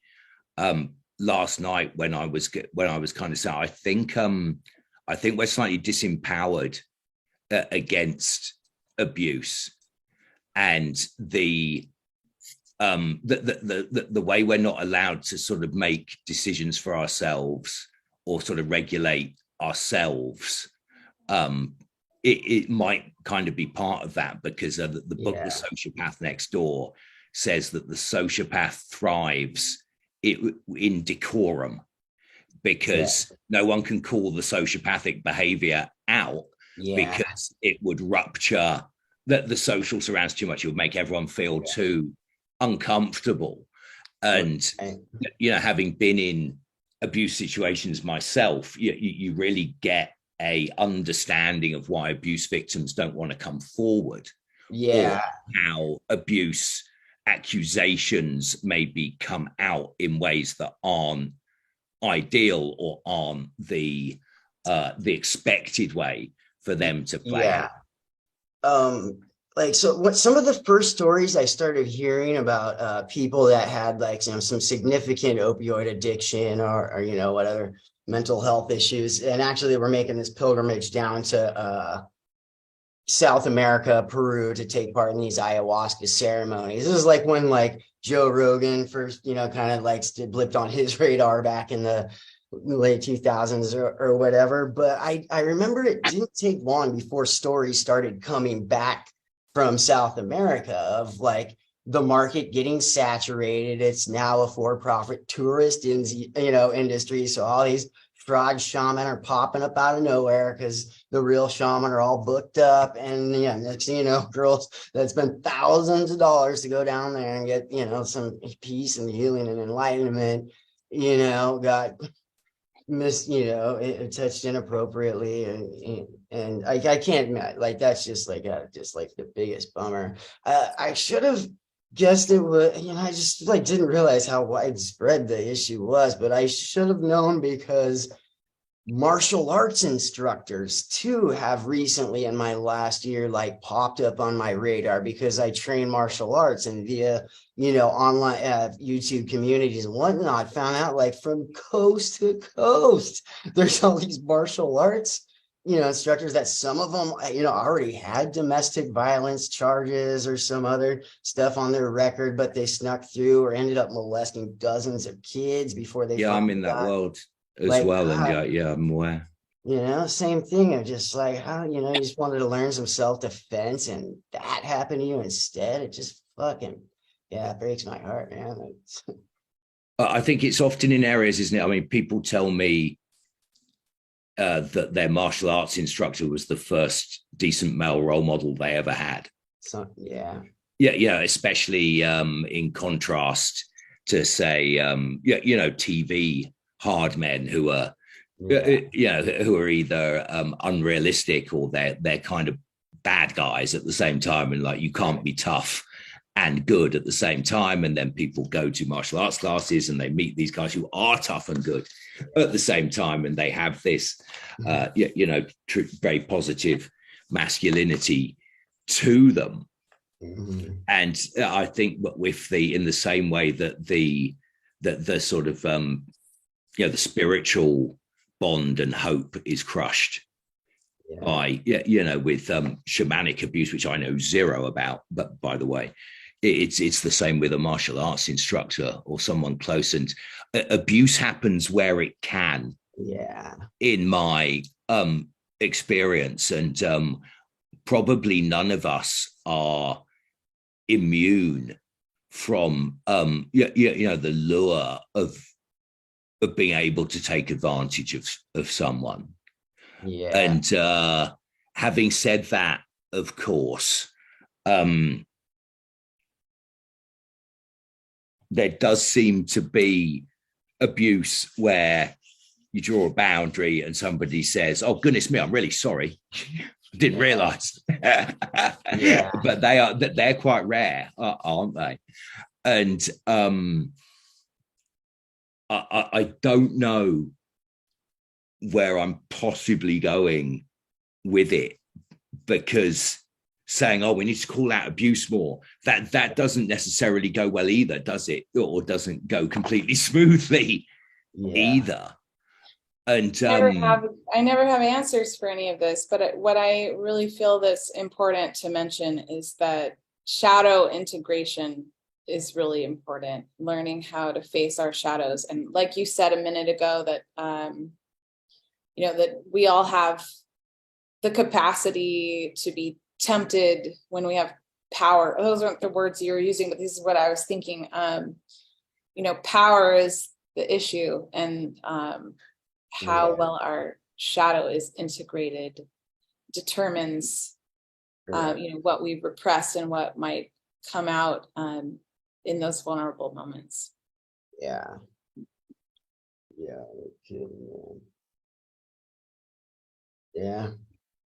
I just realized that I didn't take the microdose. I was going to guess I was rushing to the keyboard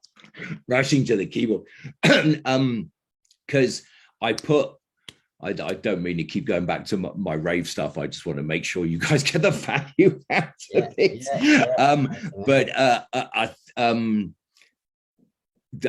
But we had these movies that were very if anything, they were that there was too much of a sort of a warning story in them. If you think of Quadrophenia, you guys know Quadrophenia, the movie, right? About which is all about not putting too much too much of yourself into something else or projection is, but he projects, doesn't he, onto the Sting character about what life should be like.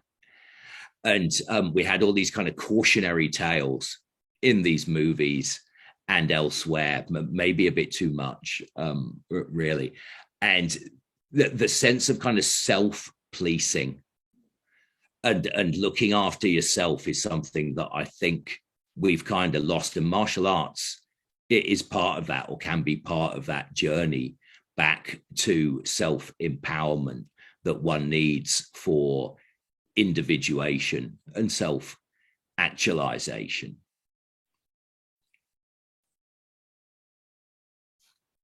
You're muted, dude. It's kind of like the Jedi and the Sith, like we see it, some of the symbolism there.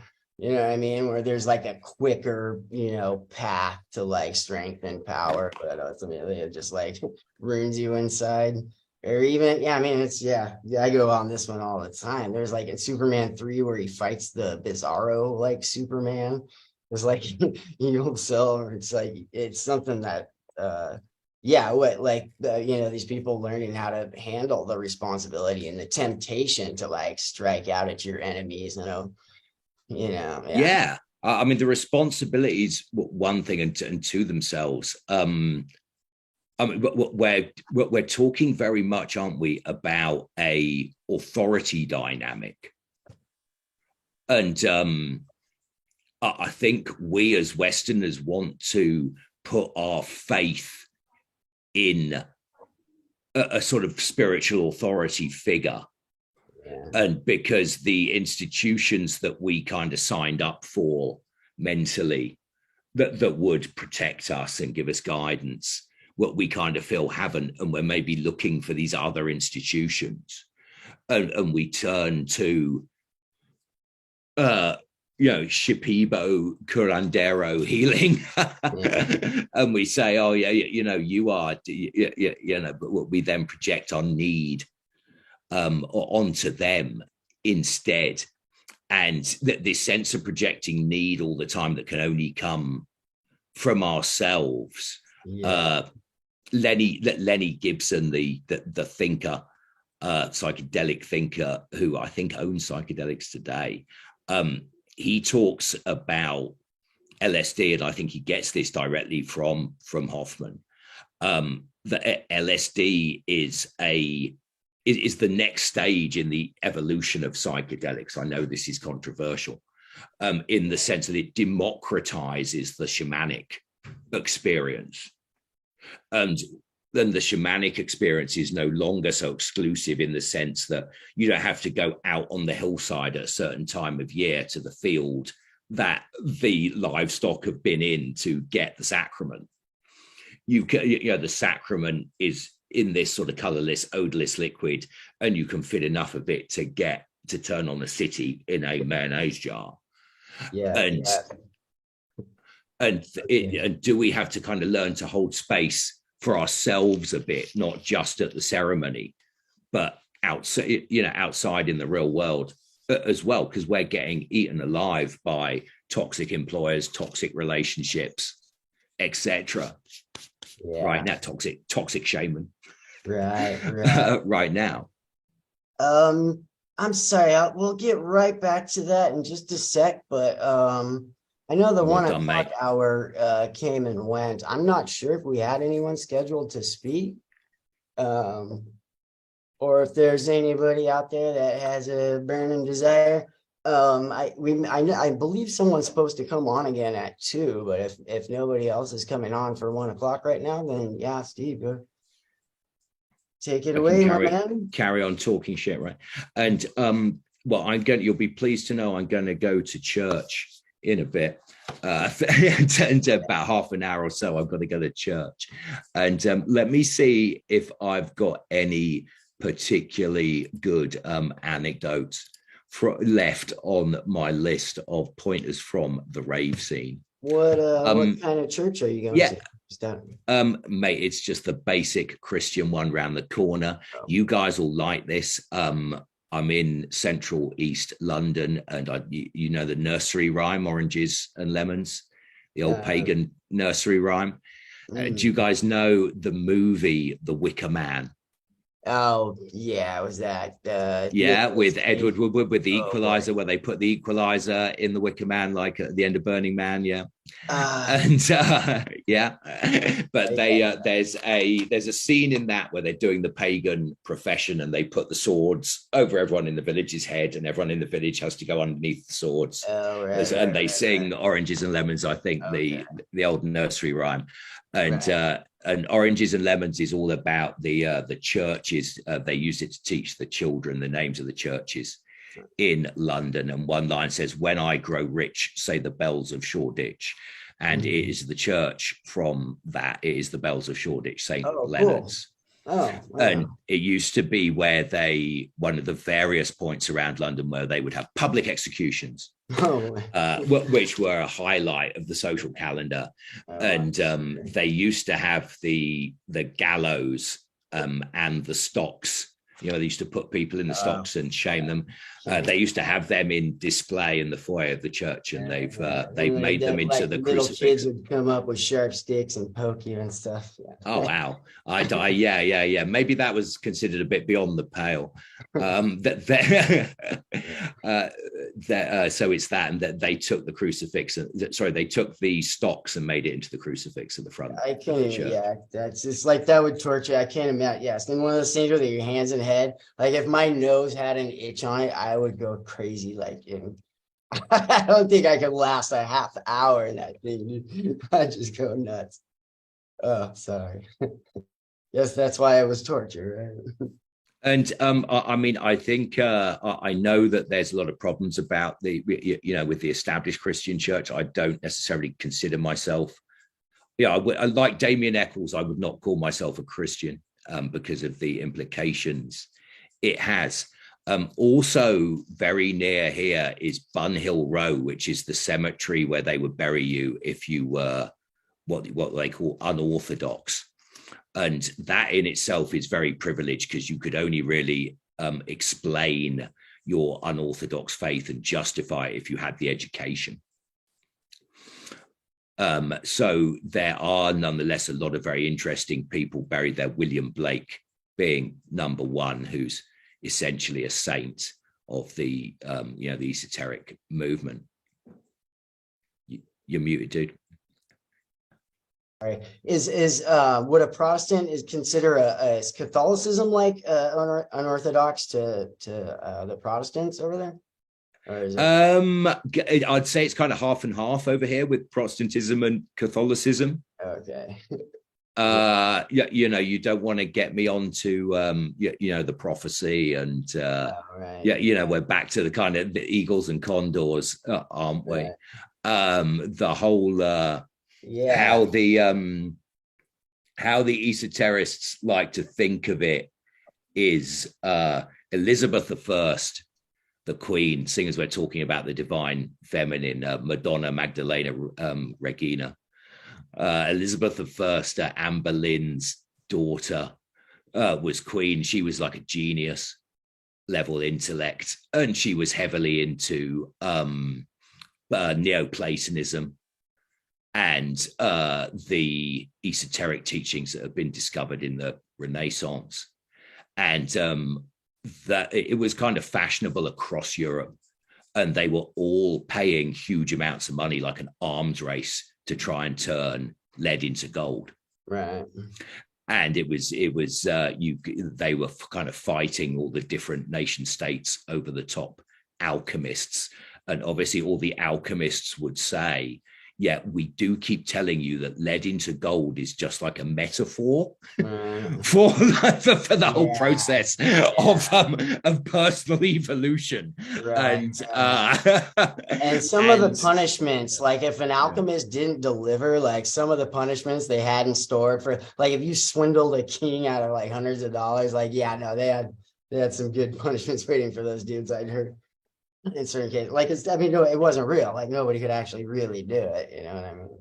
No, of course not. And John, what they would do was, and modern day alchemists will tell you this as well, is more what's called occulture, which is not doing rituals and spells, but the idea that manifesting a business or a band or a painting or a 24-hour Zoom call is a magic spell in itself. I imagine putting together a 24-hour Zoom call is a particularly powerful magic spell. And this is magic, you know, not waving a wand around like Harry Potter. You know, having children, bringing up children is magic. You know, tidying up the kitchen is the strongest banishing ritual that you can do. And that was the idea. So John Dee, who was Elizabeth I's court magician, the first ever 007, he invented MI5, the security service. He said, look, we got all these different independent spies. Let's put them together in one agency. He also said, for better or for worse, I've got this great idea. It's called the British Empire.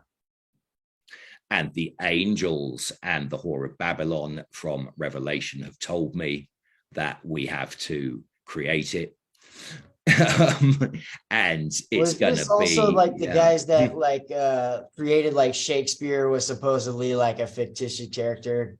Yeah, have you, yeah, like, there was Bacon, John Dee, was that like the same? Yeah, it was the same era. And Francis Bacon said, we have to take this to the people. We have to stop it being an intellectual pursuit. So he was like the kind of Timothy Leary of his day. Okay.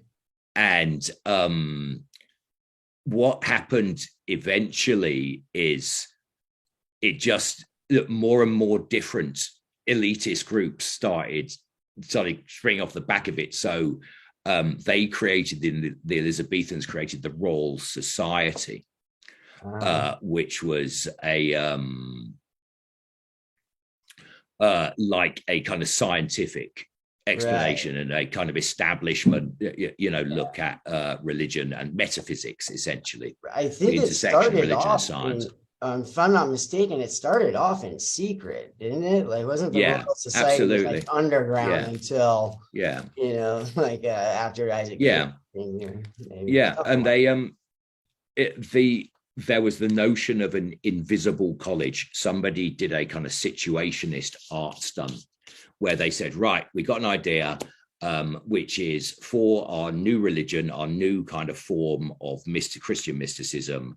The whole idea is we're not going to have an established church, because they hated the established Catholic Church. And it was all about getting rid of the established Catholic Church, whether that was personal spirituality, political spirituality.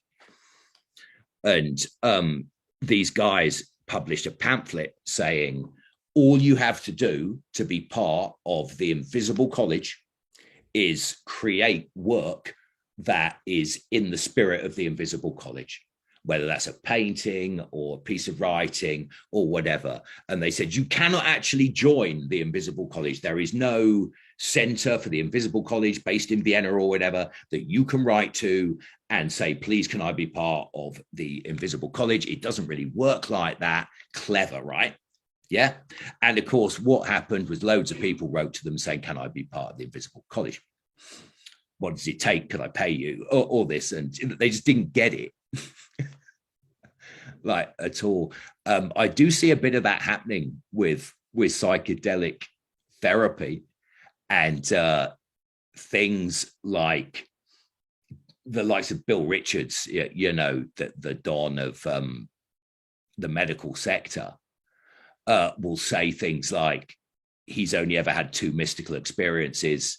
The first one was his first ever trip, and the second one was the time when him and Stan Groff said, hey, why don't we try taking it outside? And those are the only 2 mystical experiences he's ever had. And he slightly questions the fetishization, the universalism of the mystical experience. But that doesn't seem to have stopped the medical sector chasing the mystical experience. And don't we, are we not all aware? Isn't it the first hard lesson you learn as a psychonaut, that the mystical experience is not something that you can chase? Or am I getting that wrong? I think you're right about that. I mean, my experience, I didn't know.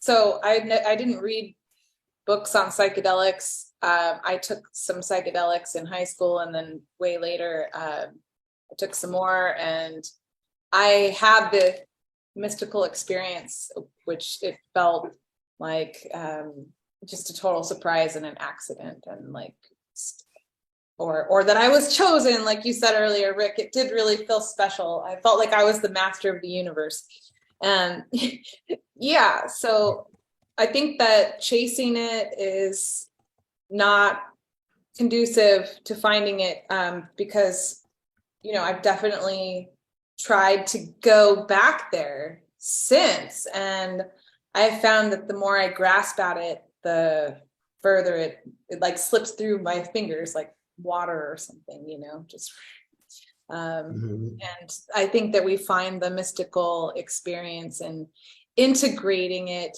It's quieter, it's in us, we never forget it. Right. And yeah, the chop wood, wait, how does it go? Carry water, chop wood, or whatever. Chop wood, carry water. But before ecstasy, take out trash, do dishes. After ecstasy, take out trash, do dishes.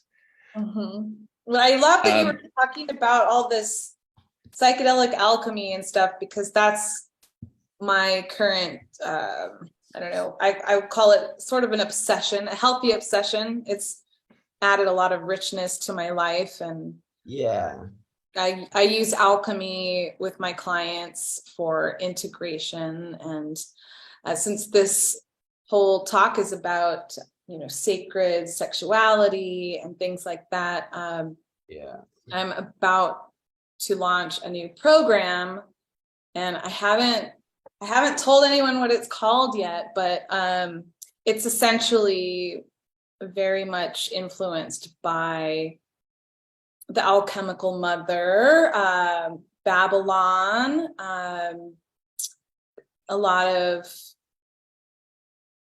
of things that I've learned from teachers like Crowley, even though Crowley was not a very great example of how to be in life. He definitely was channeling a lot of wisdom, and there's been a lot of teachers after him. Like, I really enjoy reading about Jack Parsons and all of that, and it's just really exciting to hear more people talk about alchemy again. I feel like there's a resurgence in psychedelics, and there's also a resurgence in psychospiritual alchemy, and putting them together is awesome. Right. Yeah, sometimes I think of it like, like for people like me that just weren't buying like Christianity and the whole like Jesus thing. Sometimes like that's what I think, like dudes that were like atheistic and science like minded kind of dudes. Like it provided a secular path of spiritual growth and transformation and whatnot. It's like undeniable. There's like aspects of like mushrooms that just kind of like pick me up and just like kind of shove me directly into it. Like how I look at it now, or like the best way I can describe like is that I think of like Zen meditation and like science and a life of compassion as like the cake, right? And then I think of things like kung fu and plant medicines as like the frosting, and then stuff like Hermeticism and Jungian psychology are kind of like the little dollops and kind of like little frills and stuff on it. So I try not to like have a diet of like frills and whatnot, like keep Zen meditation as like my base. And yeah, that way I can like kind of keep my feet planted on the ground, but just let my head roam the stars. But it's undeniable, like there's been spiritual transformation that I've undergone since beginning when I my path with psychedelics, and I've seen bits of that transformation within the symbolism of alchemy going back hundreds and hundreds of years, particularly like serpent, feather, sun, moon, kind of like like that stuff like really speaks to me. But yeah. So we had a whole day on the course, me and Annie, with the I'll just get this out while I quickly can before I go to church, and then I'll be back on the call for some of the day. about the the MDMA trials in the States, where they've been working with veterans and rape victims who've never had psychedelic experiences before, never had therapy before, some of them, or established psychotherapy, and they find that people explain their visions in relation to their trauma work in the language of both kind of Jungian dream analysis, visionary analysis, alchemy, and internal family systems, that they use these kind of languages naturally to talk about, as a framework for understanding their growth, the patterns of growth that they need to take, the demands of their subconscious.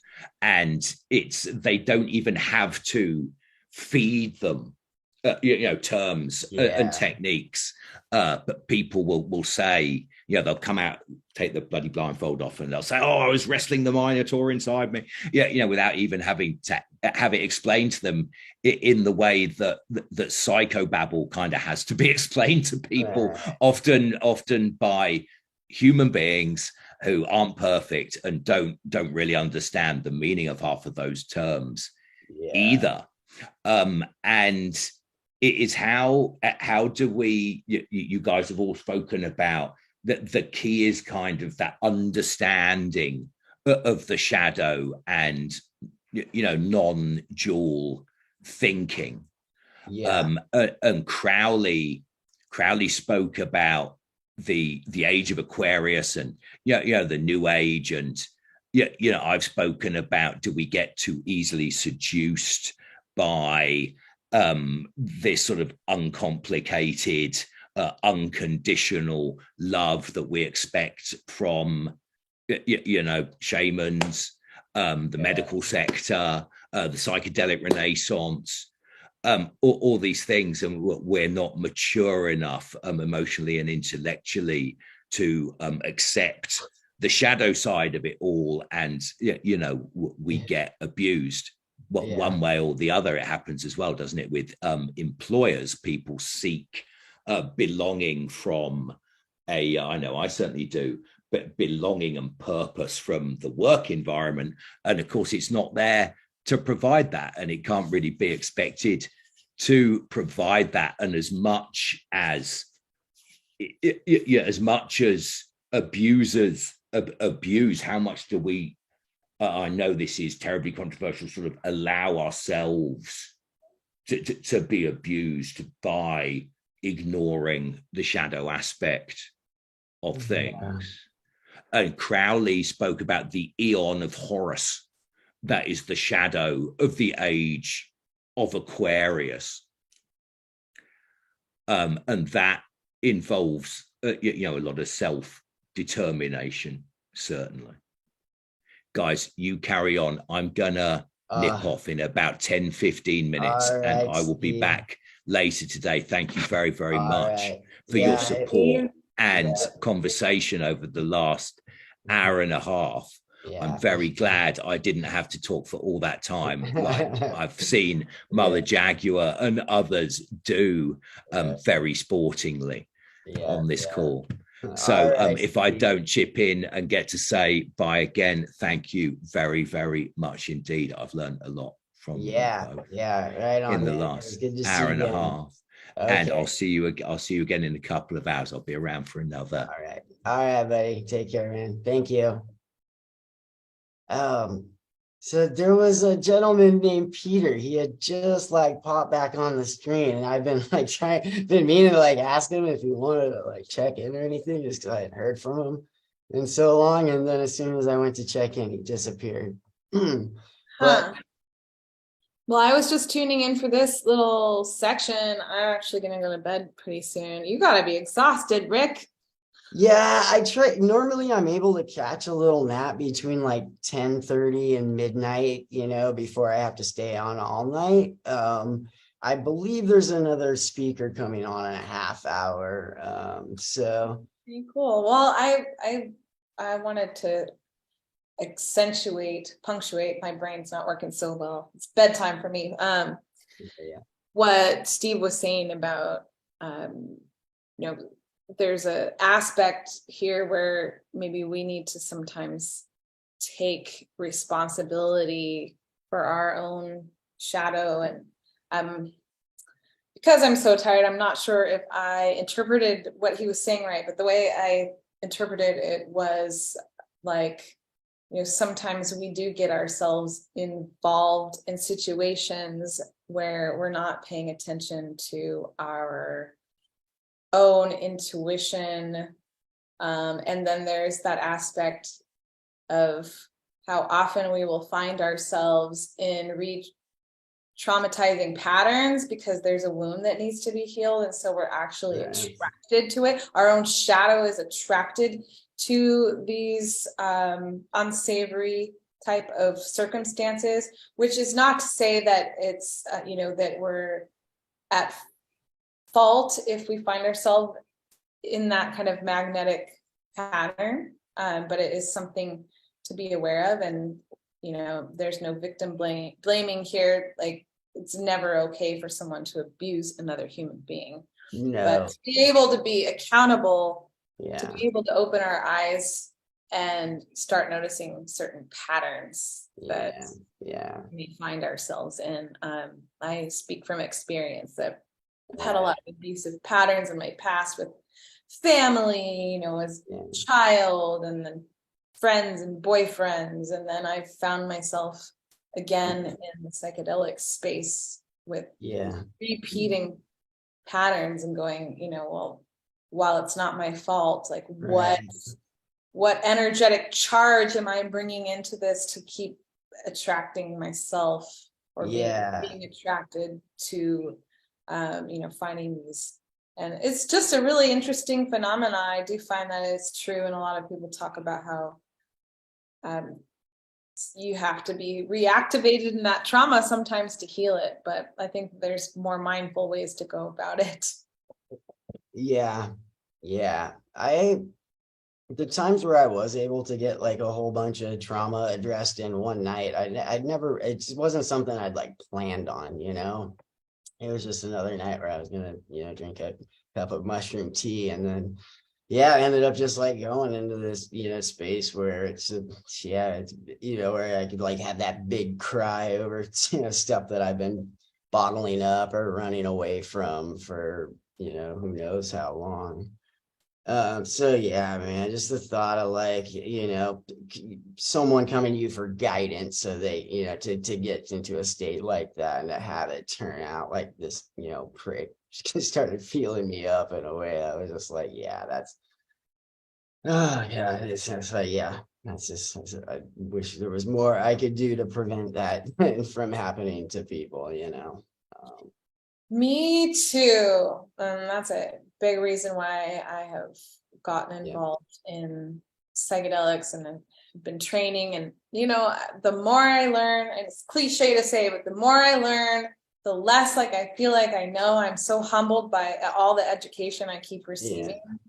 Just realizing like this learning is never going to end. And have you ever heard of the bite model? It's a method that it's put together by a dude that also used to belong to a cult. I can't remember which one. It was the Moonies or something. At some point, he signed over his house and life savings or whatever, but managed to like escape. And then now is like a therapist that helps family members get people out of cults. And has written books and toured speaking on this, and he developed the bite model, and it's to like gauge cults or cult leaders by whether they try to control bite. So it stands for behavior, information, thought, and emotions, right? So if they start cutting you off like from your family, like trying to isolate you, only letting you check up on certain news sites or having your phone for a short period of time, all these like methods that have been tried and true for cult leaders to keep people within their control.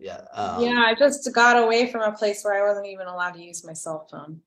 So that could be it, and like, So if it's same with like they're controlling your emotions, like you get penalized for wanting to speak your mind on something that bothered you, you know, you're not allowed to feel this way or encourage Yeah, you. got penalized for saying good morning because it Yeah. sounds too much like morning, like sad.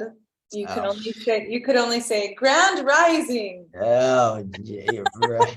Yeah. Dude, I'm so sorry to hear all of this, and of course, it's all horribly familiar, and it's the kind of the normalization, isn't it, of something that is downright weird.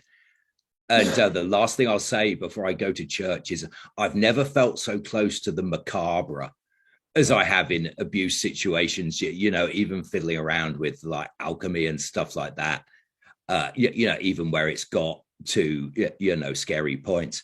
I've never felt that kind of chill of the monstrous archetype as much as I have in abuse situations. And I wonder kind of where that comes from. Is it just our mind trying to fill the space where logic and ontology, our framework has disappeared? Yeah. Christina, is your second name really Castle Burning?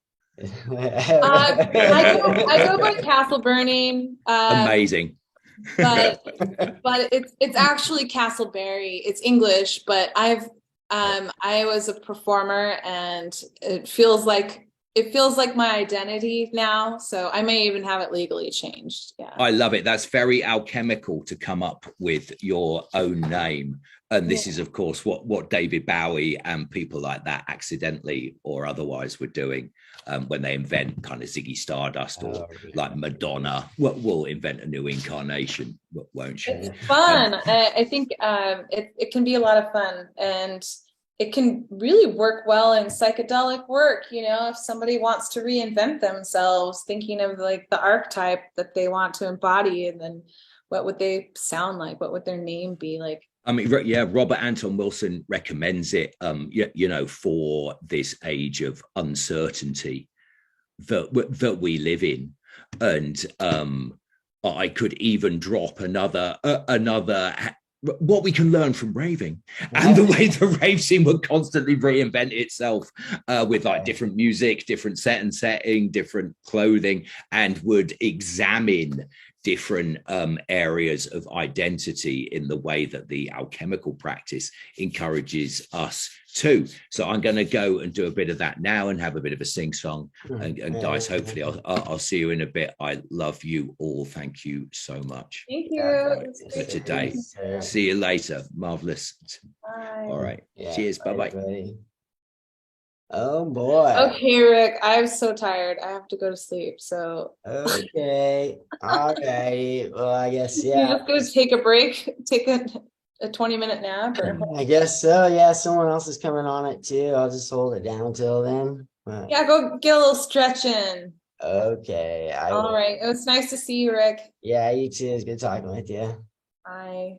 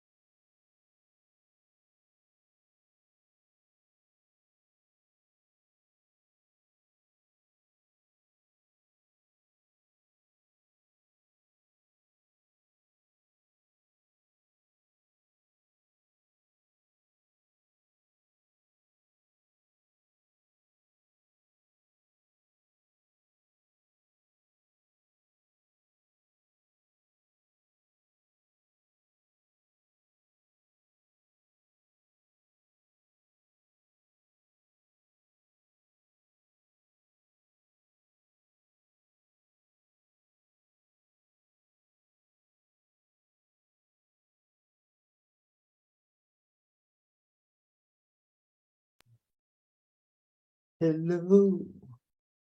Oh, we got someone coming in. Hello.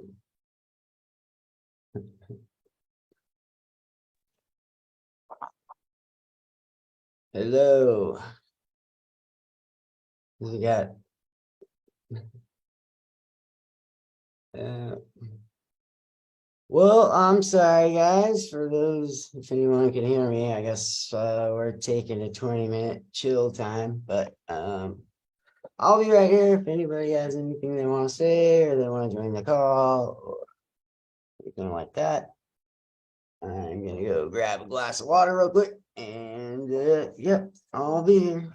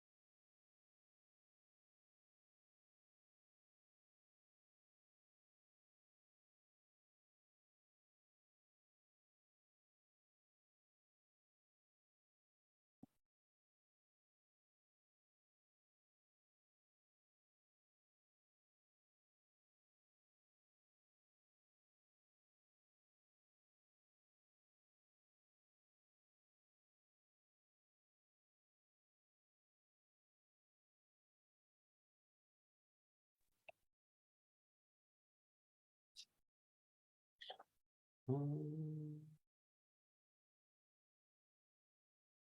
I think we're just chilling. Someone's supposed to be coming on at 2. Is that you, Marin? That's me. Oh, right on.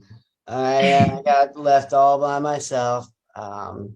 So if you wanted to just hang out, I think Astaria is supposed to be getting back up and we can start in a few minutes. Or if you want to chat with me, I'm not doing anything. But yeah, Sure. it's one of those nights. It's been a slow one. No worries. Have you ever done any of these events before? Not with Enthea Society. Oh, cool. Well, Yeah. welcome. I'm Rick. I've been on the night shift for these things since like last November. Nice. Yeah, it's been a cool experience. Cool. Yeah, I really dig your background. I was like Oh, earlier during the sessions, I was a little mesmerized by it. yeah. Yeah, it's kind of captivating. I like it's fun sometimes when I'm like, winding down from a journey. It comes with like some kind of cool meditation music too. So yeah, it's fun to look at the pretty colors sometimes. And it's a cool background. Nice. I'm just gonna grab my computer charger real quick. Okay. I'll be right back. Yeah, take your time. I'll try sending Astaria a message.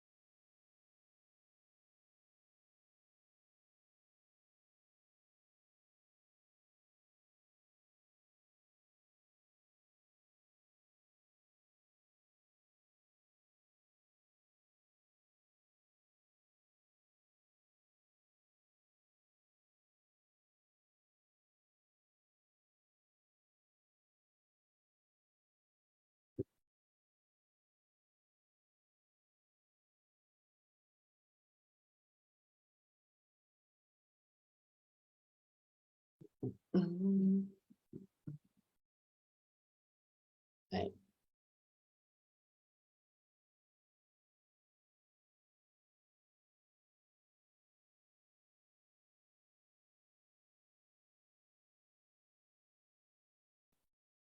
Astaria made it sound like she was going to be rejoining us at 2:00, but I haven't heard back from her yet.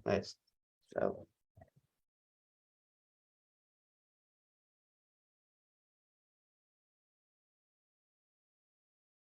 I yeah. You're muted. I can't hear you. I think you're muted. I tried unmuting you. Oh no, You're wait. right. Oh, there you are. Okay. Hey, I can she's hear probably taking a much needed break. you.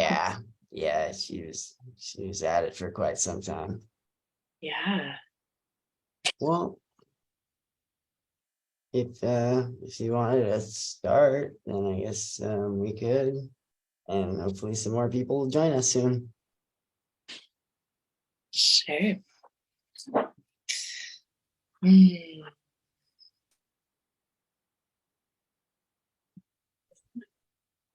All right. My dog was scratching at the door. Nice. Well, I'm a little curious about you. And is Luna your real last name? Yeah. Yeah. It's the one I was born with. That's beautiful. Thanks. Cool. Yeah. So are you in DC? No, I'm actually in Seattle, Washington. Okay, That's nice. where I know Leo through the NTO Society is who's putting this on. And so yeah, I volunteer on the AM hours on the night shift. Nice. Yeah, and there's usually at least like 10 people on the call this time of night. There's only been one other time where it's just me and someone else. So hopefully some more people will be joining us soon. Yeah. No worries. I'm not in a rush. All right. Where are you broadcasting from? I'm broadcasting from Pittsburgh, Pennsylvania. Oh, cool. And 5 a.m. and I haven't gotten up this early in quite some time. Yeah. So I'm feeling it. Right. Did you at least get a cup of coffee in, or are you just no? I'm not really a coffee person. Oh, I'm just here. yeah, I haven't spent much time. I was at the airport in Newark, New Jersey, and you can kind of like see the Empire State's Building from that. But like, I was on my way to Dublin, Ireland. But other than that, I've never been on the East Coast except for the airport. Well, swing through. Yeah. How did you end up invited on this event? So I've been a part of like the psychedelic events and like Northeast network of psychedelic folks for a little while now. And yeah, I just saw Leo posting about different events, and he was calling in for more moderators. And so yeah, I just spoke about the things I was passionate about and the things like the realm that I work in. And he was like, "Oh, cool. Okay." Yeah, no, I'm curious to find out. And it's been kind of a dark night at times. Like the subject matter is just like not easy to cover. And like as someone that's gotten a lot of healing out of plant medicine, that it just breaks my heart to think that there are people out there that are just getting screwed and touched inappropriately. And yeah, it's it's rough. So yeah, it's been some heavy subject matter at times tonight, but for the most part, it's been really cool hanging out and talking with everyone. Yeah, absolutely. Yeah, and I would say my topic and the work that I'm talking about is something that came out of my own experiences of violations and like learning how to transmute that energy. And yeah, so yeah, I was listening to some of the conversations earlier, just like, feeling really moved by what people were sharing and really resonating with what people were sharing. And I might talk a little bit about my experiences, but I would say more so what I'm sharing is like practices to really support the healing process of like the transmutation of that energy, the healing, the awakening, the being in that energy and allowing it to alchemize into healing. Yeah. So yeah, that's where I'm at. Cool. Yeah, no, it's been nothing but growth and development. And so I like to say I grow the mushrooms and the mushrooms grow me. I started cultivating cubensis like maybe 3 years ago, and in an effort to treat some like otherwise untreatable depression and anxiety and insomnia and opioid addiction and the works. But yeah, no, it's just it's been amazing. I've been in like seeing therapists and stuff since 2016, and I've gotten more therapy done in like 5 hours of mushrooms than like the whole 5 years prior to that of like seeing therapists and being on pharmaceuticals and the whole shebang. So yeah, I'm a walking testament to the healing power. Yeah. Nice.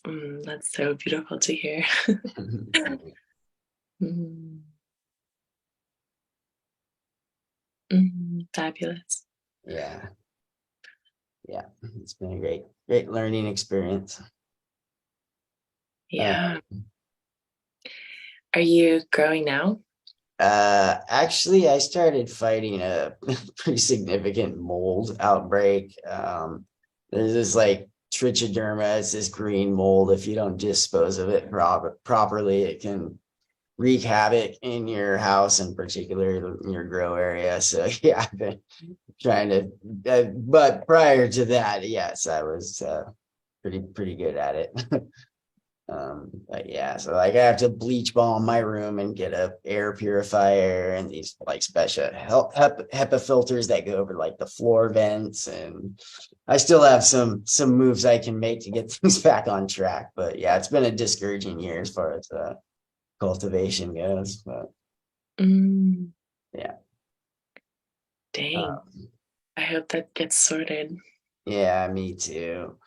In the meantime, like there's just been so much I've brought back from the mushroom realm that I get to like, integrate, process, like get it. So yeah, no, it's been all right. Um, yeah, I've made sure to, do lots of like growth and healing in between, journeys too. So Mhm. yeah. Oh, absolutely.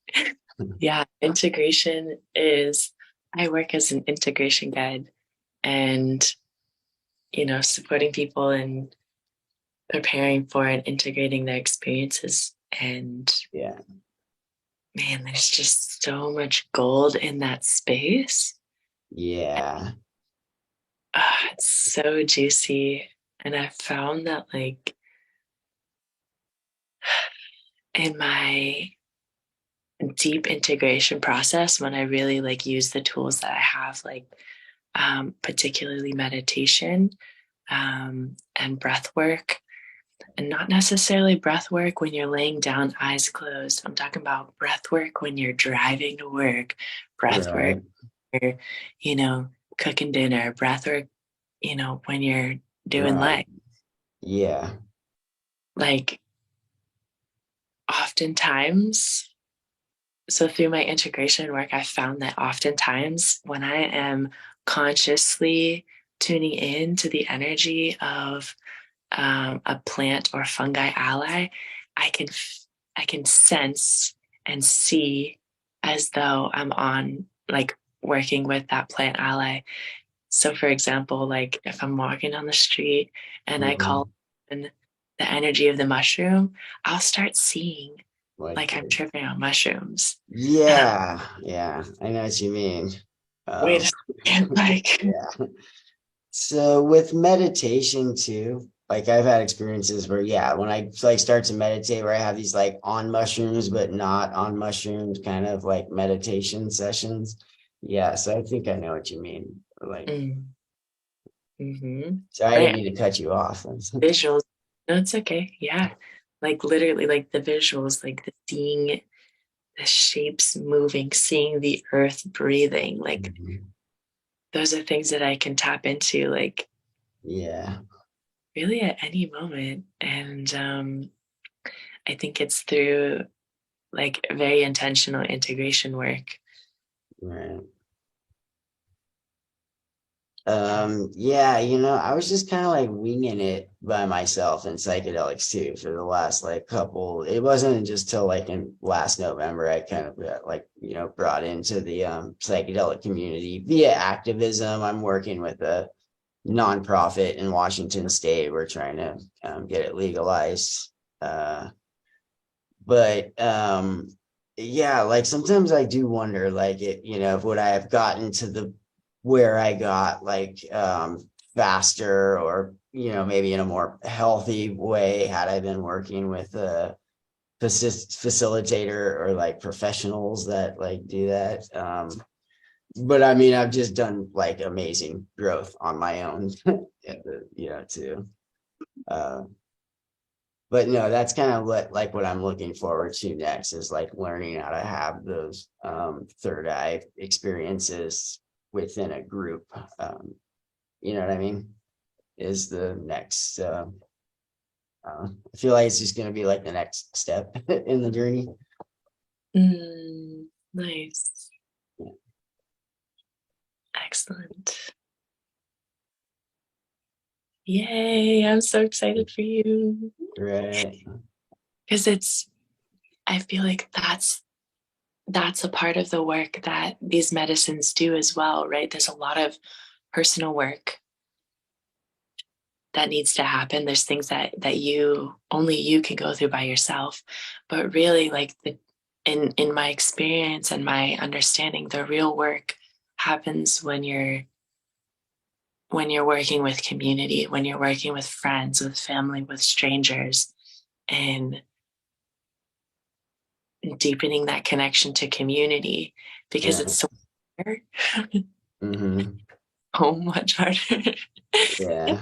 And so it's provoking a lot more things. And so, yeah, coming to like even like group ceremonies, in my experience, are a lot harder than going through it by yourself, right? Group integration, group circles, a lot harder than doing it yourself. But you also grow a lot more because you get to hear and witness and see other people's experiences and see how those experiences mirror some of your own. And oh man, sometimes there's triggering and aggravation.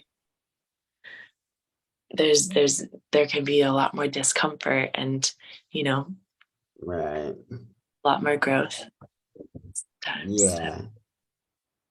Yeah. Well, have you ever had any like bad trips or just like really like scary trips? Yeah. Me too. They don't happen often, but like the one time I did, like it was intense. Like I had never been gripped in terror like that, like it was just a whole new level of fear. But at like the same time, there was like a purification ceremony happening. Like I was like burning it out of me.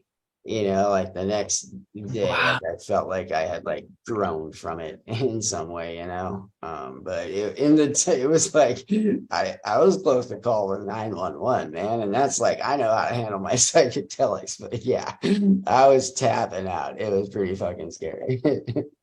I was all right, I just kind of like rode it out. I have to go to the emergency room or anything, but I don't think I've ever been that scared in my life either. Wow. Yeah. Was the Fireside Project available like when you were taking that trip? No, I was, I have like housemates and siblings and stuff. But like, no, yeah, like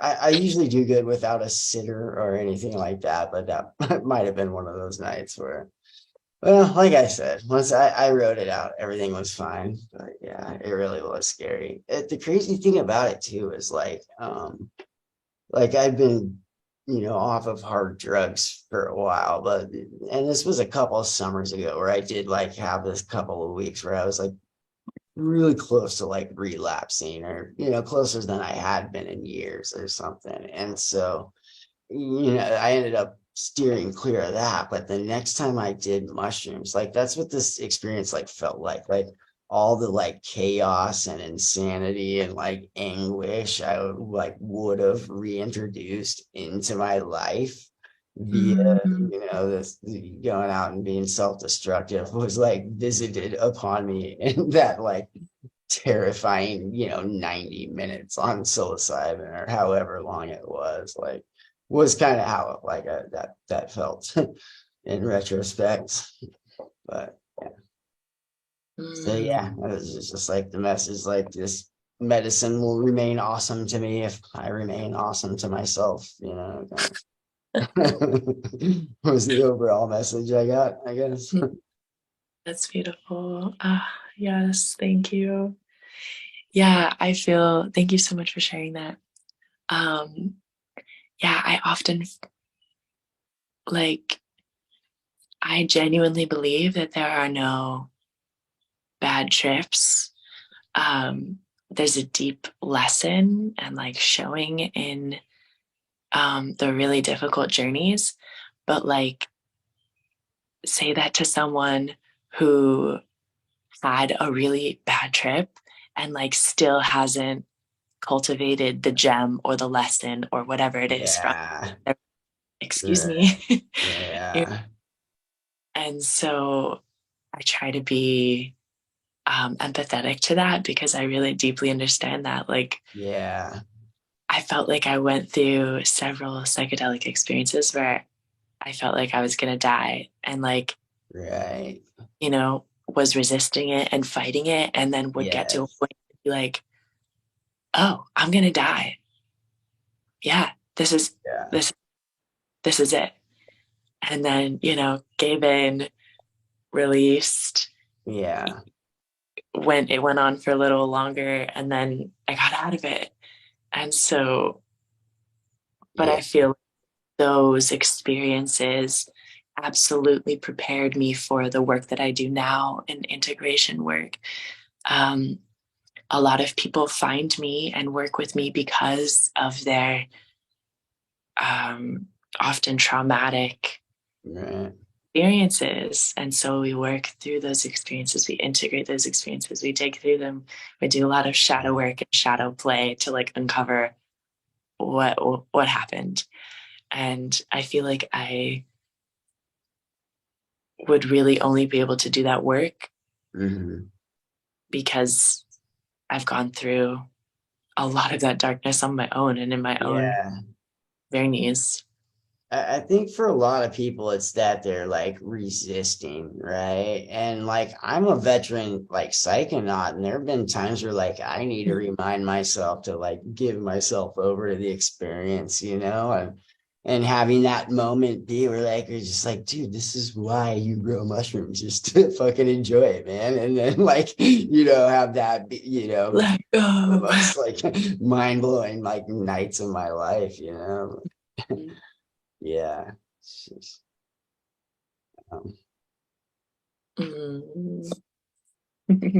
That's awesome. Yeah. So do you think we should just get started? Sure. Yeah. Let's do it. Ooh. I am all ears. I'll even mute myself. The floor is yours. Awesome. Yeah. Thank you so much, Rick.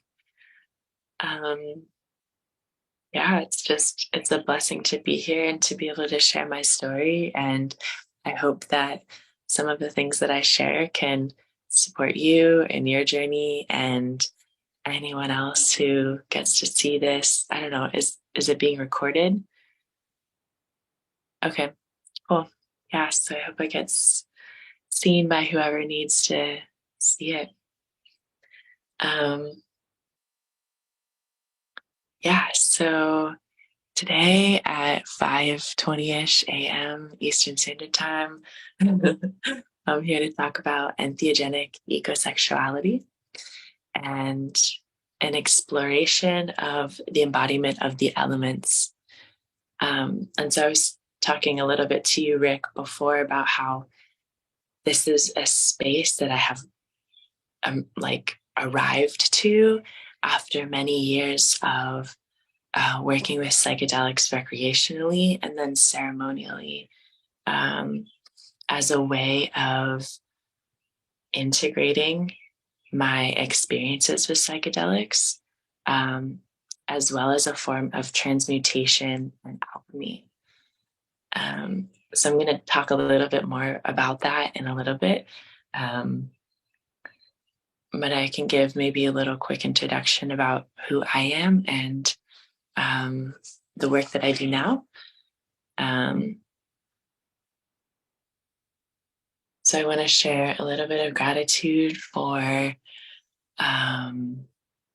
the land that I'm on here in Pittsburgh, Pennsylvania. This is the land of the Lenape and the Susquehannock. And in Pittsburgh, Pennsylvania, there's an area where 3 rivers come together, and it's a very powerful area.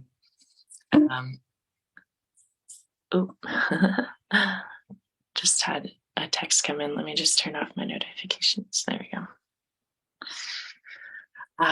Where the Ohio River, the Monongahela River, and the Susquehannock River join together. So it's a very, very powerful point in Pennsylvania. And also, fun fact, the Susquehannock River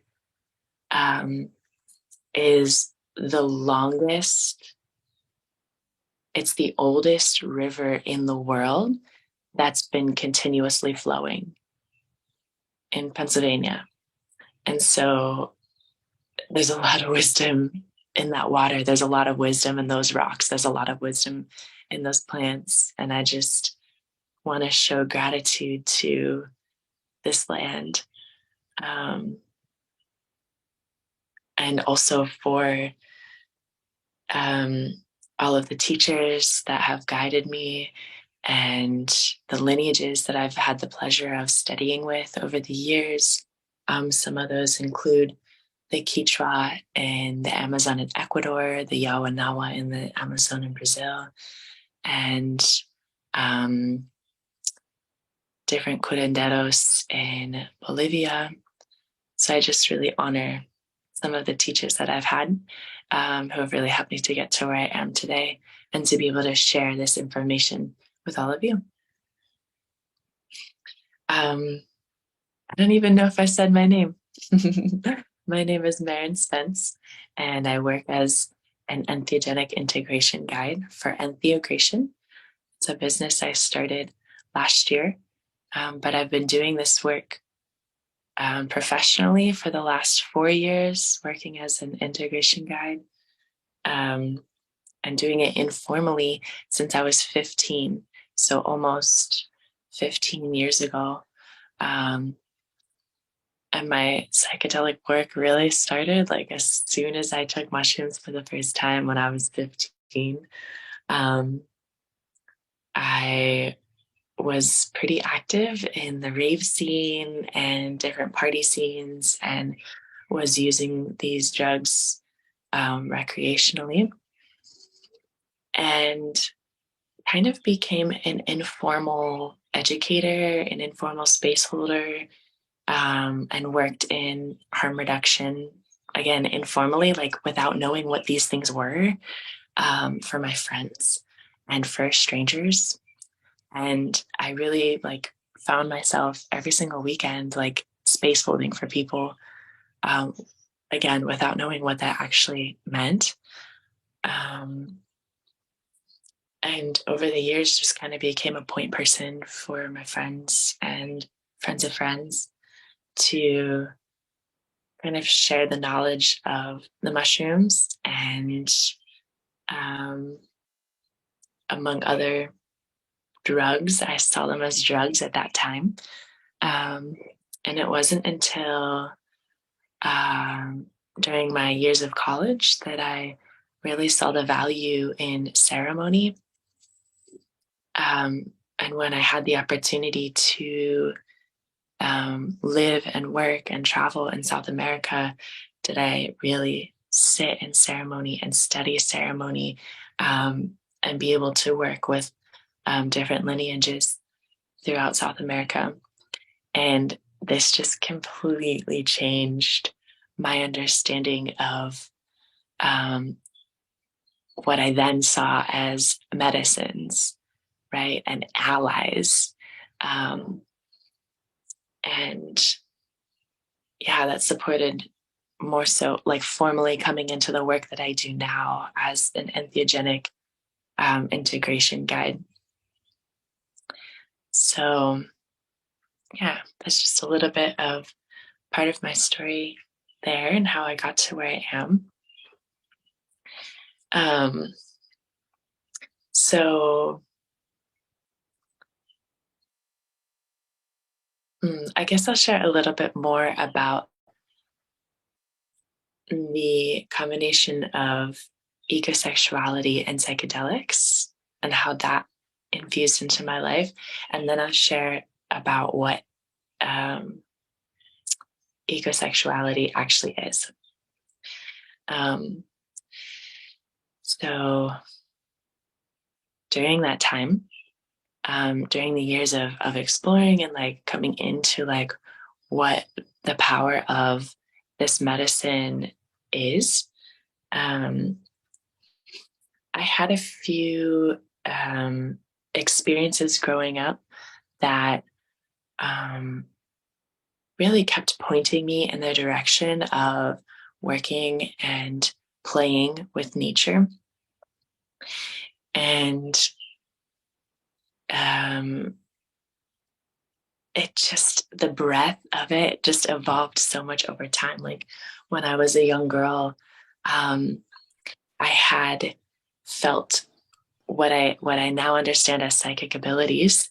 But when I was a little girl, I didn't understand like what were these sensations, what were these thoughts, what were these things that were like in my psyche, in my body, in my field.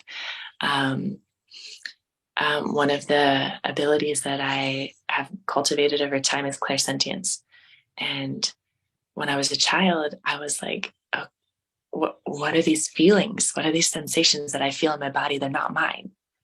Where are they coming from? I don't understand. And so one of the things that really supported me was being able to go into nature.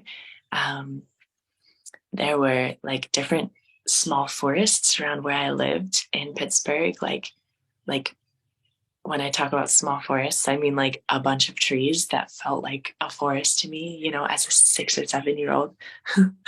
And I would go to these spaces. I would go to these spaces and I would talk to the trees. I would sing to the flowers. I would feel bugs crawling on me and, you know, like dig holes in the ground and put my feet, like bury my feet in the ground to be like underground, and just find everywhere I could to like relieve the sensations that I was feeling. Like as a clairsentient being, I was feeling and sensing other people's emotions sometimes and like receiving memories from other people. And it just felt like a very overwhelming experience. And so going into nature and practicing these things helped to alleviate those things and actually helped to transmute and alchemize those experiences. I didn't know that that's what I was doing at the time. But those were some of the things that I was doing to help have an understanding of what was going on in my being. And that really activated what ecosexuality is for me, and how I kind of got involved in that process more intimately. I'm not sure what ecosexuality is actually. Yeah, so I'm gonna actually read the Ecosex Manifesto, so you can have an understanding of exactly what it is. So I'm just on my computer here. Yeah, lay it on me. It sounds good. So this manifesto was designed by Vanessa Van Gogh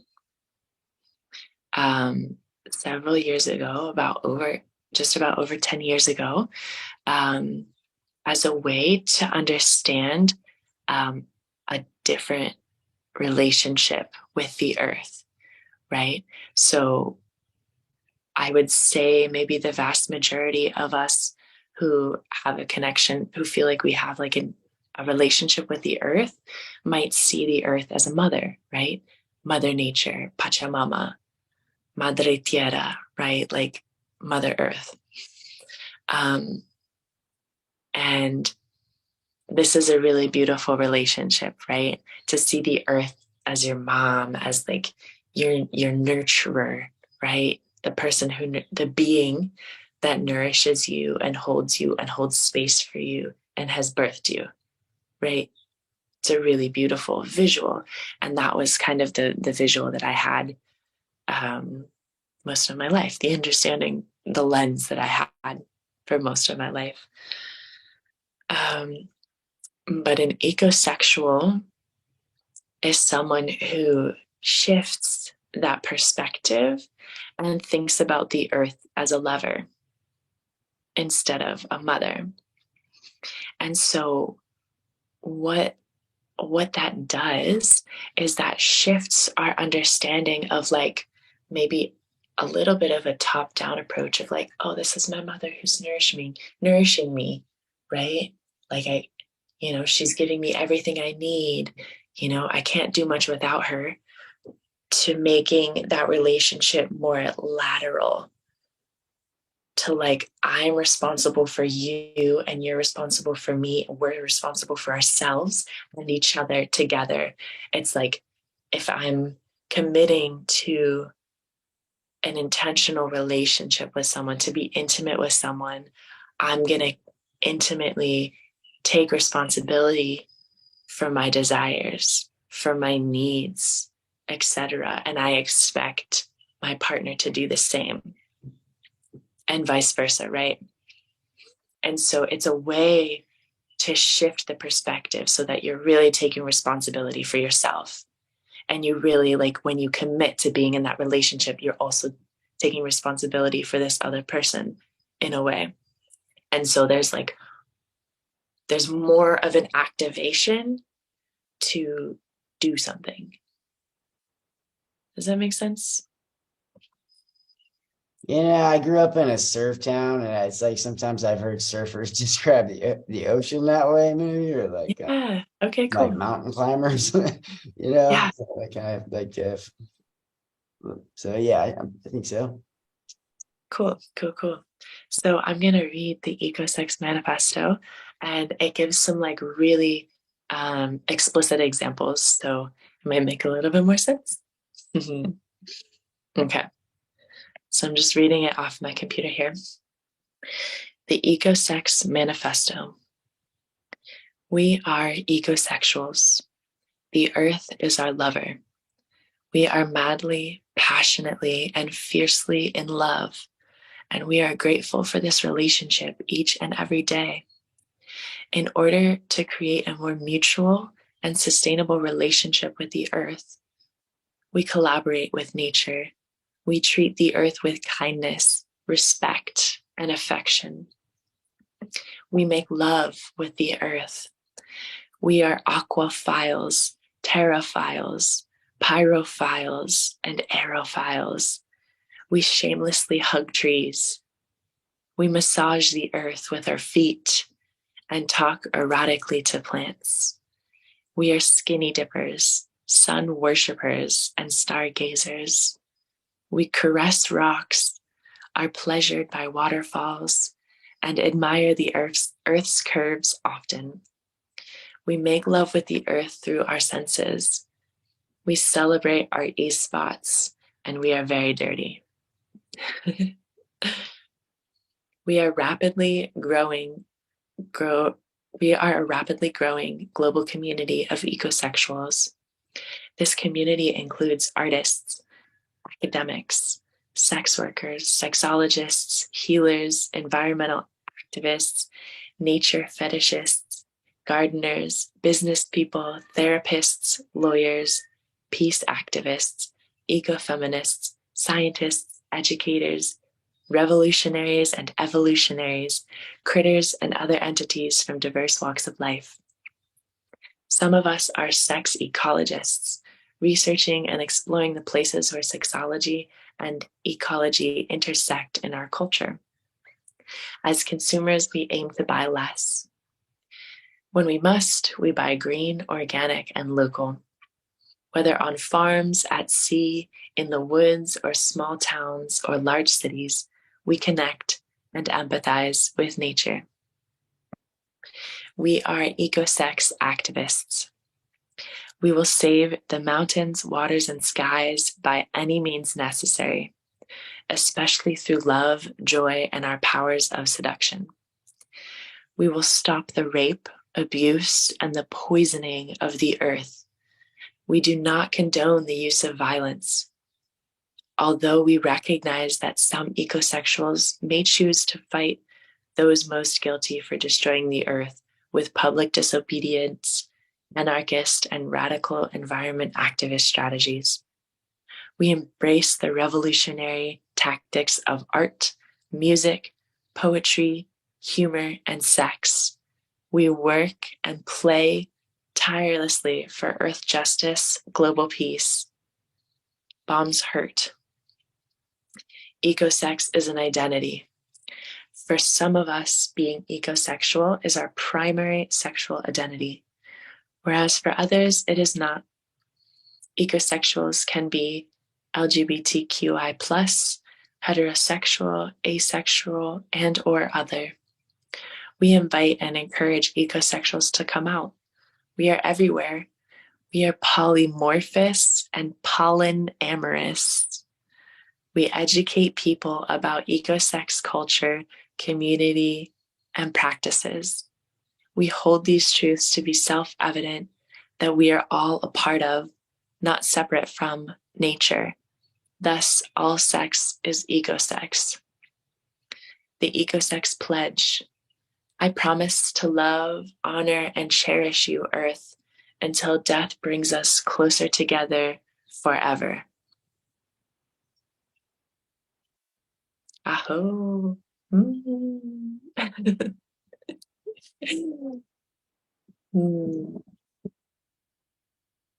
So that is the Ecosex Manifesto. Great.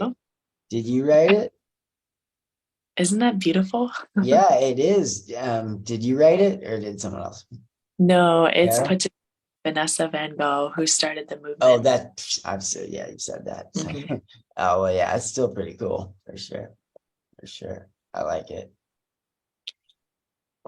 Yeah, I really resonated with it. And the first time that I read it, I was like, oh, duh.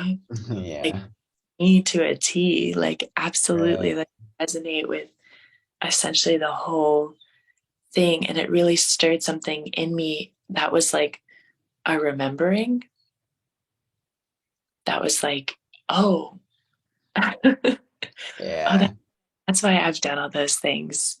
That's why I feel the way that I feel in nature.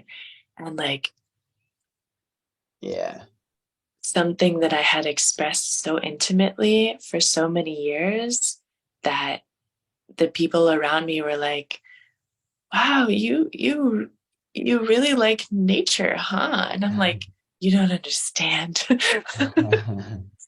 And like, that manifesto just clearly describes like exactly what I had tried to convey to many people over many years and like often felt misunderstood.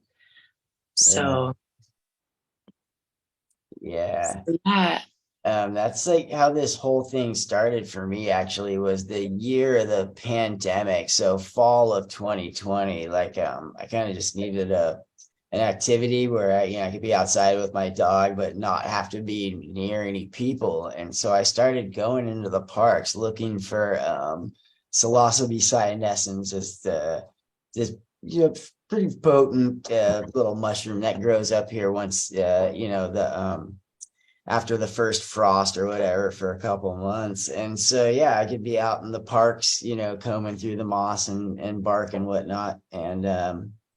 And then like it took me a while, like I covered some serious ground before I ended up like coming across some mushrooms. But by then I'd like, started photographing like every different mushroom I came across. And like every park I went to, I'd find like 10 or something new species of mushroom. And I just like got obsessed with it. But yeah, it totally brought me back to like my communion with nature. And like it just became something like it's like living in Seattle.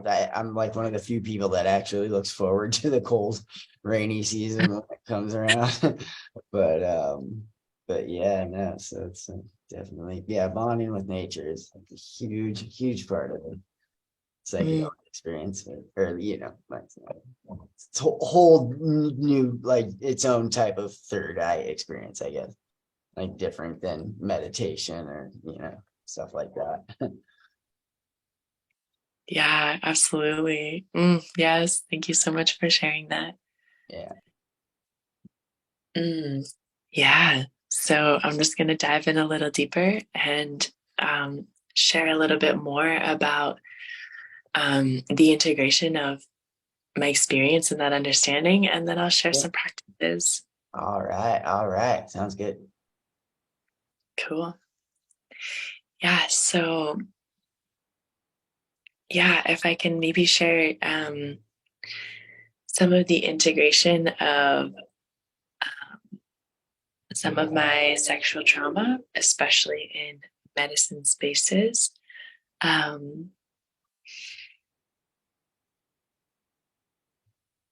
So one of the ways that I felt intimately supported by psychedelics was this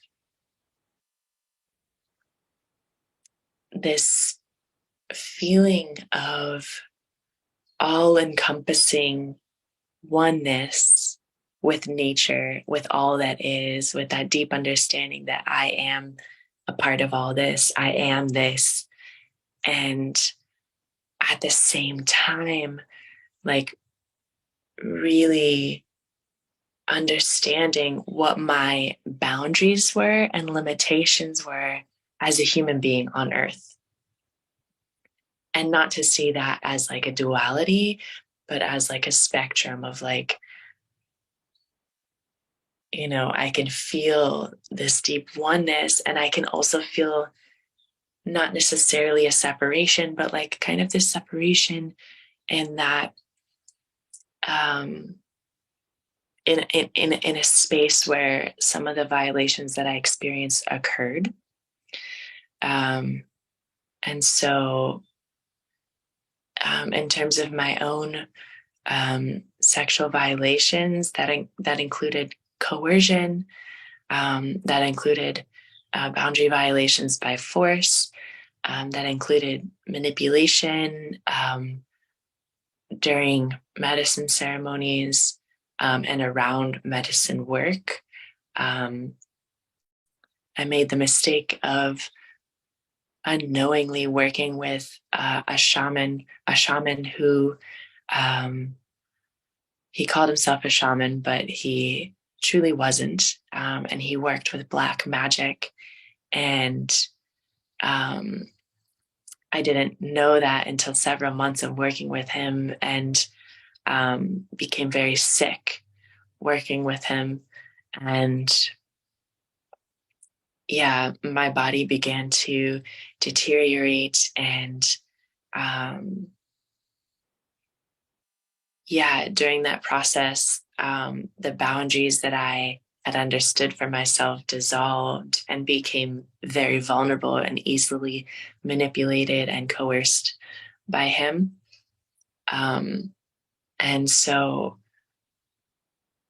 when I was able to step out of that space, which took a lot of time, a lot of strength, a lot of like personal reflection, and honestly some more deeper journeys of medicine on my own, to pull myself out of that, this understanding of the spectrum of what I experienced in psychedelics, right? This very deep, pure oneness, and the understandings of my boundaries and limitations as a human really helped me to see, oh, okay, yeah, this is not for me.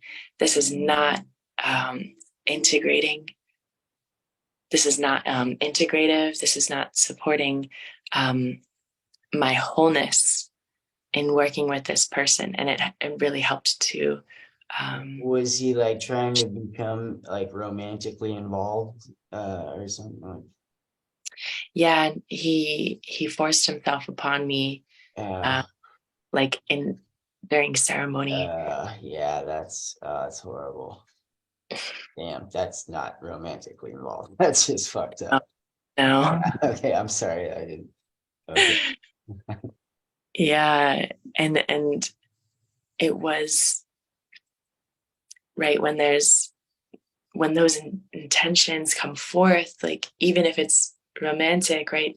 There's such a large entanglement that happens, not only when you're romantically involved in a sober conscious mind, but when you're in also working with medicine, it's just like weaves so many more threads together than we even understand. And so that in itself was a large process of untangling and integrating. But as I moved through that, I stepped more fully into my understanding of ecosensuality, ecosexuality, and like fully coming into that relationship because of the work that I was doing to really embody what that meant.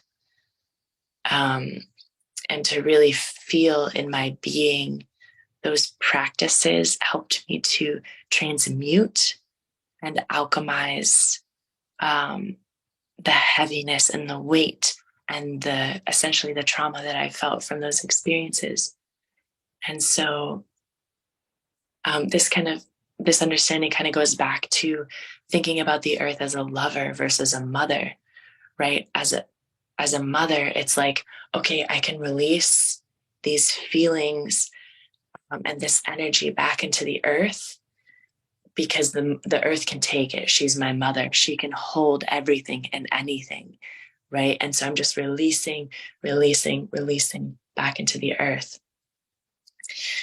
But if I'm thinking about the earth as my lover, maybe my lover can hold, maybe my partner can hold at that time, but maybe they can't. So what kind of work can I do on my end to help to alchemize that energy? Like I'm not just pouring that energy onto this being. I'm going to alchemize it and transmute it so that it shifts into a different state. And so this being, the earth in this case, doesn't have to take all of that on, right? And doesn't have to necessarily cleanse and purify that energy or shift that energy on their own, right? It's like I'm taking responsibility for that. And so that's where I really stepped into, right, the embodiment of this understanding, the embodiment of this practice is not just like, okay, yes, I'm releasing back into the earth. It's like, no, I'm doing the work to help to transmute this energy so that it can go back into the earth as pure energy, right? Not anger, not resentment, not violence, not grief, not suffering, but like as an energy that's been transmuted. And so also that helped me to strengthen my ability to alchemize and to shift the way that I work with energy in my being and in my energy field. So that was a really powerful experience for me and continues to be. Yeah. So I wanted also to talk a little bit about love languages and how that's aligned with ecosexuality, and also like relationships in general. But thinking about that in terms of what it means to be in partnership with the earth, right? So oftentimes in a relationship, maybe we might think of love languages, how we give and receive love, right? This isn't like an end all be all for how you give and receive love, but it's a framework or like a lens to look through for a concise way of thinking about how to give and receive love and in like a tangible way. And oftentimes we think about it in terms of giving and receiving with humans. But I love to think about the love languages in terms of giving and receiving love with other beings, right? With animals, with plants, and other energies. So just a reminder in case someone isn't aware, some of the main love languages are physical touch, acts of service, gifts, words of affirmation, and quality time. And so if we think about this in terms of the earth, physical touch might look like touching a tree, climbing a tree, laying on the ground, right? Like laying in the grass, petting an animal or holding an animal, allowing bugs to maybe crawl on you. I love that feeling. It took me a while to like really enjoy that feeling because I was like, oh. But after some time, I like really, I would see an ant crawl on me and just like watch it instead of brushing it away. And just to like share maybe a caveat, when I share that I'm an ecosexual to like friends or strangers or like share that information, they're like, ew, you have sex with the earth? Or like you have sex like outside or like, and it's like not the way that we are taught to perceive sex, right? Not in like a penetrative way. It's like, when I feel a bug crawling on me, that feels pleasurable.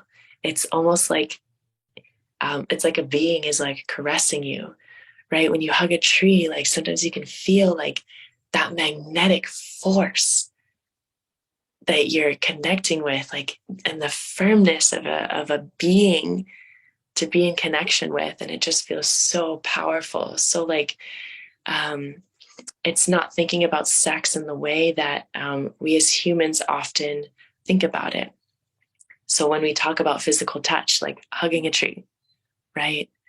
That's incredibly sensual in itself, and like accessing all of the senses as we do that, right? So just offering like a different perspective about that. So if we think of acts of service as a love language, like what's an act of service that I could do for the earth? One thing that I like to do is making compost. I make compost for my garden, right? Like I'm taking things from the earth and consuming them and allowing them to nourish my being, and then making a practice of giving that back to the earth to give back that nourishment to the earth, right? That's an act of service, a specific act of service that I love to do. Gifts, like what's a gift that I could give the earth? What does the earth even want from me? Right? But something that I love to share as a gift to the earth is offering tobacco as an offering. Maybe when I'm harvesting some kind of medicine, or partaking or helping to facilitate some kind of ceremony. Right. And then quality time. Quality time is one of my favorite love languages, right? Just chilling with some trees or laying in the grass, right? Hiking, climbing mountains. Like these are all ways to spend quality time with the earth.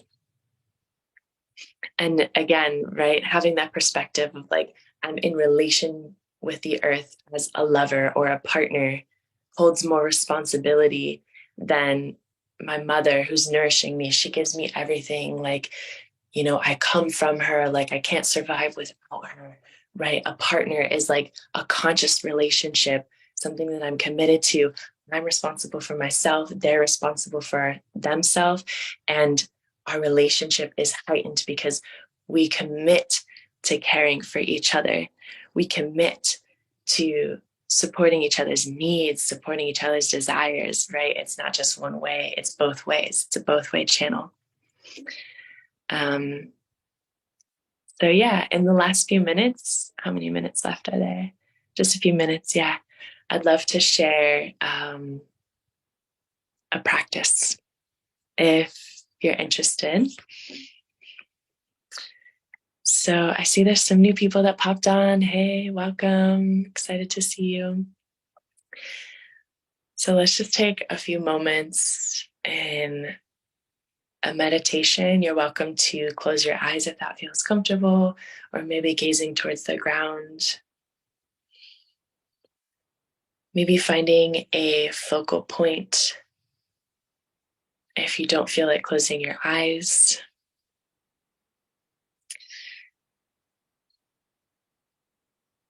And just noticing what's happening in your being.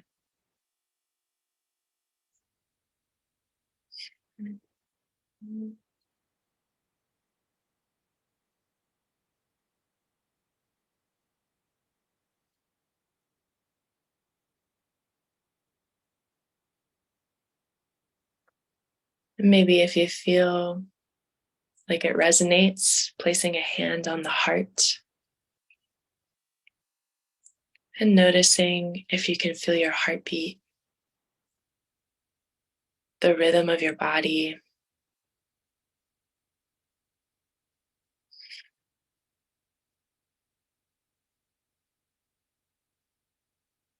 And as you inhale, become acutely aware of how air is moving through you and within you. So as you inhale, feeling the air move through your nostrils, maybe it tickles your nose hair, really feeling as it moves down the throat into the lungs. How far does the air move through your body? And does it reach the end of your lungs, the capacity of your lungs?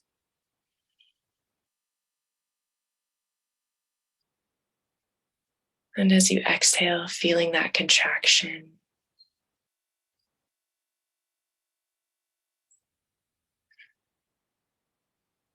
feeling that air exit. Once again, it's transmuted within your body and turned into a different chemical as you exhale.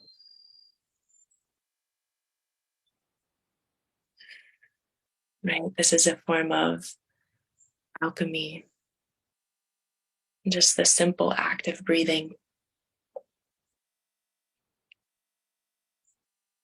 And I'm aware that we're all inside, but begin to imagine what the air feels like on your skin.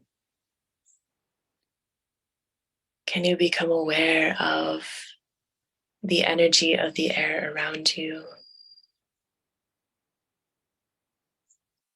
If you are outside, maybe you could feel the slight sensation or tickle of the wind, activating sensations on the skin, maybe even raising the hairs on your body.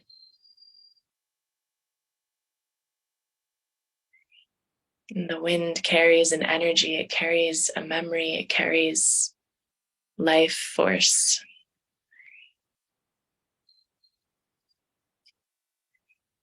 Imagine as though you're outside and the wind is caressing your being.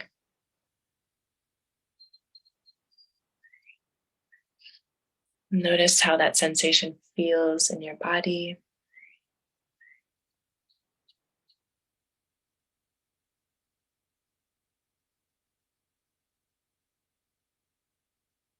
And maybe begin to imagine that you're barefoot on the earth, that your feet begin to get a little dirty, maybe even muddy. And just notice how that sensation feels in your body. To be intimately entangled with the earth, with the nutrients of the soil, with the nutrients in dirt.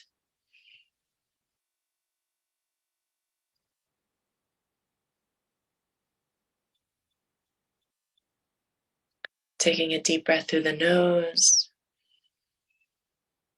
and sighing it out through the mouth.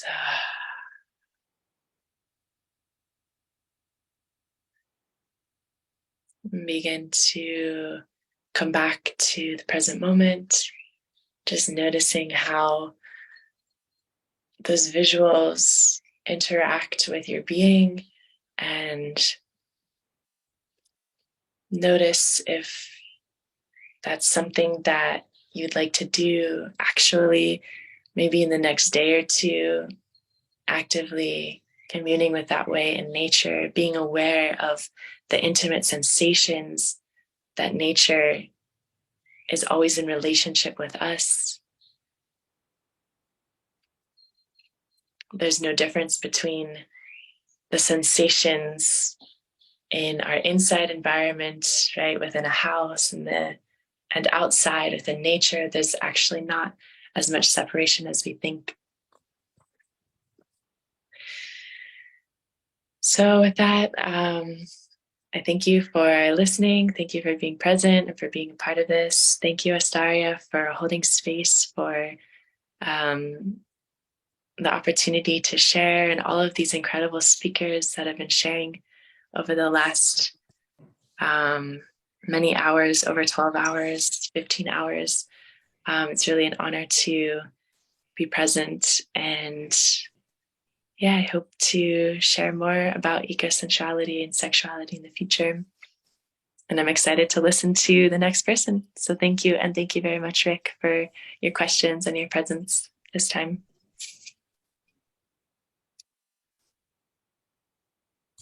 Yes, it's my pleasure. Thanks.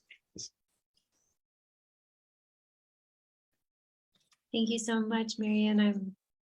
I apologize. I was taking a little bit of rest, but I was listening to the audio.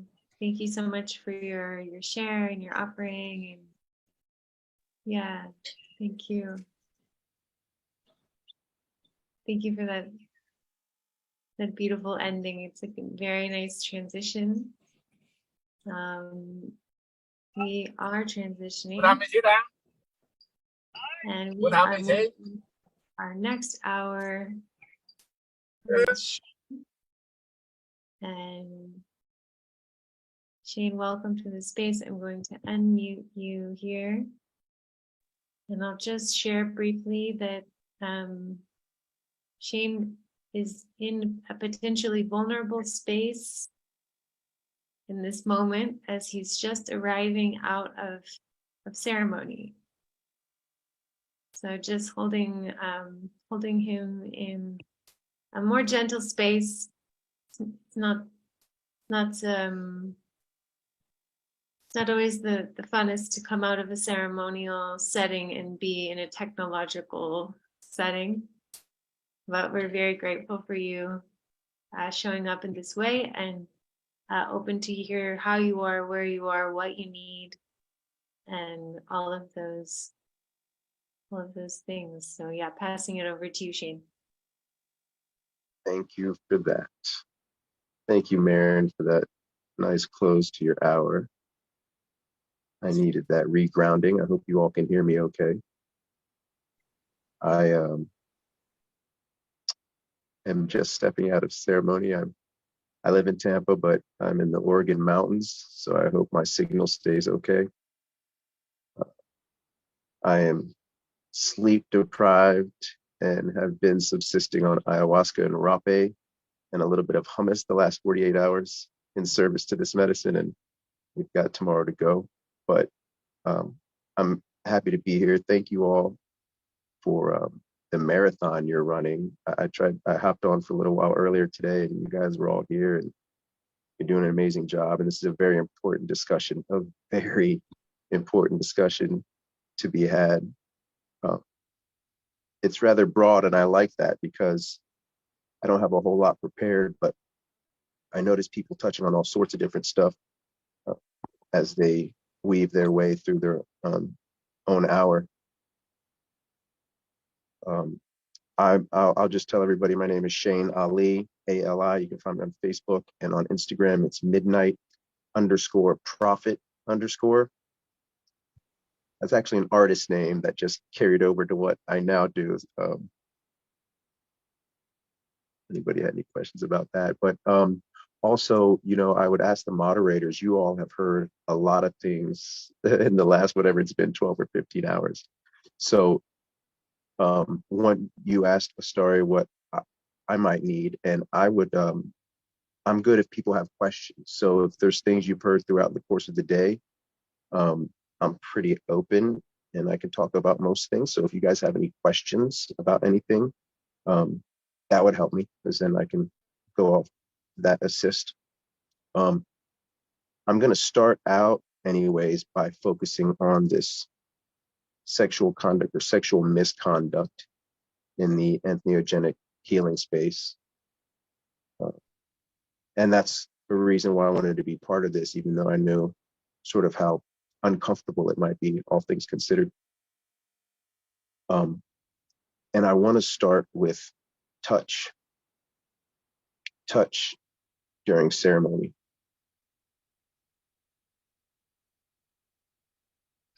I find in my practice, there are very few times when I actually need to touch someone in a quote unquote energetic or quote unquote healing way. Now, in other words, if someone needs help with a blanket or get to the restroom or to stand up or whatnot, that's a different story. But the problem with, as I see it, in my humble opinion,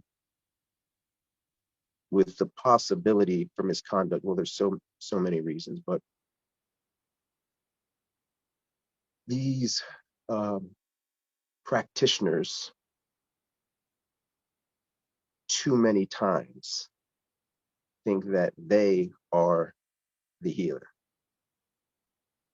They call themselves healers and shaman.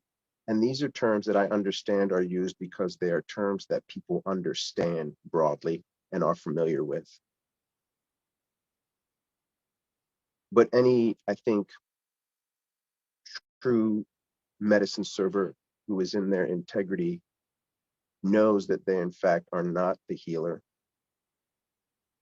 that the person communing with the medicine, with the great help of that powerful tool, is in fact healing themselves with the help of their higher self and being able to get in touch with that.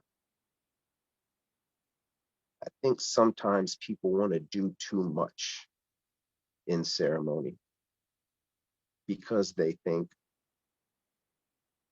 that they're somehow helping or healing somebody or guiding them through their process, etc.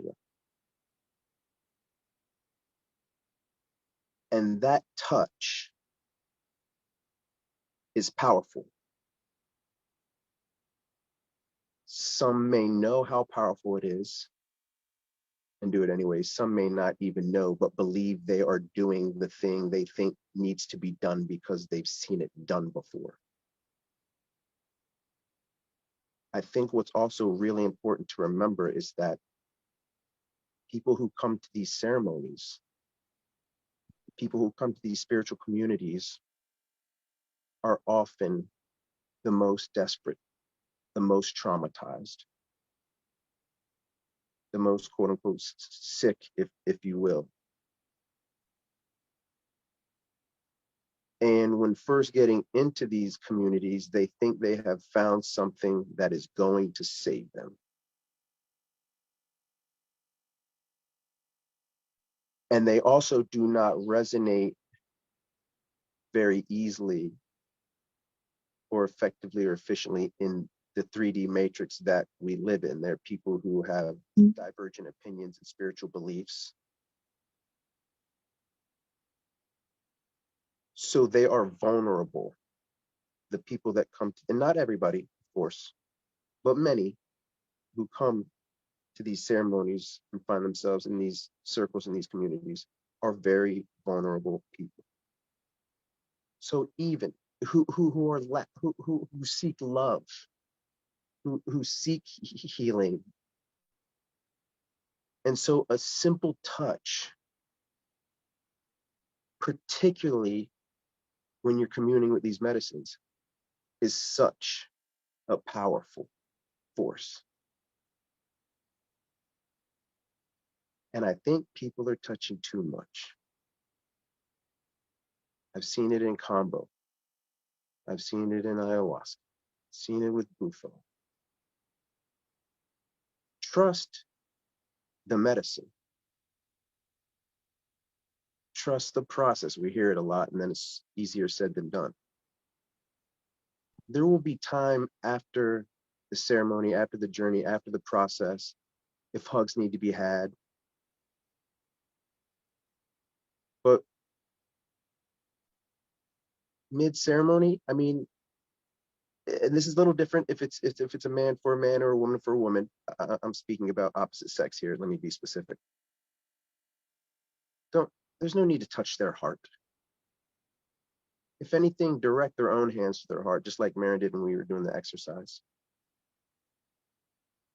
Redirecting them to themselves is where the power lies. And such a slippery slope, because somebody who's vulnerable and wide open emotionally and energetically and spiritually can very easily misinterpret the touch, no matter how it's intended. And so it's incumbent upon the medicine server to control that, to be aware of that, to be hyper vigilant of that. And I think that's missing in a lot of these so-called medicine servers, because they think they're the healer. Obviously,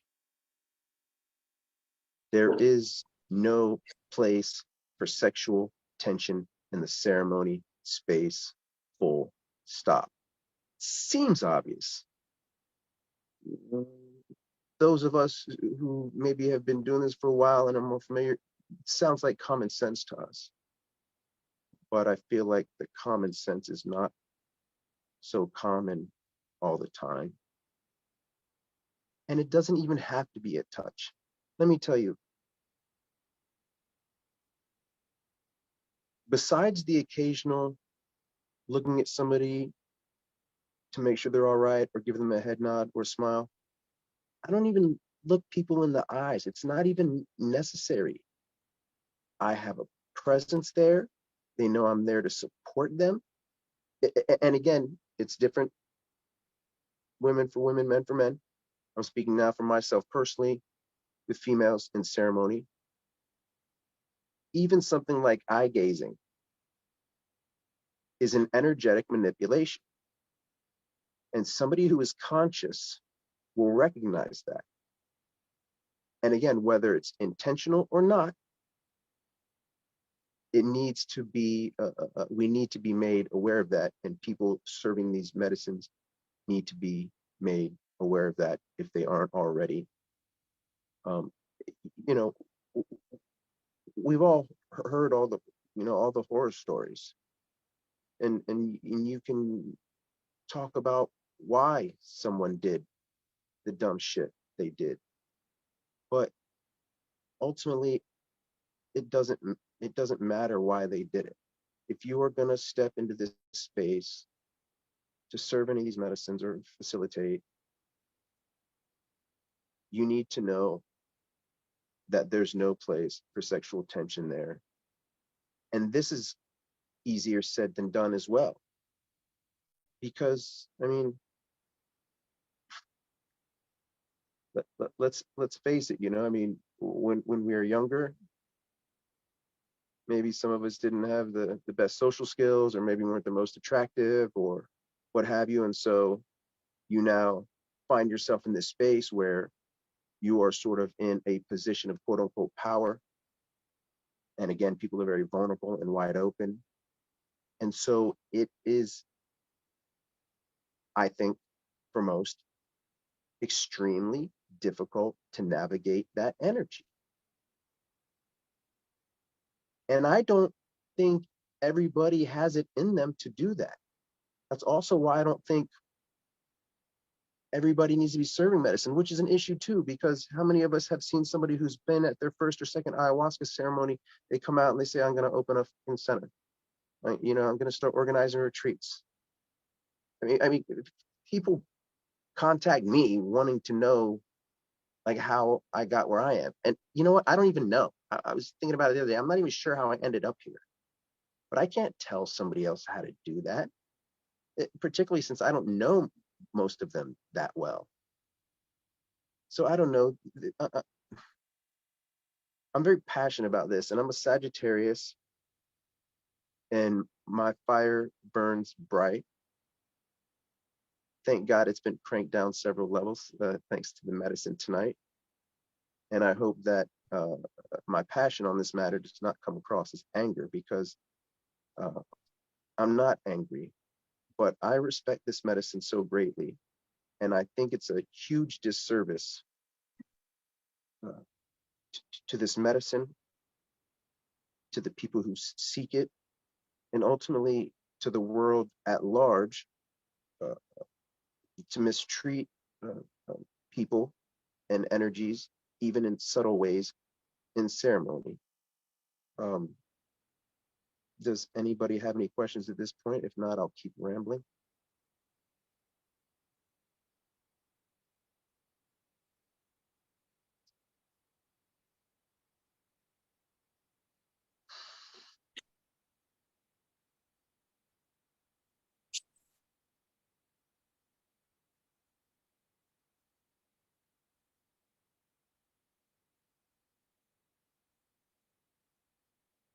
What's that say in the chat? Leo? Leo? Oh, I was just saying that I agree. I don't necessarily have a question. I was just emotionally kind of responding to a lot of what you were saying in agreement. And I could extrapolate if you want me to for a moment, or I can just share that and then mute myself. Extrapolate away. Okay, okay. So I used to be more active in the Santo Daime Church, and there was a lot of structure there, and there was a lot of structure around touching and like basically saying, please don't touch people unless you're a guardian and unless it's like absolutely necessary, like what you're talking about, like going to the bathroom, that kind of stuff, or if someone's unsteady on their feet.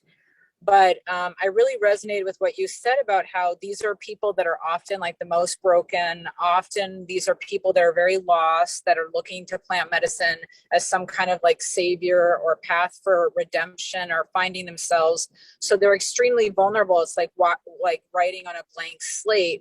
And I feel like we don't discuss enough like that predatory energy, whether it's like demon energy or devil energy or whatever you want to call it, that sometimes we're not even aware that we're transmuting or being a conduit for. And a lot of us have sexual abuse histories that we don't even acknowledge to ourselves, that we've stuffed away and compartmentalized. We do these medicines, and then what comes up is this ache for healing, like, please heal me, please acknowledge this giant wound.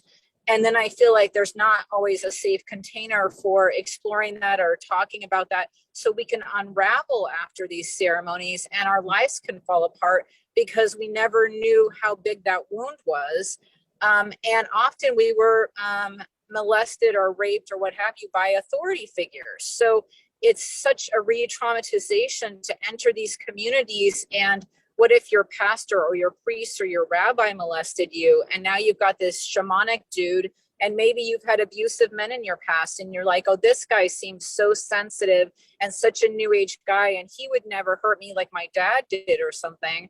But these women can be particularly vulnerable, and I don't mean to just say just women, but where I struggle is I feel like when I did the Santo Daime ceremonies afterward, everyone would kind of have this group hug, and I would always walk away because I was like, I'm feeling very vulnerable. I don't want to be touching anybody because I am like an empath and I pick up on people's energy and take that on. So, I didn't care if people thought that I seemed like antisocial. I was taking care of myself, and I would leave, the hugging part of things. But it did almost feel sexual in nature because it felt disauthentic to me, like people that would never be there for you if you were homeless, right? Or your house burned down or your kid needed rehab, but they're like, oh, I love you and I love you. And they would like smush up on each other. And so for me, it would kind of make me feel nasty, I guess. And I just remember coming home from one ayahuasca ceremony one time, and this guy put his arm around me, and he was a guardian, and it felt very sexual. And I remember telling a head guardian later about the incident, and he totally gaslighted me. And he's like, well, I'm sure he didn't mean that in a sexual way. And when you're on the ayahuasca, I feel like it's like a conduit, like ants, like your antenna is vibing with everyone else's that takes the medicine.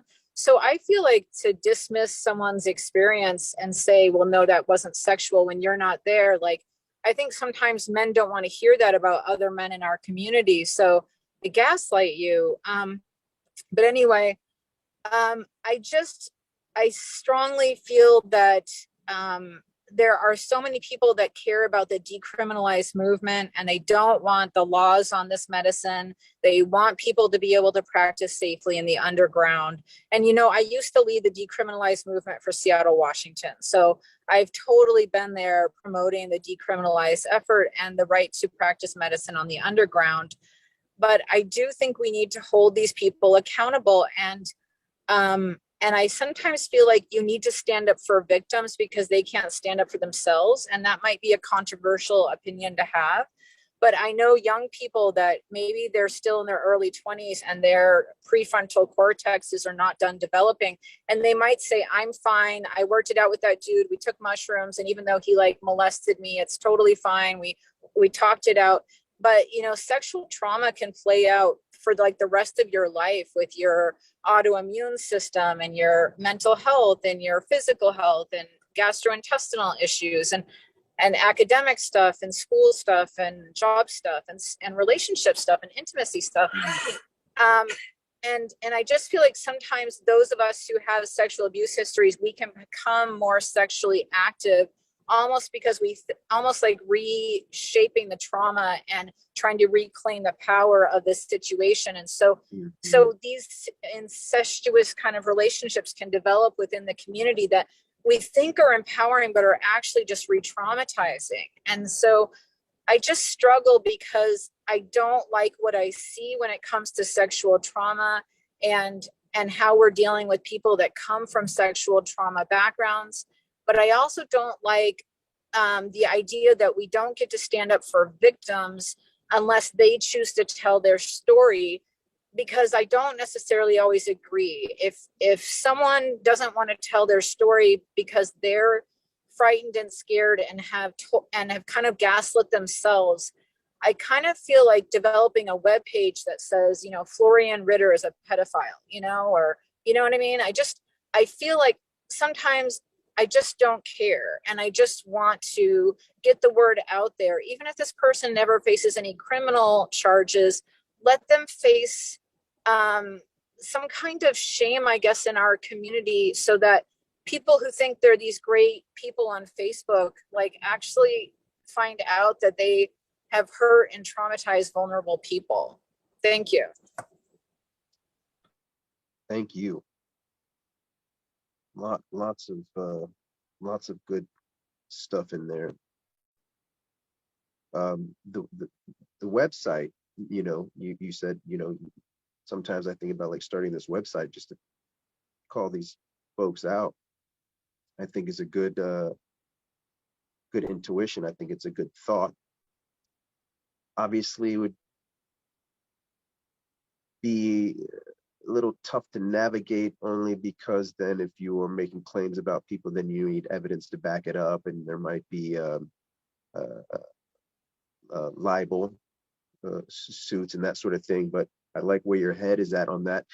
And also, you mentioned like so that our communities would have a place to go. And unfortunately, I find that these communities are very sort of like fragmented and sectioned off, um, for a couple reasons. I think it's a lot of ego in the quote unquote leaders of these communities or the medicine servers. Um, and they tend to have, some of them, almost like a cult like feel to them. In other words, this is our great medicine server, and you dare not speak ill of him or question him or her, and you don't go to other medicine servers. I mean, I've experienced this firsthand. Uh, One of the first people that I sat with many, many, many times. And again, everybody in those circles that knew him, all the organizers, I got to know them all and the ins and outs of the whole thing and all that. And we were family, they're family and we love you. And they would tell you all the things we always hear, find your path and speak your truth and follow your heart. And then lo and behold, you start to do that and they're not so keen on it anymore, because maybe you've gone to another medicine server. So it saddens me that these communities aren't more connected. And I would like to see that change. I don't know if it will, but the website's a good idea if we could get these communities together more. And I think things like this, I mean, I don't know how tightly the organizers of this event know each other, or any of the other presenters and what communities they're a part of, but I think events like this are a big part, a big step in the right direction. So I just want to thank everybody again for that. Going back to what you said, I think is very important about people who have suffered from sexual trauma in their past, and then trying to, what they feel is somehow reclaim that power by being promiscuous or less than ethical with themselves and with their partners, because particularly for females who have been violated, they feel like, oh, well, I'm in charge now. I'm gonna, this dude is mine, and no. And then even though there is, even though they are quite literally being penetrated in some way, they feel that they have control of that, and they just don't know that they're doing more harm to themselves. And that is a very difficult position to be in. And I understand the thought process, the mentality behind it. And it's unfortunate. And maybe, and I don't know because I'm not a female who's gone through this, but maybe that is just part of the normal process for some people. And it's a gnarly process. As all this healing is, that's another thing. We get into these things and these beautiful medicines and these communities, and we think it's all going to be love and light. And then the healing begins. And then the leveling up begins. And it is not all love and light. It is gritty, grimy, difficult shadow work that takes time and patience and discipline and lots of hard work. It will yield beautiful results and a more fulfilling life and greater healing for yourself and for those around you, because we cannot heal anybody else. We can only heal ourselves. And then when our cup is overflowing, then others can drink from it. So yes, again, thank you for this, and maybe just that activity that some women who have experienced trauma go through, this over sexuality, is perhaps just another gritty, grimy process in their own healing. And again, I do not know because I'm not one of those people. And it's unfortunate, but I trust this whole thing, and maybe we can get the word out, and maybe some people can be cut short before they take destructive behavior on that.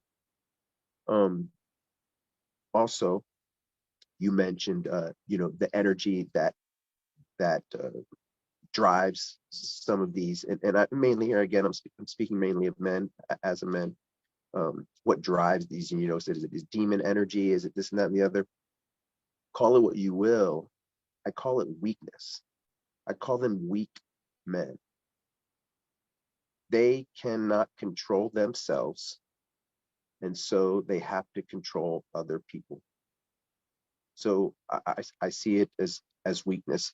And this, to me, is very clear in the Western version of Tantra, right? We have, now, Tantra is a beautiful, secret Eastern philosophy that does have sexual elements. But just like we do in the West, we have bastardized it. We have taken the thing that serves our egos the most, the sexual part, and we have elaborated on it and turned it into a fucking monster. And you know, you go on YouTube and it's like, you look up Tantra and all it is it's just all the sexual part. I mean, most of those teachings are secret anyways. We don't even fucking know. These people out here that are doing Tantra, most of them don't even fucking know. But they do know they want to get laid. They do know they want vulnerable people around them. They do know they want sexually open people around them. Now, I'm a little old school, so the polyamory and things of that sort, I get it in theory. It sounds good. I don't think I can manage it because, and I can barely handle dealing with one person and their issues and, you know, their traumas and you know, that's such an energetic ordeal already. A relationship is such an ordeal already. I can't even consider having to do that with more than one person. And not only that, while I'm on that subject, I think there's a certain leveling up in our spiritual growth that one just cannot attain without a partner. So, in other words, I've done great work on myself, very disciplined in so many ways, great strides. I mean, 180 different human being completely. However, there's a certain level that I just cannot reach without a dedicated partner, because it's going to take somebody else, that mirror, to really pull that stuff out of me. I can't do that on my own. If I don't have somebody to trigger me and to test me and to question me and to love me, I can love myself. I do love myself, but like, that's a different kind of power there. So I am of the firm belief that there's a certain leveling up that we just cannot reach without that partner. And again, with the energy scattered amongst different people, I personally, in my humble opinion, at my old age, think that would be very difficult to attain. Yeah, anybody else got anything?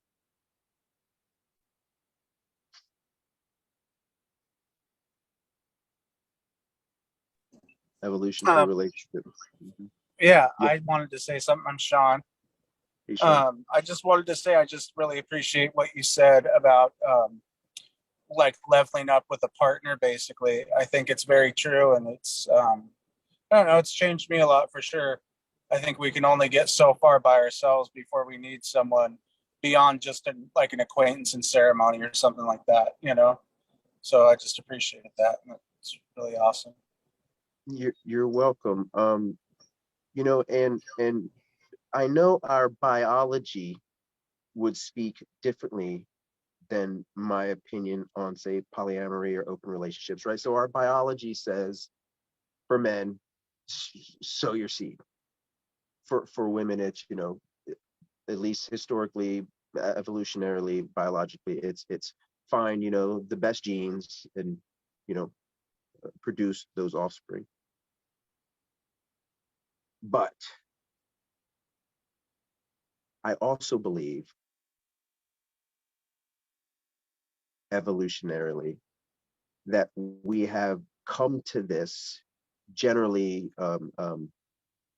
one person with one person because through hundreds of thousands of years, it has been proven to be the most beneficial for the human race, which means it's more beneficial, most likely for individuals. That's just my opinion on that. But and I think it's important to distinguish what separates us from the animals is that we don't just let our biology run everything, right? Because we have the power to focus, transmute, control, et cetera.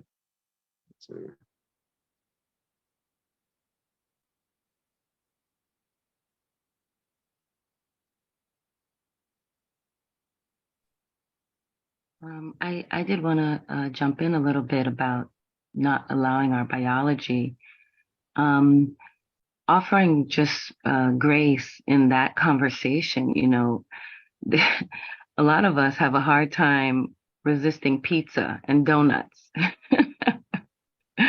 because of the microbiome, because of the memories that our bodies hold, and you know.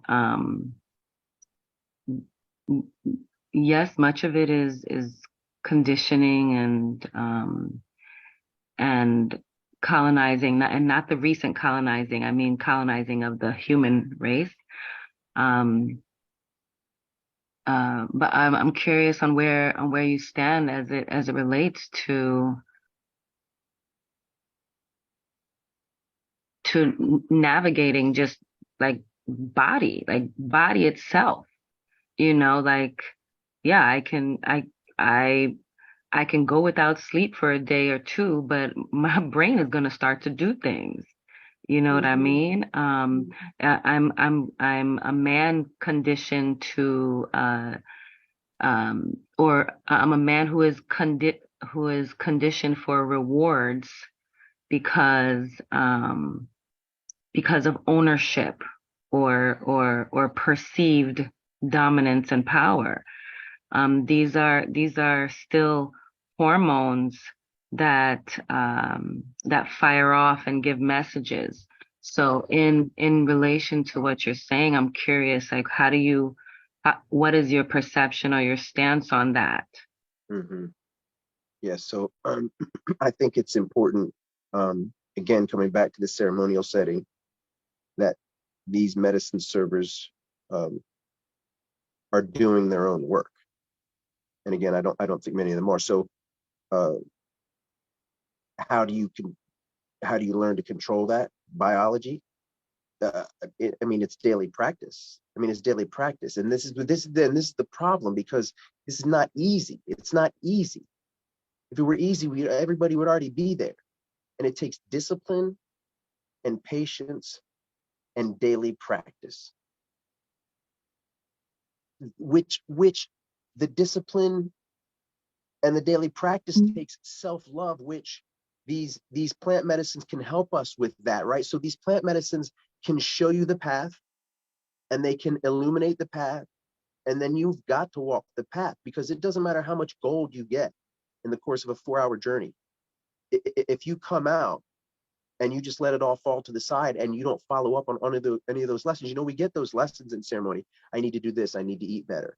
I need to speak to my daughter this way. I need to like my relationship at work. I need to do this. So we get all these things, right? We have this deep meditation with ourselves, and then we come out of it and we don't do any of the things that we were just shown.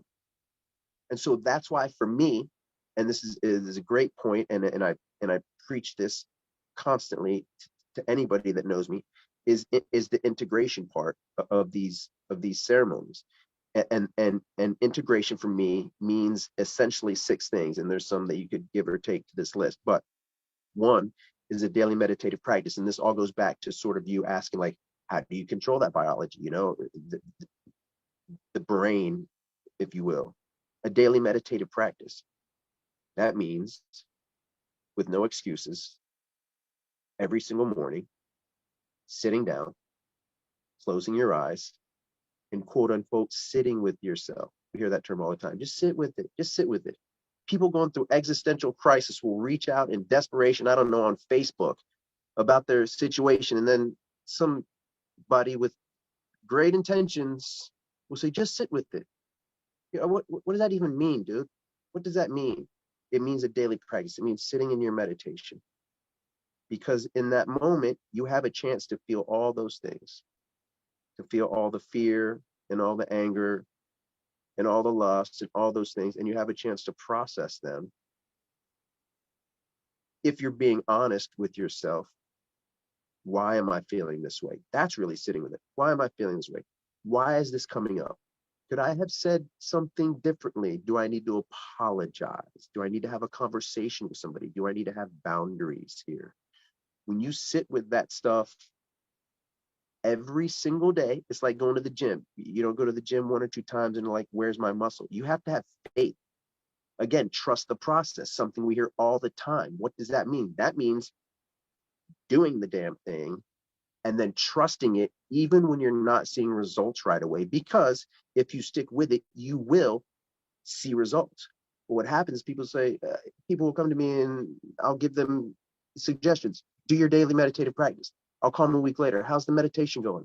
Oh, well, it wasn't working. Dude, you did it for like 5 days, man. Stick with it, you know? But again, this is what makes it hard. And again, it's the self-love part, because if I know I deserve something better, if I know I deserve results, and I can, in fact, have some faith and trust this process, then I'm still, even though I'm not seeing results yet, I'm still going to get up and I'm still going to do my meditation every day. So the daily meditative practice is huge. And also when you're able to quote unquote sit with those things and your feelings and your aches and your pains and your joys and your sorrows, when you're able to sit with those first thing in the morning, and I recommend first thing in the morning, because then when you go out into the world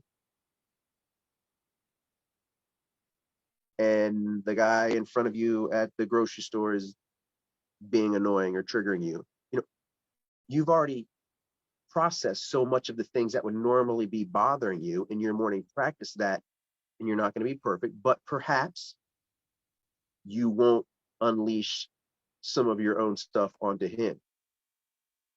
Also with the practice, someone at Ceremony here asked me yesterday, like, what do you do when you get triggered? I told him, like, daily practice is where you start, right? Because then you're working through these things. And also like deep breaths is the reason why when they send people to anger management class, you know, they teach them, like, I don't know, to breathe deeply. So this daily meditative practice is really key to sitting with yourself, so you're not exploding on people. And of course, you're still going to lose it. This happens. But I think you can begin to learn how to transmute and redirect in real time. And again, I think oftentimes people think meditation is somehow freeing your mind of all thoughts. That's just humanly impossible. That's, in my opinion, that's not what it is. It is a practice, it's a training of your brain and your thoughts of constant redirection. So somebody's going to say something, I'm going to get pissed, but I don't have to react. I can constantly redirect. So if I'm sitting with myself every morning and I'm redirecting my thoughts, the things are coming up. Okay, I'm pissed about this. Okay, I see that. Now let me bring it back to my breath.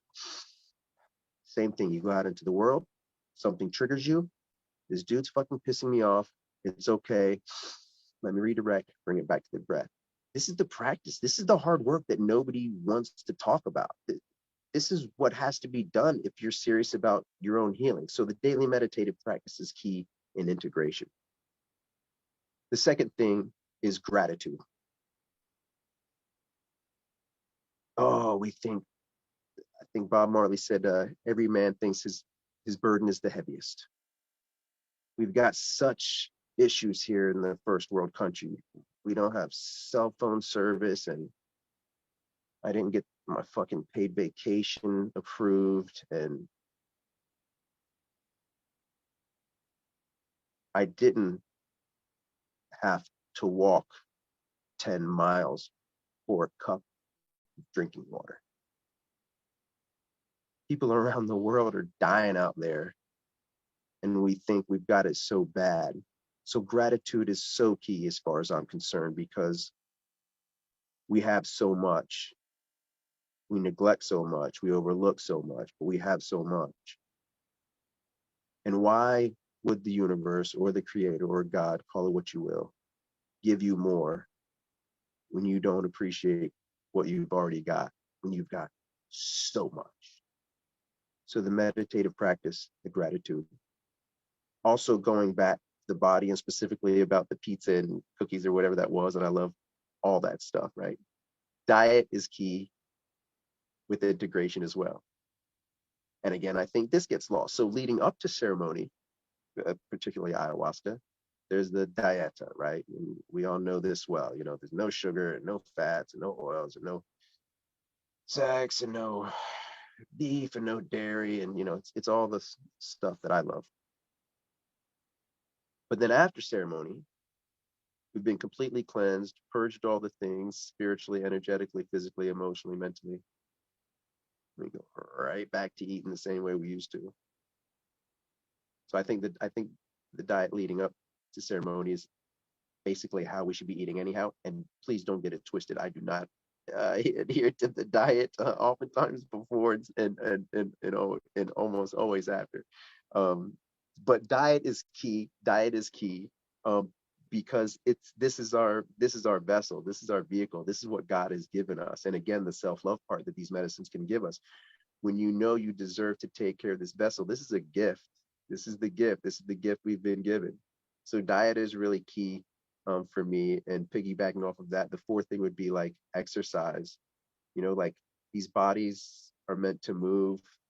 You know, they're meant to grow, and such a key part of this spiritual growth is the physical aspect that I think gets lost on a lot of people because everybody desires to get to the fifth dimension while their 3D body is crumbling on them. This is our foundation. And so this is where it has to start. So got meditation, got gratitude, diet, and regular exercise. The fifth one is getting out into nature. I think probably most of us here on this Zoom call realize the power of nature. Nature is our source. It's where we came from. It is the place that we will return one day. And anybody that has spent some time in nature will attest to its powerful healing properties. And I don't think I need to say any more on that. And then the sixth one is, and again, I find a lot of people making excuses on this, is doing the things you love. Joseph Campbell called it following your bliss. This is taking time. Again, all these things, if you're serious, again, in my opinion, this is the list that I have that I share with people. All these things are things that must be done with no excuses. And we've all got 24 hours in a day. And when people tell me I didn't have time to meditate or I didn't have the time to do this or the other, it's like, you had time to scroll through Instagram for an extra 30 minutes or watch the Netflix movie, right? So this is the hard work. This is what it really takes. This is the stuff a lot of times that gets missed. But finding what you love, I mean, it can be fun just to find out what you love if you don't know what it is. Try a bunch of different things, you know, but finding time to do the things you love. I don't care if it's singing or dancing or glass blowing or mountain climbing or whatever it is. Because then when you're happy here, you know, as we all know, when you're fulfilled, when you're doing things that your heart knows you should be doing, when you make yourself do those things, you know, then I find that it makes sort of everything easier. So circling all the way back to you having asked, you know, sort of like, how do you control that? It's hard work. It's hard work, and it's dedication, and it's discipline, and it's patience and faith. That would be my long answer. Thank you.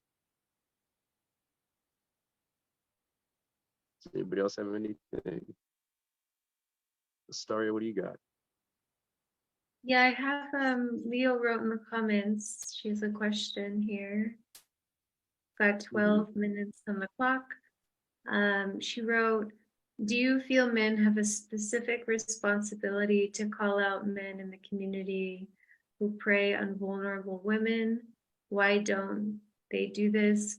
Why uphold the allegiance to bro culture? Mm-hmm. short answer is yes. Mhm. Yes, I do believe we have a responsibility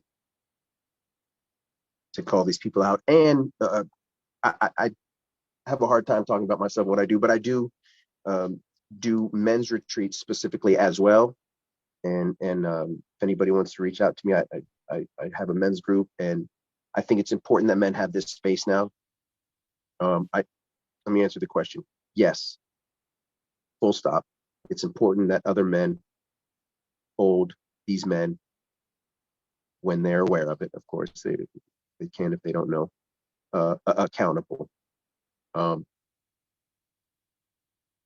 now, if I don't know who the heck somebody's talking about, and I hear so and so did something, I don't need to get involved. I don't know that. I don't know that guy, and I'm not just gonna go put somebody on blast when I don't know that guy and I don't know what happened. I wasn't there, right? But if I have people that I know and trust, and I know somebody, absolutely, absolutely, they need to be called out. Um, and the space for men right now is very important because I think I think in the 70s, 60s, and 70s, when the women started to claim some of their power, I think there were two camps of men. There were either the camp that resisted so hard, which most of the time empowered the women even more. And then there was another camp that ceded so much of the masculine ground, and the women swung into that masculine space. So now I feel energetically in the world today, I feel there is slowly a balancing out of this, but now the men need to figure out how to be fucking men.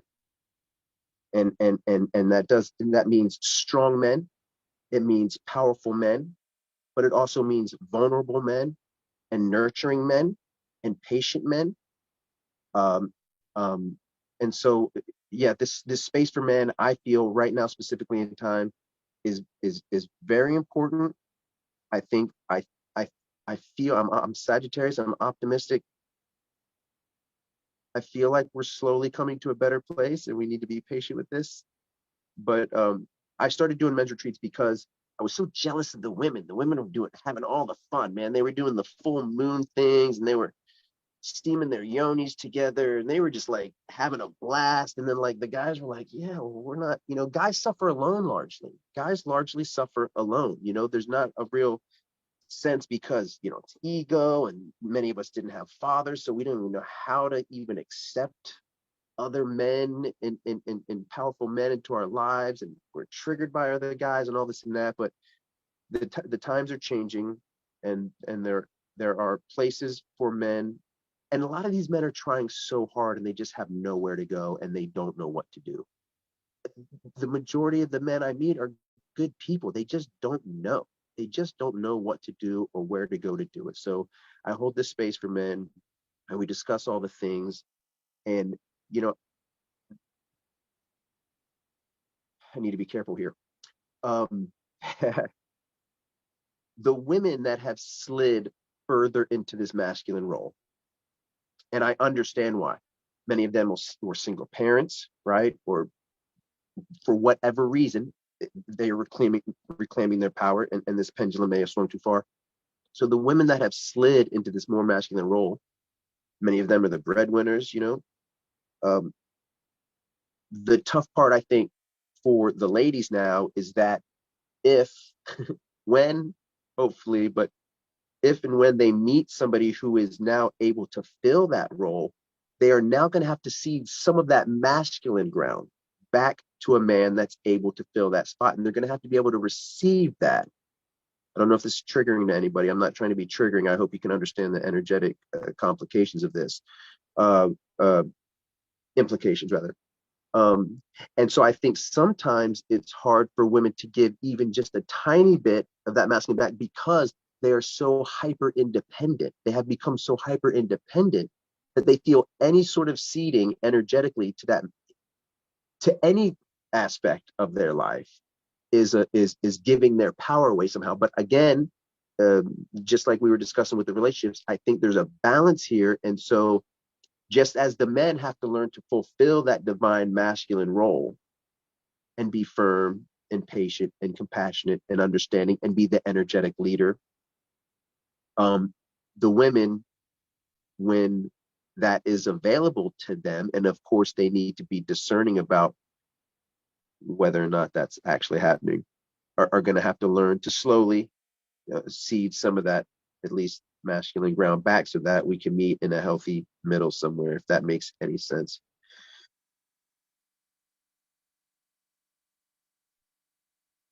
Yes.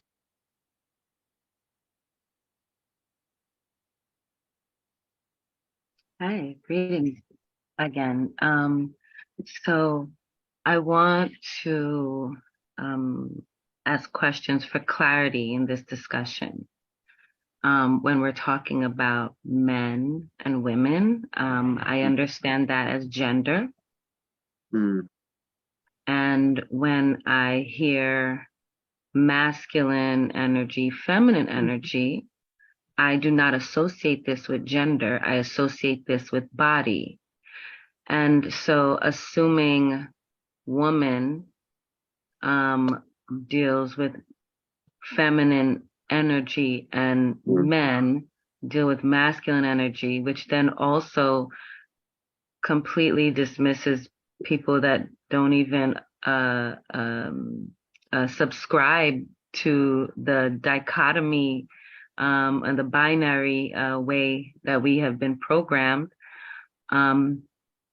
I would love some clarity on what we mean when we say men this, woman that, in relationship to masculine energy and feminine energy. As I understand it, all bodies hold this.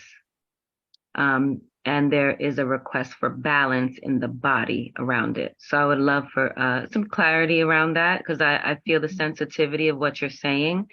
And I understand the triggering nature that it could have. And I feel the essence of what you wish to share. And I just would love some clarity. Thank you so much for that question, Nikki. Thank you so much. And what a beautiful question it is. Let me clarify. Yes, I'm a little old school, so I'm speaking in very traditional terms, right?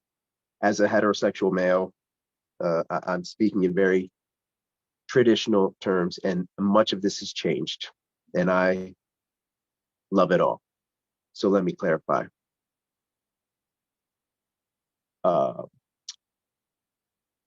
I'm not even necessarily speaking about body, but rather, like you said, the energy, right? Divine masculine and divine feminine. And there is feminine and masculine in all of us. And so for gay or lesbian or trans couples, or any couples for that matter, there is still going to be a more masculine energy and a more feminine energy. In some of those couples, that may be fluid, right? And that's up to those people to decide how they, that's their work. They've got to sort that out, but still it's the yin and the yang, either way you cut it, to make the whole, if we're talking about people in a relationship here. And so, yes, it's more of an energy thing rather than just a man and a woman. I think it's the firm, quote unquote, leader, right? Energetic leader, sort of, as the masculine, and I'm simplifying that greatly because I have 3 minutes here, and then it's the nurturing feminine energy, powerful and whimsical and wild in her own right. So I mean more energetically the masculine and feminine, not so much a man and a woman. Does that help at all? A little bit, but thank you. Yeah, certainly. And Nikki, you can reach out to me, and I would love to discuss this further with you at any time, because I would love to hear what you have to say and gain some knowledge from you as well. Well, I hope you can stay for my session. I'm right after you. I will stay.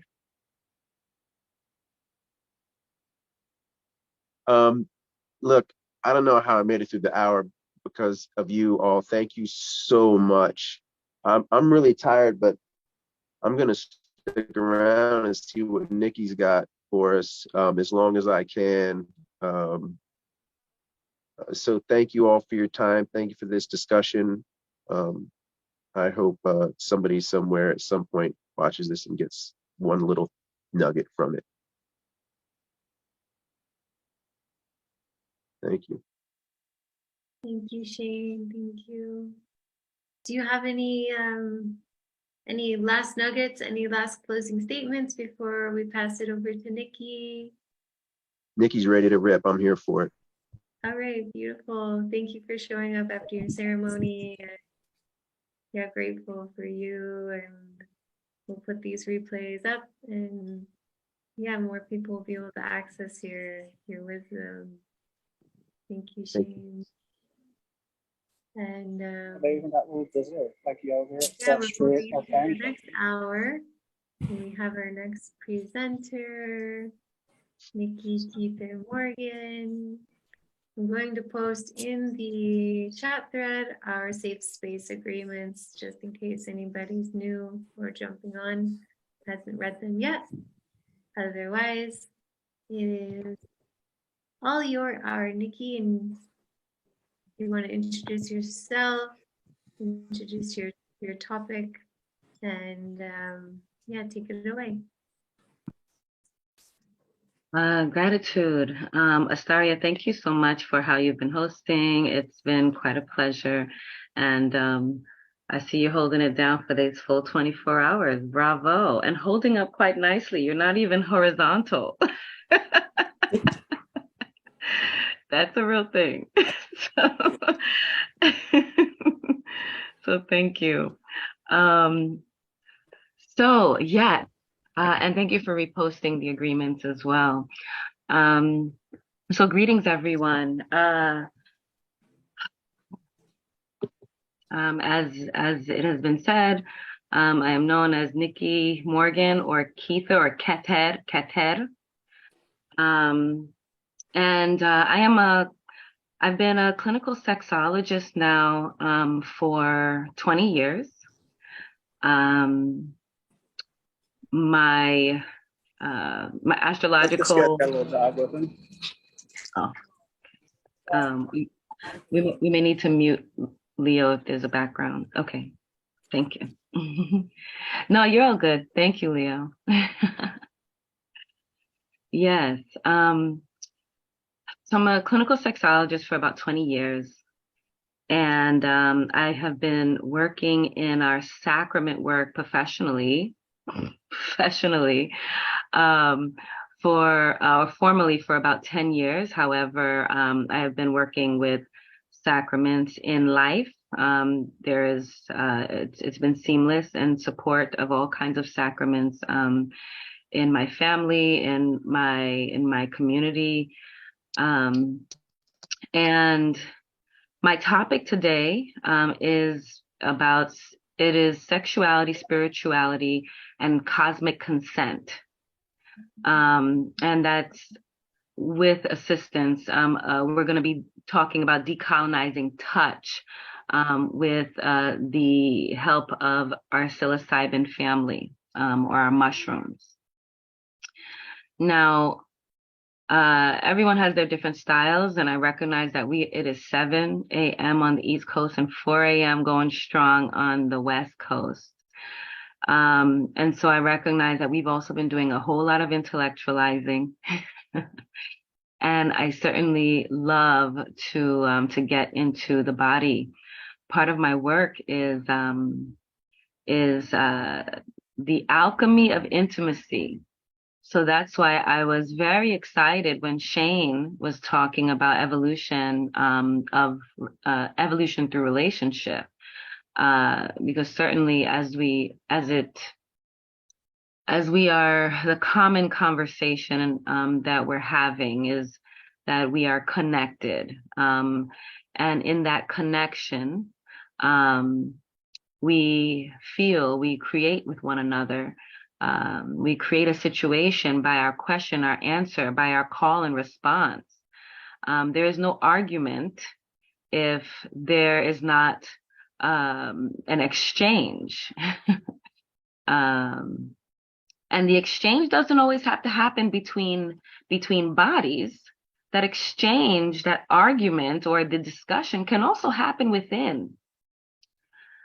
So in my work, and I move through intimate alchemy, or specifically it's intimate alchemist. I ask and call for all of the intimate alchemists to find themselves, to speak out. You have the capacity to shift and change, and intimacy with yourself, intimacy with the world that you're creating, and intimacy with others is so key. And what does even intimacy mean? And what does any of this have to do with sexuality and entheogen? So now I know there's not many people in the room right now, so I'm going to do this exercise regardless. So when you watch it on YouTube, you can do this exercise. All right. So I want us to talk a little bit. I want us to tap a little bit into these bodies and see what those conversations are. So I want you to take a deep breath in if you can. And breathe out slowly.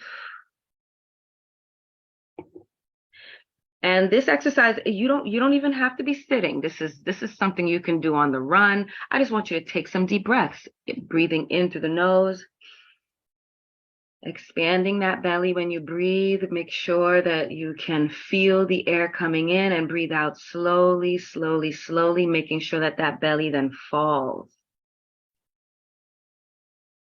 And I want you to continue those breaths. Just continue those breaths, being conscious of your breath. And I'm going to say 3 words. I'm going to say 3 words different times. And I want you to identify where you feel those words in your body. So the first word I'm going to say, and Shane, I really hope that you're nearby. I know you're off camera, but I know we were kind of chatting, so I want to see what you can feel in this. And thank you, post your ceremony. Where is it in your body that you feel the word love? Love. Where is it in your body that you feel the word love? Love. So just take note, wherever that is that you felt it. Okay? Now, the next word. Where is it in your body that you feel the word shame? Shame. Shame.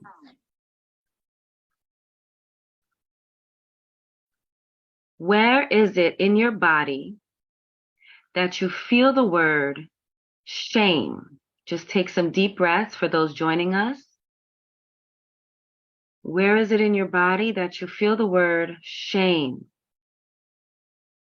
All right.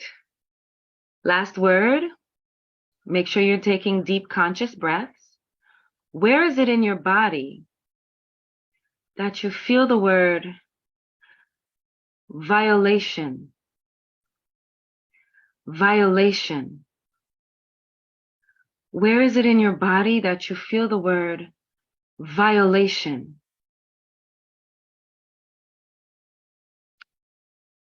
So those are the 3 words. Now the words were love, shame, and violation. And just take a moment to do some breathing, because these words may have triggered something. It may have created a small, abrupt movement in the body. Is there anyone that is present that could speak to that? Or even if not speak to it, just drop it in the chat. Where did you feel the word love? Where did you feel the word shame? And where did you feel the word violation? In your hands, in your feet, in your stomach, your head. Hmm.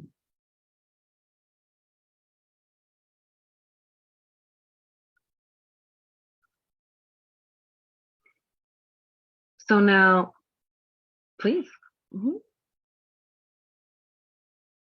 Were you going to say something, Astaria? Oh, sure, please. Trying to unmute. Mhm. Yeah, I'll share. Okay. The love wasn't showing up immediately. I was having a hard time to find where that was. And that was concerning for me. And then I felt it like in my belly, but kind of like hidden in my belly. Then shame was coming in my shoulders. And that one came sooner, but it was still like a delay. And then when you said the violation, it immediately went to my clitoris.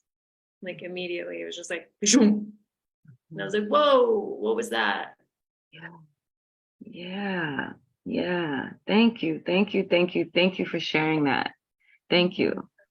It's so important for us to be able to acknowledge these conversations that are not acknowledged. I just wanted to mention, Marin said, the word violation, I felt violation in my heart. That was surprising for me. So I just want to take a moment to explore this. And thank you so much, Astaria. I felt where I felt it. I felt love in my heart. I felt it in the center of my chest. I felt shame, very, very lightly. It took a while to feel it, but I felt it in like the topmost part of my back. But it took a while for me to listen to myself say it. And then violation, I felt it in my stomach and also in my shoulders. And also a little bit in my throat. So why is this important? Why is this important? These bodies, as Shane has shared earlier, these bodies we use to have this human experience. And because of how the programming has been unfolded, we maybe aren't using this technology in the most efficient way or the most effective way that is aligned with our consciousness. So the intimacy between our bodies and us, and I want it to be clear, you are not your body. You give it back to the earth when you're done with it. But you are not your body. And so this exercise shows very clearly that your body is having a completely different conversation than what you are intellectualizing. And the fact that, thank you, Marin, it can be surprising to us that we can feel certain things in certain parts of our body. And this is with language, y'all. This is just with language. So now this also goes a little deeper because you think that you're having a conversation. You think that you're having communication. The assumption is that we're having a communication, but your body is having a completely different one. So now when we go back to what Leo was talking about earlier, when people say, I love you, I love you, I love you during these medicine ceremonies, what is love to one may not be love to another based on the conversation of how these bodies are involved in the conversation.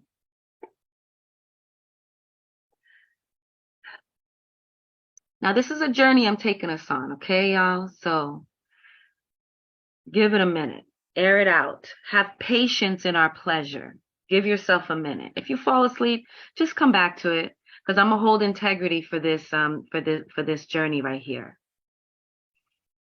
So now here it is that you've just revealed to yourself that your body is having a completely different conversation than you are, which we can go on and on about that. But I want to continue. Just make a note, make a note. Now, we're also in we're in this medicine space, and I'm gonna go back to when Oprah came out with The Secret. And you think really hard, and I manifested my dress, and I manifested this new job, and I manifested my new home and my new lover. Oh my goodness, you are so wildly powerful, because you are manifesting all of these things. Now here's where it gets really uncomfortable. My divine reflection. Here's where it gets really uncomfortable. As a sexologist for 20 years, the conversation around consent, as you can see from our first exercise, became very challenged for me. Because I can say, yes, I want you all over this body. And my body is like, hell no. Hell no. So I can't possibly be equipped to consent to anything or negotiate anything. Like, yo, listen, like, this is a worldwide illness. When we talk about sexuality, and this is something that I heard Shane brought into the conversation. Let's look at the misconduct in our governance and other positions of authority. These are world leaders that are challenged around sexuality, around consent, around being okay with someone saying no, having issues with that, and power dynamics.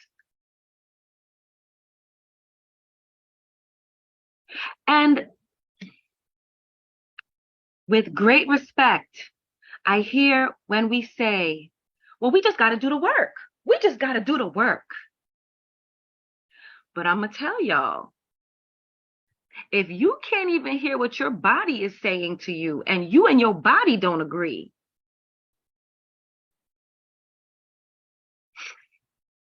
didn't we just see something about the Dalai Lama?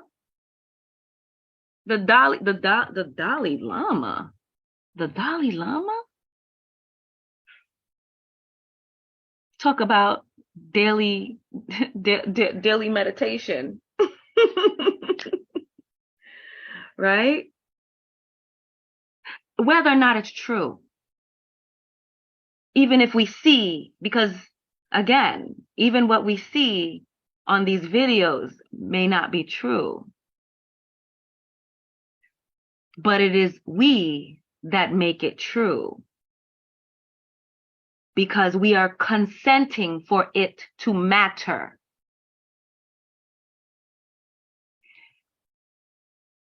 Here are my words. I need you to hear what I'm saying. Here it is that we're working in our spirituality, and we're taking these Aya journeys, and we're taking these mushroom journeys, and we're recognizing that we are so much more than what we have been told and what we have been programmed, and we feel that we are connected to the greater something.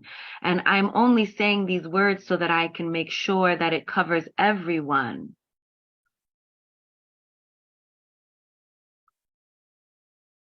this illness is far deeper than we are ever going to touch in these 24 hours. Or maybe, no, in a lifetime.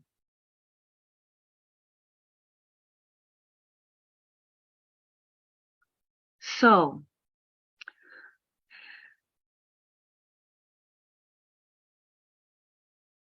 here it is. I want you to follow the storyline that you've been unfolding, that we've been co-creating together, right? Because all I'm doing is asking questions and I'm just pulling things out, right? Here it is, our relationship with our bodies. We realize that we're not aligned in that conversation already. So what we consent to matter may be a little skewed. It may be a little skewed. And if there are, all we need is 4 or 5 generations of something to not exist for us to not know where we even begin intellectually. And our bodies, our communication, our sexuality, and I'm separating this, and the sensations of our arousal have all been usurped and buried in our shadows so deeply that we don't even know how to navigate these bodies, the technology that unfolds, that allows us to experience this sensational life that we have called upon.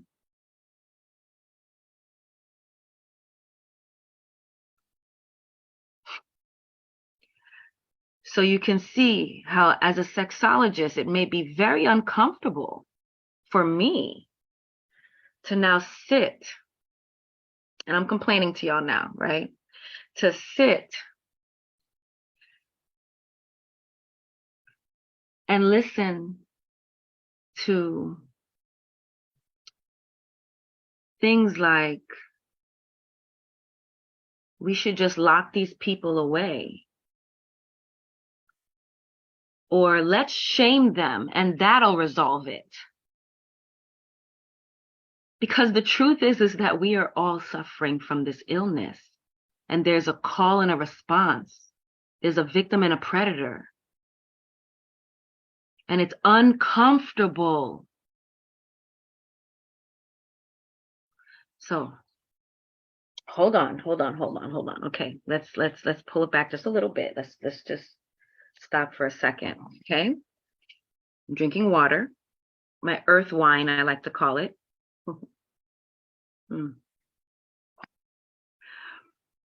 Now, I want to pull up.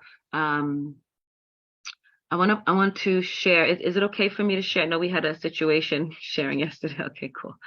I want to share with us just a few definitions.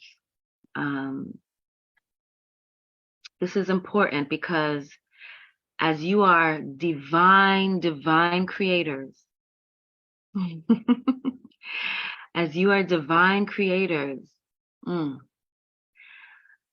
you know, sometimes, you know, I'm waiting for it should take effect soon. Let's see. Okay, here we go. Sometimes we don't know what we're consenting to. We don't know what we're consenting to. And so sometimes we just create messes. And that's okay. That's okay because we're a little sick, y'all. Like we're a little ill. And we're perfect because this is the process that we've chosen to go through. It's really uncomfortable. It's very uncomfortable. Sensationally uncomfortable. Okay. So I just want to put some things out here so that we get some things in order real quick. Because I'm going to get to the medicine stuff. I promise I'm going to get to it. So But patience in our pleasure. So if you're trying to rush me, then this is the wrong spot for you. So, informed consent. Okay? Informed consent is directly related to preserving a human being's right to self-ownership, autonomy, and the prevention of abusive conduct. Now, we live in a society where informed consent is something that we work with. Well, in particular, in our Western society, right? Now, I put in parentheses the medical industry. Now, because how this works is the informed consent is based on a majority conversation of what human right is, and what self-ownership is, and what autonomy is, and what abusive conduct is. So it's based on what a majority thinks that is. So so when we think of medical industry, if there's only one type of people that the medical industry has based this off of, then it means that if there are minority people who are being treated in this medical industry, they in essence are coerced and not consent, and they do not consent because it is based on something that is other than them. Okay? So I want you to think about that in our medicinal communities. It is primarily, although it's growing, it's primarily a masculine existence. And so when we think about the culture of imbalanced or polarized masculinity, when masculine energy is polarized, you get things like fake protectorship. You kind of overcompensate. These are aspects. So we can see this is literally what's happening in our world right now. When we're uncomfortable, the guns get bigger, So, but again, that's an opinion, so you can throw that out. Feel free. The next thing that I want to share with you is implied consent. Implied consent is dependent on the circumstances that exist, which lead a reasonable now, and we've already addressed that. What is actually reasonable? Because we don't even know what our bodies are saying. So be clear. Implied consent is dependent on the circumstances that exist, which lead a reasonable person to believe that this consent was given, although no direct or explicit words of consent or agreement had been actually written or expressed. So implied consent is based on a person's behavior or actions in a particular situation or surroundings. So I want you to think about that, right? I want you to think about what implied consent could be for you, right? Implied consent can be, I just took this glass and I gestured it to you. I gestured it to you. And so you assume that I'm asking you a question to say, would you like some? And now you can consent to, I will take that glass, right? I'm going to take this glass from you because the actions say that you're suggesting this. Or how many times have we gotten very close to someone, right? Gotten really, really close, and you think you can like feel the energy, and you lean in for the kiss. It's like, wait, hey, what? No, what are you talking about? I didn't ask for you to kiss me. So So again, implied consent is happening always around, all the time. And we will discuss it in a greater sense. So now I want to talk to you about manufactured consent. Again, or I would say coercion. To manufacture consent is to create a system in which citizens become willing and obedient, consenting and unquestioning, obeying certain principles and paradigms, all by way of corporate sponsored propaganda through mass media and commercialism, as opposed to obedience achieved through strongman tactics. Now, this term is developed by Noam Chomsky, aka this again is coercion. Now, remember how powerful manifestors you are, right? Remember how powerful manifestors you are. You manifested that dress. You manifested that job. You manifested that $100 you found on the ground. So if your consciousness has been programmed to believe, to think, to engage in a certain way of navigating your emotions, then what's up and what's down for you?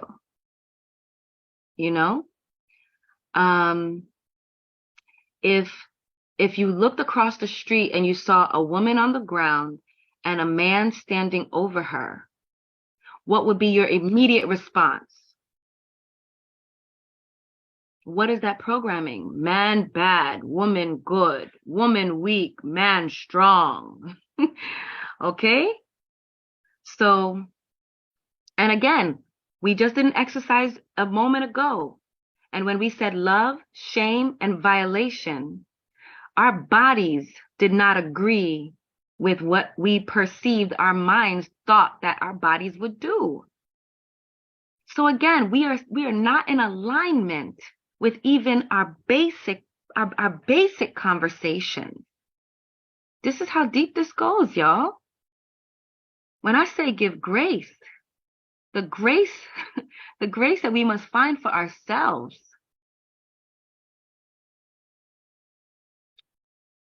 I want to just offer one more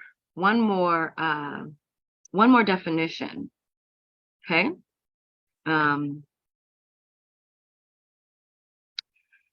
Now, some of you are familiar with this in the spiritual community. It's called egregore. Now, egregore is an occult concept representing a thought form or collective group mind, an autonomous psychic entity made up of and influencing the thoughts of a group of people.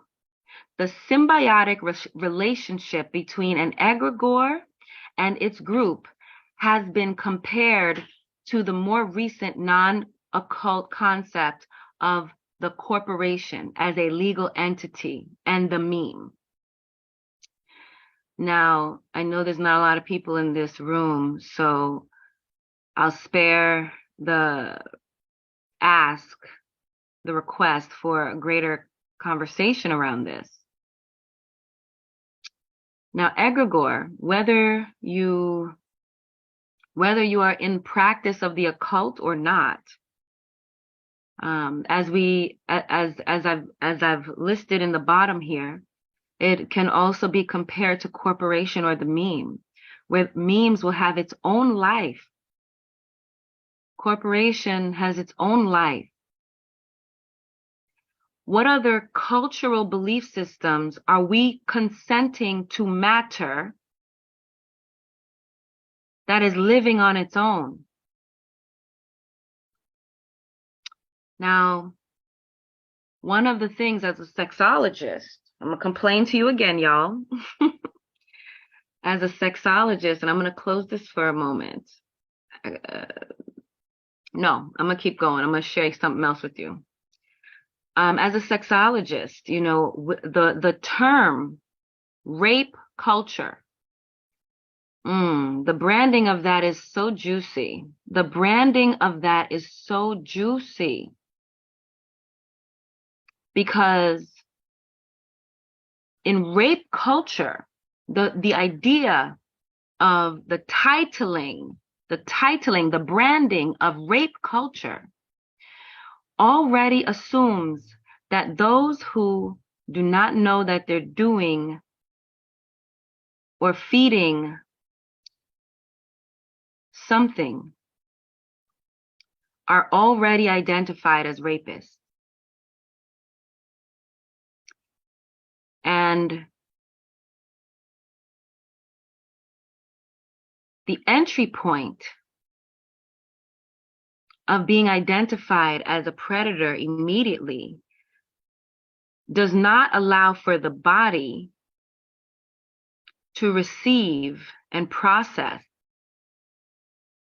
or have intimacy with the topic that is being presented.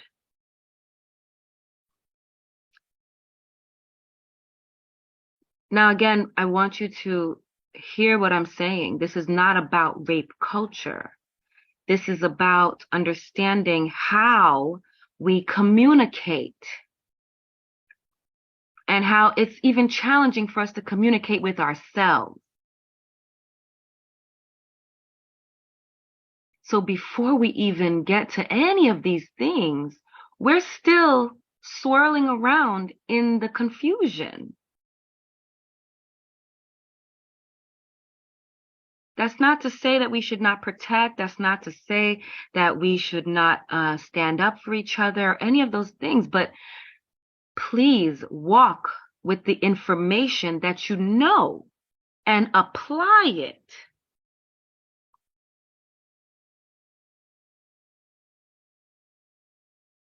It would be absurd for me to assume that if there is something that continues to repeat, and I see the nature of the thing that continues to repeat, I'm going to get upset about it and not realize that I know the nature of the thing. So if I know the nature of the thing and I'm triggered, then the trigger is still valid. But it also means that my trigger is not going to allow my vessel, my physical vessel, to find the most effective way to process or to approach the greatest resolve to bring calm back to this vessel.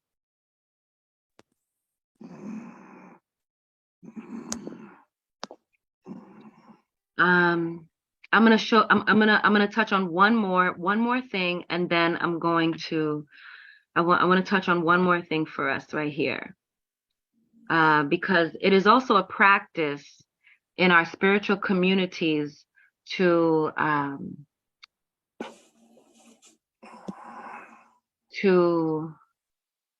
I'm just gonna mute you, Dr. Z. I'm hearing some loud breathing right here. No offense to the breathing.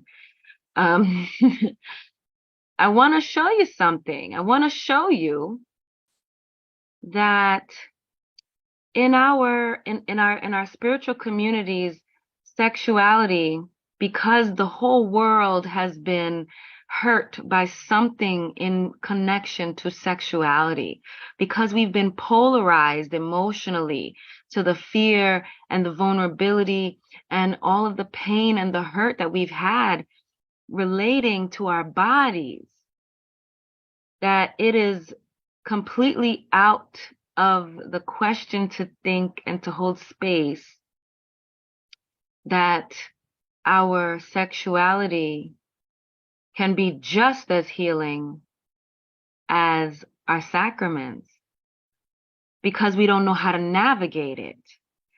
And we don't know how to navigate it because we don't even know how to listen to our bodies. So how can, and we also are still practicing what it is to even consent. So I just want to take a moment to show you just some biological things of how these bodies actually work outside of the intellectualization and the triggers that we are putting forth as we consent for it to matter. So your meditation and your orgasm and your perpetual, actually, your perpetual arousal, or as some may say, your kundalini in some practices. Serotonin is released. That's your happiness hormone. Your DHEA hormone levels are released. That's your anti-aging source. So when you are actually having a healthy sexual relationship with yourself, that's when you look younger and you have more vibrance. When you're having vampiric or parasitic sexual exchanges, that's when you can start to look tired and worn out. So again, I want you to know what the difference is. These are energetic differences. It releases your GABA. It offers a calming effect to your anxiety, your stress, and your fear, because what it does is it's blocking the receptors of those things. Your endorphins kick in. That's your bliss state. It also it's a painkiller. It's an internal painkiller. These are very important, y'all. The melatonin, it helps with your sleep. Y'all, your body does much of its healing when it sleeps. I just mentioned earlier that when we go without sleep for a day or two, we start to get a little wonky. And some of you who have been on this for 24 hours, I'm sure Astaria is going to sleep like a log tomorrow. And I am wishing her all of the best of her rest because of it. All the work that she's been doing to hold this space. And Leo travels while she's on her 24 hours. So I'm very curious on the conversation that Leo's body has. So oxytocin, it releases oxytocin. Oh my goodness, y'all. Oxytocin is your trust hormone. Y'all, when you release that oxytocin in your body, it tells you that you can trust, the environment that you're in. You can trust the world that you're experiencing. And you got to understand, remember, you manifested that dress, you manifested that car, you manifested, you are so powerful. You manifested because you use that vessel to evoke the frequencies that are necessary to reflect back to you, what it is that your body is asking to have a conversation with. See where I'm going with this? If you don't, that's fine. You will in a second. So your meditation, your orgasm, it releases this oxytocin. So do the sacraments that we're talking about, our psilocybin, our ayahuasca, our bufo alvarius. And also in those meditative and orgasmic states, we also then tap into our alpha waves. Our alpha waves is what we're talking about when we're tapping into our daydreaming, or when we're getting into our creative mode. It also taps you into your planetary heartbeat. Do you understand that when you are in your orgasmic state, when you are in your meditative state, when you're in your deep meditative state, when you're in your sacraments, you then align with the heartbeat of the planet. So that means that the planet is your root. Now, when your planet is your root, now we talk about nature. We talk about nature all day. We're like, oh my God, I am talking to the trees. I hug the trees and they talk to me and all that. And you know what? I know I'm making fun. Yes, it's true. It's true. They talk back. And when you're in these deeper levels of consciousness, you don't even have to reach for the tree. You can feel when the plane flies across the sky up your back. You can hear the ladybugs procreating a mile away because you're actually not hearing. That's what you think you're doing because that's the conditioning. That's the perception of our limitation, of the perceived limitation that we consent to matter. Consent to matter. Please understand how powerful you are. You are so powerful that you can create and imprison your consciousness and create and be a terrorist to your own body. Because your body is just being present. So if your body was taught that violation creates this sensation, then your body's like, oh my gosh, violation. Ooh, ooh.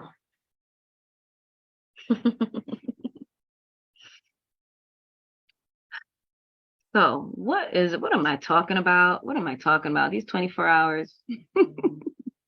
What am I talking about? So what I'm saying is, y'all,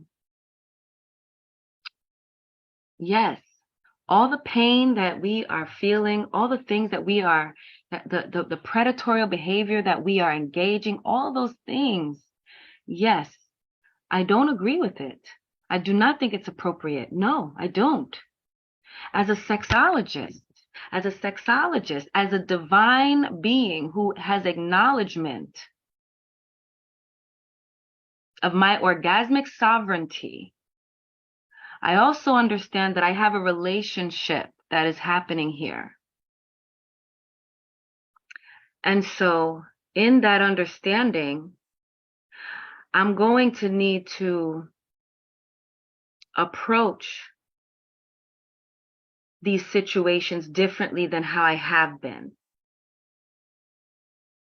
Because yes, I am hurt. Yes, my body, when I hear the word violation, my body starts to shiver inside. I also know that the nature of what we are, we put out these frequencies. We put out these frequencies because we haven't healed about the thing. And because we haven't healed about the thing, it creates generations and generations and generations of a repeat situation. And I'm not saying this pulling it out of the air. I have been a sexologist for 20 years. I've been multi-orgasmic since I was 15. Multi-orgasmic to psychedelic spaces. So I've been walking orgasmically for that long, and then bringing in sacraments to allow the same conversation to happen in different arenas, who may not have been able to get to their pleasurable place or their aroused space, right? They haven't been able to get there. So this is what our sacraments do. They assist us in getting there. These sacraments are teachers. They are space holders. And they all do it in their most brilliant way, in their different personalities that they do. But if we are hurt and we are scrambling to think that our sacraments are going to fix it, or that the gurus that we visit are going to fix it, meanwhile, we don't even know when we hear our bodies respond differently to what our thoughts are. How can we consent fully to knowing how to deal with this? That's not to say to do nothing. I don't have the answer. Step by step. But there has to be a moment for those of us that have the consciousness to recognize that we are looking at our reflection. And so if we want to continue to fuck up the mirror, and you got schmutz all over your face, you're like, oh my God, I gotta clean my face. I gotta clean my face. Then we're working ass backwards. And again, I'm saying that gently. I'm saying that gently because, again, for those of us joining, for those of us for those of you who are just joining us, I want you to take a moment, take some deep breaths, take conscious breaths, and ask yourself, where is it in my body that I feel the word love? Love. Where do you feel that in your body?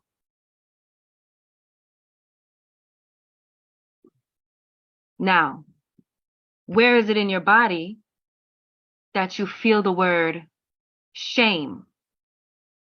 Shame. Where is it that you feel the word shame in your body? Where does it show up?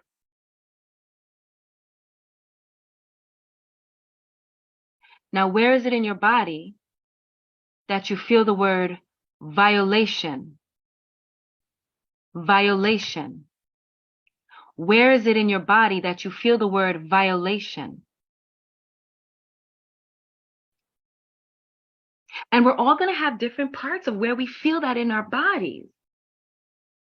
The point is that this is so nuanced. And as angry as we want to get, and I'm not saying it's not justified, but as angry as we want to get, can we also acknowledge that there is a whole world? Our world leaders have challenges with sexuality. And you can't hear how your body communicates with a language that was built to confuse, because we're just speaking English right now. So that means, again, the assumption that we're even speaking the same language. How can we resolve this? So what I'm asking here is that we acknowledge that this goes far deeper. And Michael has said it. He said it. Michael Jackson. I've been a victim of a selfish kind of love. I think it's time I realize.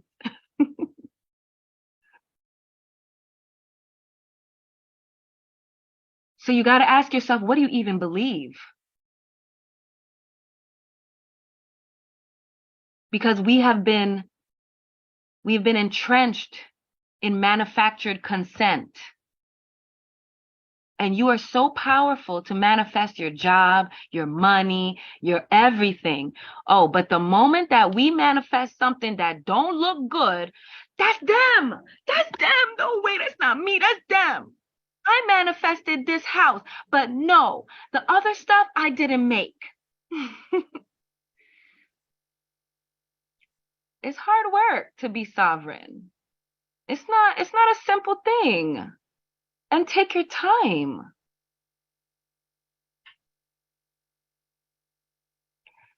So now as it relates, because I'm recognizing the time, I have about 8 minutes left. Thank y'all for this is my therapy. No, No, but really, all jokes aside, now when we talk about coming into scenarios where there are gurus, medicine gurus, who are taking advantage of us. I don't have an answer for you. I don't have an answer for you. What I will say is that I have sat before many private sessions, and I've done channels for them. Some I doesn't even need to channel. And it is very common that I'll speak specifically to a cisgendered woman conversation, right? Where they have been raped several times in the same lifetime, different places, different spaces, and their mothers have been raped several times, and their grandmothers have been abused, right? Now, this wasn't having to do with medicine ceremony in one space. It's all over. It's all over. So it's information to process when we are looking at our trauma. And it is our responsibility to look at it.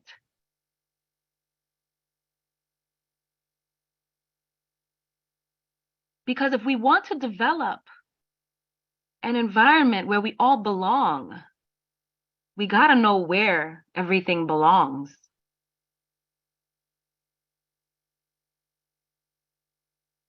It's not a simple conversation. But I don't want to act like the guy down the street that just raped this other girl, it's just him and it's just her. Or that it's just this generation, or that it's just it's y'all, manufactured consent, egregore. Think about the tools that I've offered here. We've talked about implied consent. We've talked about informed consent. We've talked about manufactured consent. We've talked about your sovereign manufactured, we've talked about your consenting to matter. What systems are you consenting to matter? And I'm not suggesting that you just ignore your trauma, no, but I am asking you to go deeper. And yep, it's uncomfortable. So, while I don't have the answers in my last 4 minutes, here's what I will say, because I sat here and I was like, well, I don't really have a point to this. I just gotta be able to share the information that I have. And my advice, my offering is patience in your pleasure. My advice is patience in your pleasure. Because we are creating this uncomfortably. We are in this loop until we put it down. And it's not a popular conversation. And by no means am I victim blaming. That is not what I'm doing. I want us to understand, for those that have the capacity, because this illness runs deep amongst all of us. If you felt violation in one place in your body and you felt love in another part of your body, then understand all of this is for our primordial pleasure, uncomfortably. And what an orgasmic experience it will be when we figure out how to put it down. Because that's what orgasm is, by the way. You don't reach for orgasm. Yes, there is an intellectual, a frontal lobe kind of orgasm that you have. that tells your body, oh, this feels good, this feels good, this feels good. I like this, this feels good. Yes, that's a programming, sure. When I'm talking about cosmic orgasm, when I'm talking about cosmic consent, I'm talking about the ultimate surrender to self, where we are no longer justified in our reasoning, but that we are able to feel our knowing.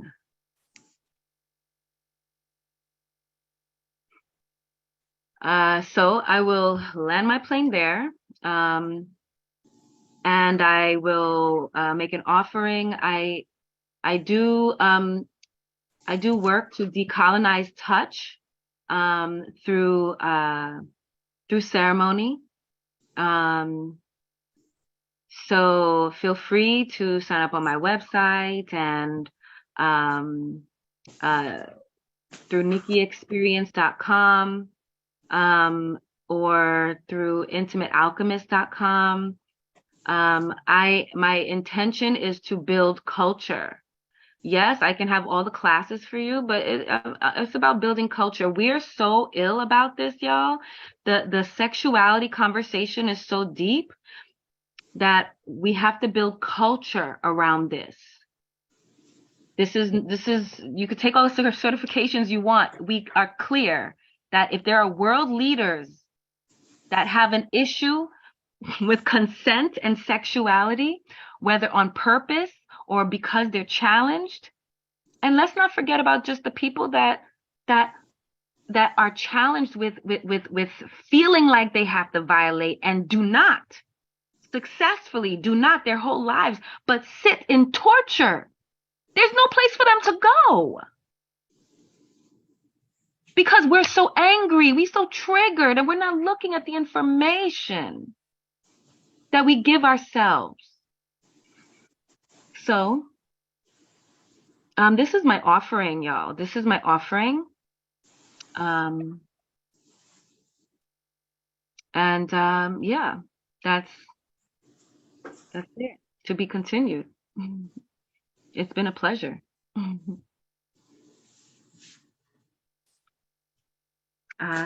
So I know that I know Astaria said that she would be right back. And is the Nikki, next? I can give you a bit of relief. Hey, Leo, Hey, thank you. and said help her out. She's been talking all this time. Nikki, thank you so much. My name's Steve. Sorry, I'm in London. I spoke this morning barely after I got deluged by text messages telling me to get out of bed. Thank you, guys.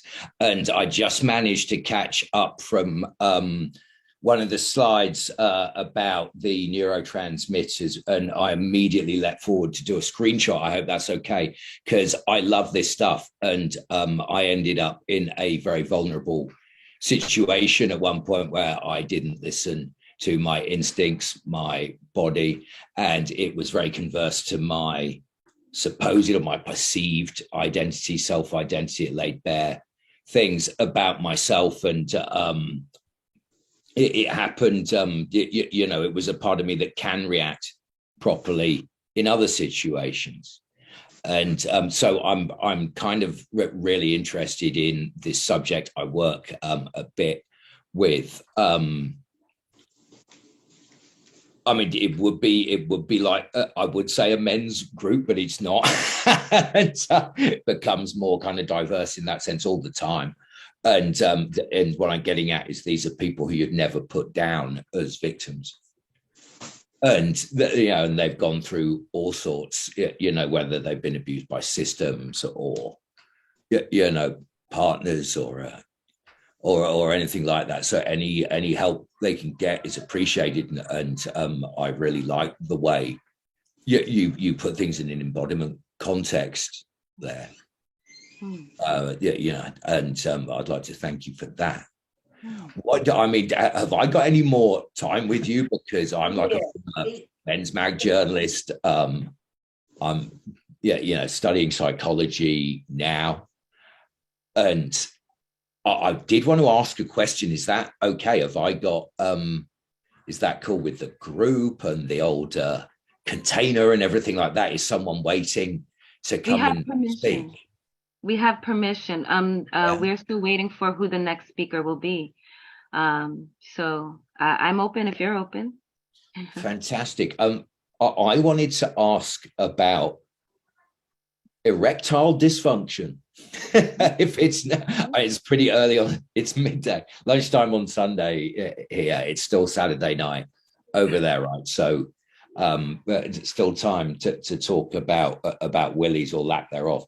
And what I noticed years ago, or what the doctors that I used to talk to about 2 decades ago now, they were straight on it, was the age of Viagra use dropping, and the celebrities that Viagra, the brand ambassadors they call them these days, the age of them dropping. Like it started with Pele was one of their, well, was actually younger, I think, than the first ambassador. Mm-hmm. Pele, the footballer, the Brazilian footballer, who was, I think, their second or their first, he was actually younger than the first one, and that their brand ambassadors got kind of younger and younger and younger. And of course, that there, it happens earlier and earlier, like recreational drug use, stress, pornography. There are even arguments that just too much good sex can and again, it seems to be another of these conditions, not of deprivation but of overstimulation. It's a disease of sort of too much rather than too little. And I wondered, especially in an embodiment context, what you could, if you had any thoughts, especially, from talking to your clients about this particular topic. And I hope this is an okay topic to discuss, by the way, everybody, because I think we can talk about it in a kind of wider context, right? And what the interesting thinking I see coming through is about taking the male sex drive, especially away from what you were saying about got to get something, got to get something, got to get there, and having this sort of constant, always trying to get somewhere and not releasing. And how the release is the true orgasm, and that's very Wilhelm Reich, of course, said the same thing. Now he was a very, very white, very bold, very straight guy with a surname Reich, but his his politics and his views were kind of anything but. And it very much reminded me of what he had to say about embodiment and release and the orgasm reflex. And so, I mean, can you talk a bit about that, the lack of the orgasm reflex in society? My somatic experiencing coach says that sex addicts are desperate for that release. Mm-hmm. Mm-hmm. Yeah, thank you for this question. And I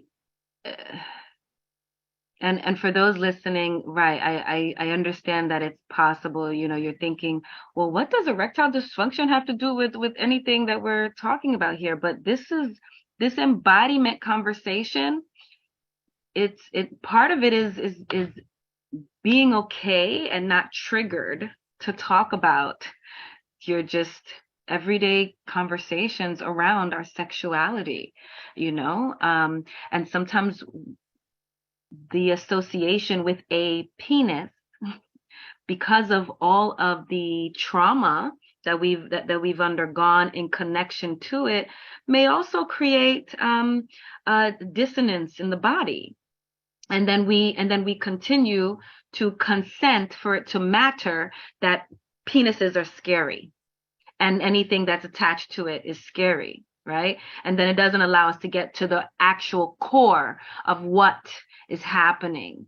So thank you for this question, Steve. Yeah, I was also, just to give it a bit of context, just so everyone knows, I wasn't sort of asking an entirely subjective question.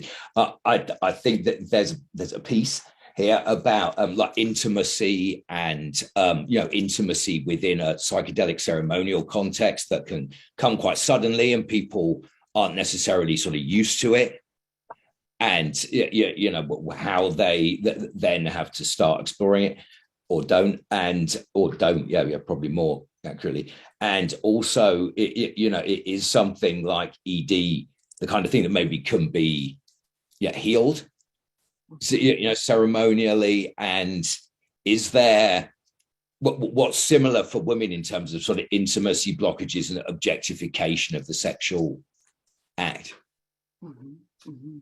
Yes. So yes, I have used sacrament to support and heal ED or erectile dysfunction. For those that do not know what that ED stands for, I've used sacrament and I've used without sacrament. Yes, there is an overstimulation that happens in the world that offers lack of intimacy. When the pill came out, specifically that Viagra pill, when it came to partners, the pill would make you ready to go. And your partner has a natural curve and timing to arrive to that aroused space.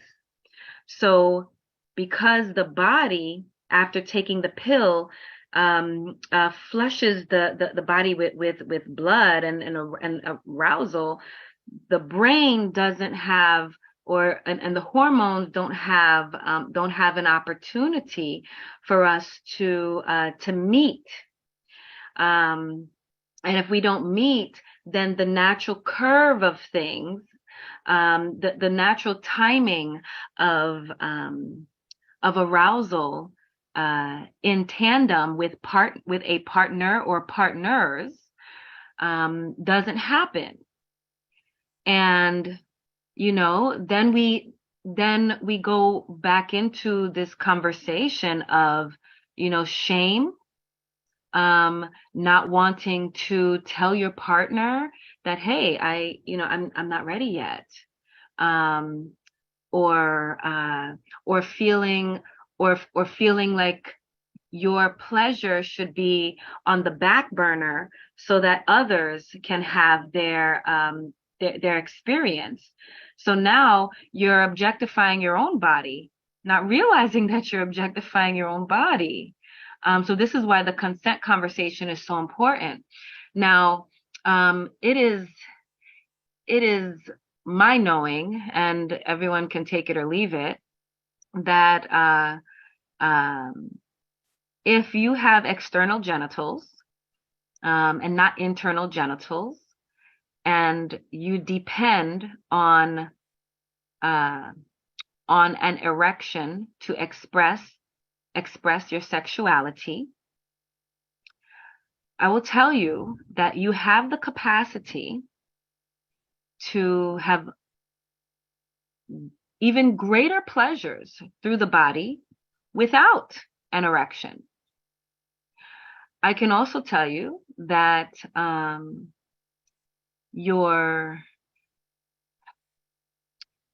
because of this manufactured consent that we have been seeped in, there's a training. Okay, I'm gonna give you a little fun fact, everybody.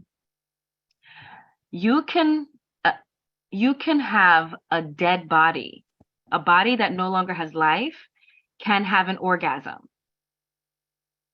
A dead body can have an orgasm. I'm not trying to be morbid, but I need you to understand. This is information. I want you to apply the information. Understand that if a dead body can have an orgasm, then the only thing stopping you from pleasure is you.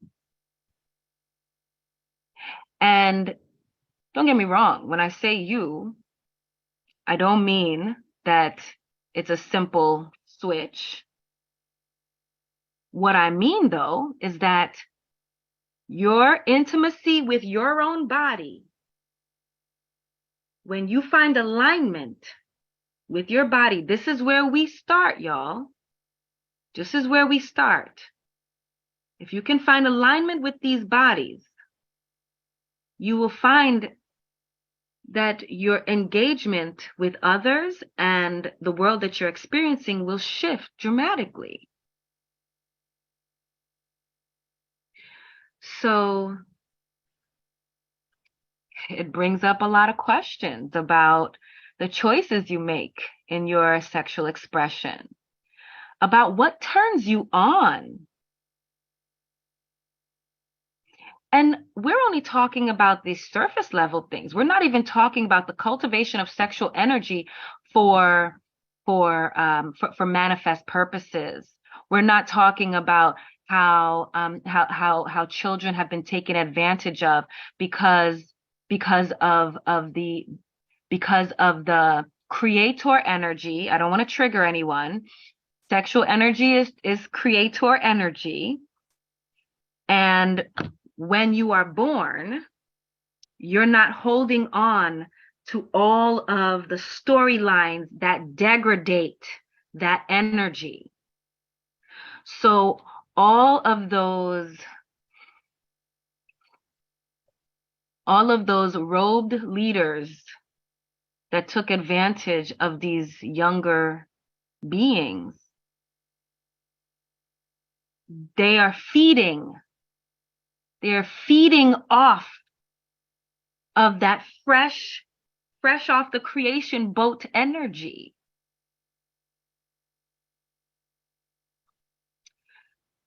So when it comes to erectile dysfunction, I can mention using sacrament for it, but really, like, y'all, I have had clients that have not been able to get an erection for 2 years, and they were on diabetic medicines, right? Because don't forget about all those things you put in your body.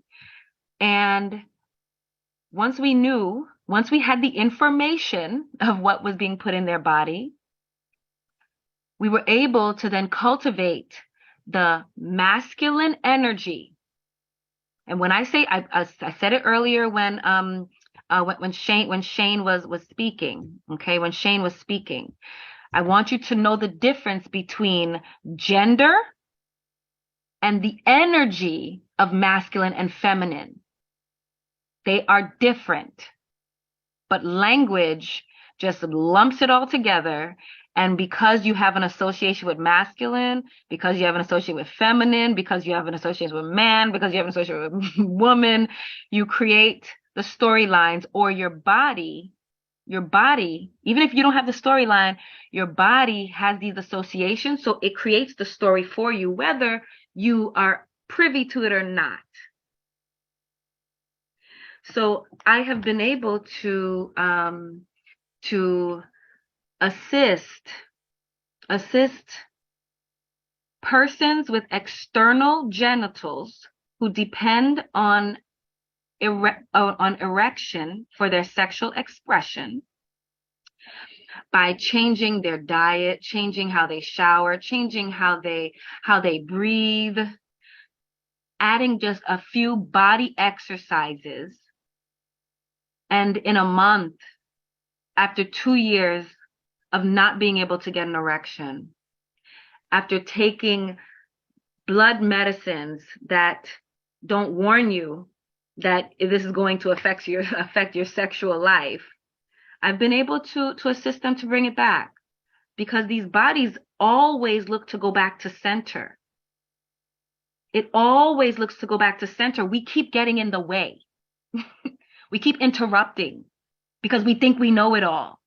I'm angry at you. Let me continue to beat this daggone mirror when we're not looking deeper inside.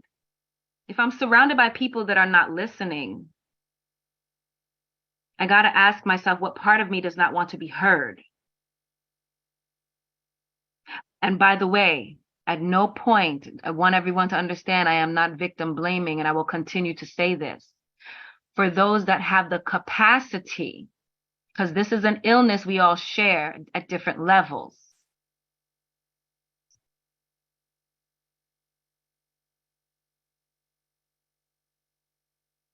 So, in understanding that, if there is someone that is in deep survival mode, if there's someone that is in very deep survival mode, their mind process is not going to be able to look at this information that is being presented. They're not capable of doing that because their belonging has been shot.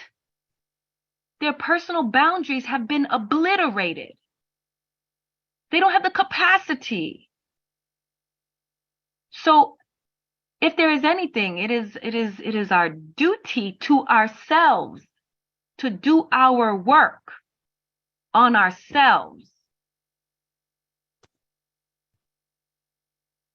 so that we can shift the mirror.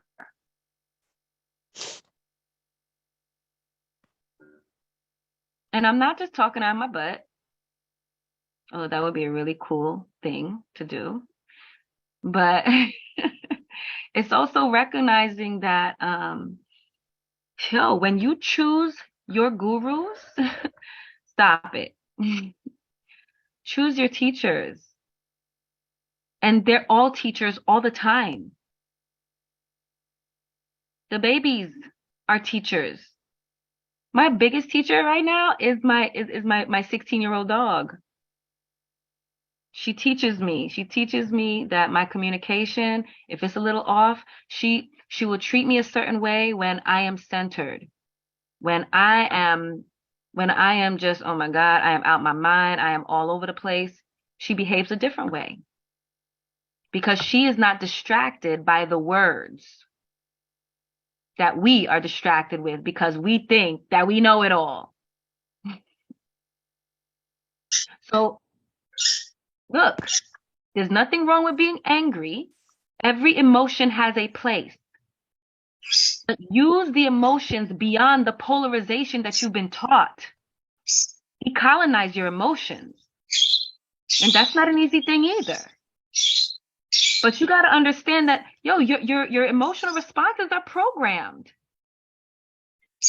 How much of your identity is a habit? If you cannot stop yourself from getting angry about something and look deeper, then you know that you're ill. You know that you're polarized. So what are we going to do about that? Now that you know that you can't even hear your mind support you, what are you going to do about it?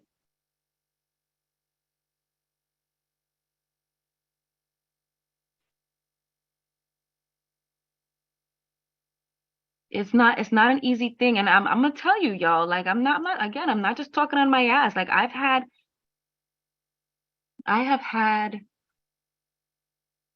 had a friend of mine killed.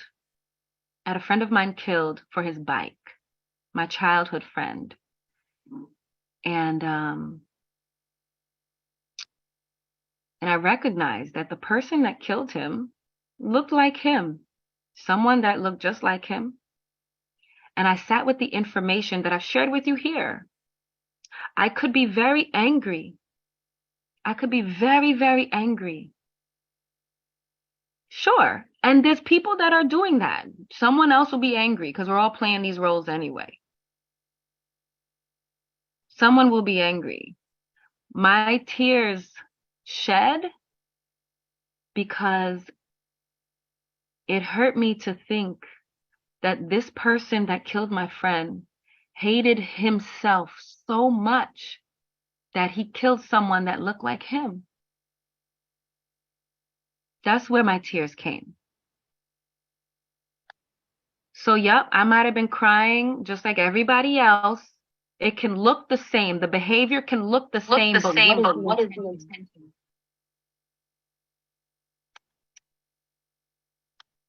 But what is the intention behind it? And again, I'm going to keep bringing this up to y'all. I'm going to keep putting it in your face. You talk about, I manifested this job. I manifested this $1,000. I manifested my travel. Ooh, ooh, ooh, ooh, ooh. But the moment something jacked up happens, the moment that something messed up happens, now I'm not responsible. It's them, and they.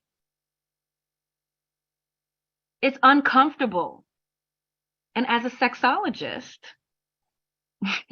and I'm saying this laughing at myself because these titles mean nothing. These titles mean nothing because we just did an exercise. For those who are joining us, take some deep breaths, feel yourself, and ask yourself, where do you feel it in your body when you hear the word love? Love. Where do you feel it in your body when you feel the word love? All right. Where do you feel it in your body when you hear the word shame? Shame. Where do you feel it in your body when you feel the word shame?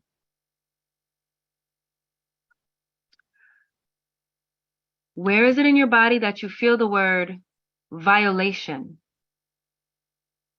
Violation. Violation.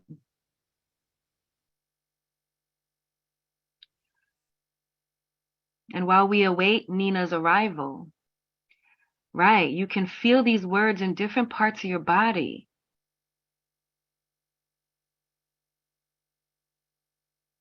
And it's going to be different for all of us. So the job is to get the body aligned with you. You and your body need to agree. If you and your body can agree, then those very powerful manifestation things that you already do will begin to change. And that's how you begin to change the world. Because using shame is going to put more shame in the world. It's really that simple. It's uncomfortable, but it's that simple. Our society built on revenge.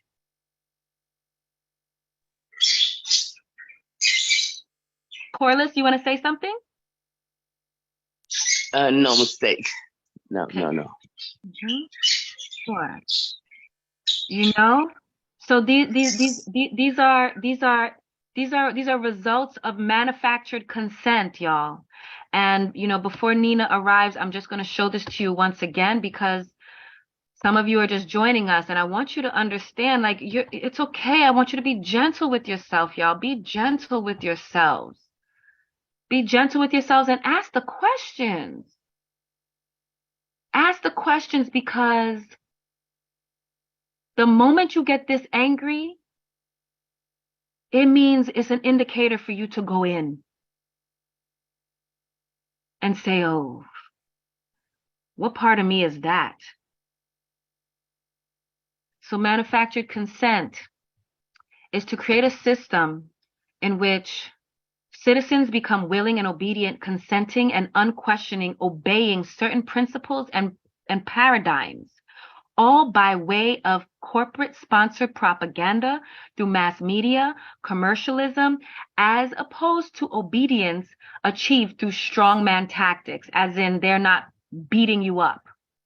That was during the Christian crusades, right? Where you get down and lay down. You look at this book, and if you don't look at this book, you're losing your life, right? That's not what we're talking about here. We're talking about watching television and looking at something on television that has been romanticized to be beautiful. Oh, that is beauty. Ooh, those big breasts. Ooh, that ass. Ooh, that is beautiful. Ooh. Polarizing yourself to certain body parts, polarizing yourself to certain behaviors. And then when you look at yourself in the mirror, because you have consented for it to matter that these big breasts and these big booties is what beauty is. You've consented to it because emotionally, energetically, you've consented to it. Because when you said, oh my God, that's so beautiful, because you agreed. You may not have agreed with your mouth, but please know your consent, your powerful consent,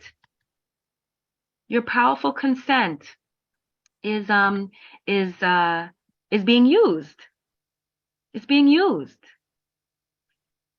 Please, Brian. Brian has a question. Hey, Brian. Hey, Hey. I'm real big in psychology and various things. Not super well versed in sexuality and what you're talking about. So I wanted to like ask if this is what you were saying, because it's an interesting notion. In terms of like the consent of what we're sexually attracted to, I've done some like literature on like or research on literature on like where fetishes stem from, and it seems that a lot of it is first of all comes from an early age, but also comes from cultural factors. And when that happens, I'm wondering, because I know Noam Chomsky talks a lot about societal things. Isn't it almost it's like we're being like unconsciously wired to have these sort of things ingrained in us? So I mean, I guess like it would take, I suppose, some sort of like real conscious awareness to redirect that in a manner. So I just jumped in, so I don't know if that's what you were at all talking about or anything, but that just like popped in my head when you were saying these things. Would that make any sense? Yes, no, 1000%. Yes, absolutely. So yes, and so to say that yes, it's a latent programming that happens. Absolutely. I do want to recognize that Nina has shown up. So thank you, Brian, for your question. And yes, for those that reached in late for this, it'll be on YouTube. So we'll drop the link in there. And Leo, just to address the anger piece again, every emotion has a place. And the thing with anger and our biology is that anger burns things up, so we get to the truth of a matter. However, if we hold anger for too long, you will short circuit the vessel. So it's in balance like everything else. Greetings, Nina. Welcome. Hello, We've been everyone. awaiting. Peace. Thank y'all. It's been a pleasure. Hi, everybody. Good morning. Well, it's morning here. I live in Mexico. Good to see you all, or all of you who are listening in. It's a pleasure to be here. So if you have questions, just drop it in the chat as we are going along, and I can just shape the conversation towards what you are interested in, guys. I have some ideas that I prepared with, but I would like to make sure that you get the most out of it. So whatever you are interested in, please feel free to ask or drop your question in the chat. So my name is Nina Itzel, and I'm Hungarian. I was born in Hungary, but I live in Mexico in the Riviera Maya about like maybe 11 years now. And I'm a therapist originally. My background is in psychology, Western psychology, but very shortly after finishing my studies in the university, I went more into alternative healing, breath work, body work, energy healing modalities, then transpersonal psychology. The reason why I didn't stay with the classical psychology direction was because I was working with drug addicted people at the time, heroin addicts, while I was in school, excuse me, and I noticed that these people I can't help these people, everything that I learned in the university, it wasn't very effective with the people who were needing the help the most and were struggling the most, in some way.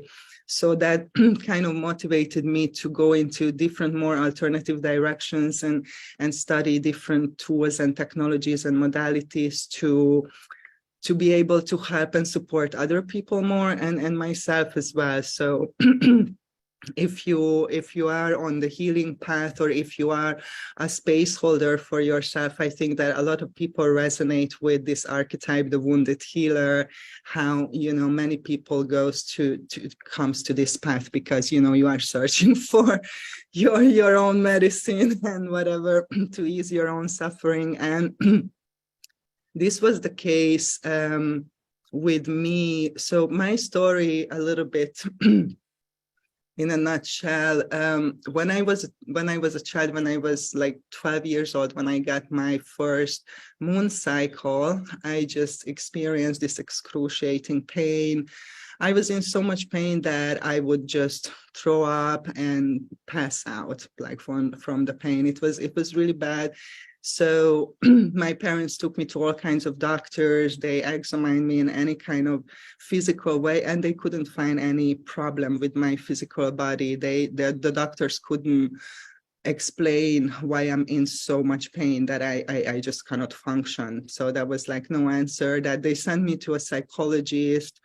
That was not really helpful as well. So what happened when I was very young, they put me on like contraceptive pills that somewhat regulated my system and the pain a little bit. And then I was taking just very strong painkillers, like opiate-based painkillers in the first day of my cycle. And I was in bed and I couldn't get up, even with the painkillers, and I would miss school. And it was a dire situation. And it was something really bizarre that, I mean, like the ladies who are here in the room or who are listening, probably a lot of women can relate to painful cycles, but this extreme amount of pain was something, you know, that people couldn't explain, and it was very hard to deal with. So I think for me personally, that was something that I wanted to find out, you know, why is this happening to me, and find a way to not live with this pain, not to have this pain. And that kind of propelled me into psychology and the healing path. And after the university as well, you know, into alternative technologies. And a lot of things I tried and I studied did help me somewhat with this pain. And as I was like in my 20s, it did ease a little bit. It wasn't so bad anymore, like when I was younger, like to vomit and to pass out, but I would still need the medications, and I would be still out of work, out of like functioning, you know, for at least for one day, but sometimes like the first 2 days. So personally, that was something for me that brought me to the medicine like 11 years ago, the mother ayahuasca, that I tried so many things, you know, and I still somehow suffered. And this opportunity just came to my life. It was not something I was searching for or looking for, but somehow it just, you know, came into my life, and I felt this calling. I'm sure a lot of people resonate with this, you know, when you just know, okay, I have to go and do this. At the time, I lived in Ireland. And it was, you know, I gave up my whole life in Ireland, and I decided to go to Peru and just study and sit with the medicine and see how it can help me. And I just packed up my life and decided that I'm not going to go back to Ireland. I'm going to go and kind of start a new life. Hopefully I will figure out what, you know, where to go at that point. So I went to the jungle. I went with the medicine, with the Shipibo lineage, the Shipibo tribe. And that first time that I was with the medicine, that helped me, what it showed me, the retreat itself, a lot of information I received, ancestral trauma, like ancestral sexual trauma and collective trauma of women. And my understanding at the time was that for some reason, I carry these memories in my body, and at every month when I'm on my moon cycle, this memory of pain gets activated, and that's why I'm in physical pain. That was at the time, that was the insight I received from the medicine, and the medicine was helping me to let go of these memories and not to carry it in my body anymore. So when I came out of that training, after being there for a while, the pain that I had reduced like greatly, like I would say like 70 to 80%. Like I didn't have that excruciating pain, and I stopped taking medication after that first time I was in Peru. I would have my cycles, but the pain would not be so strong like it was before, and I felt confident to navigate through it and breathe through it and just kind of not fight it. And I was able to move through these periods of pain without any medication. I still had medication in my house. I was like, just in case, something happens, but basically almost completely I stopped taking medication, which was a big thing for me, and that was one of the reasons I wanted to do this, to not to take these pain medications anymore.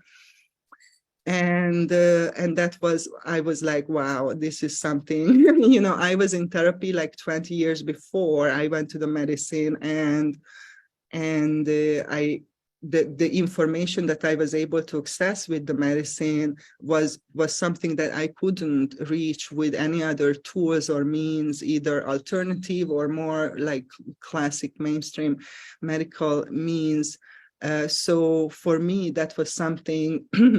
At the moment, it was something really exciting that, wow, this is something really different. This is a really powerful thing. I had no idea at the time, like what exactly the medicine does or how to work with this plant in a more conscious and responsible way.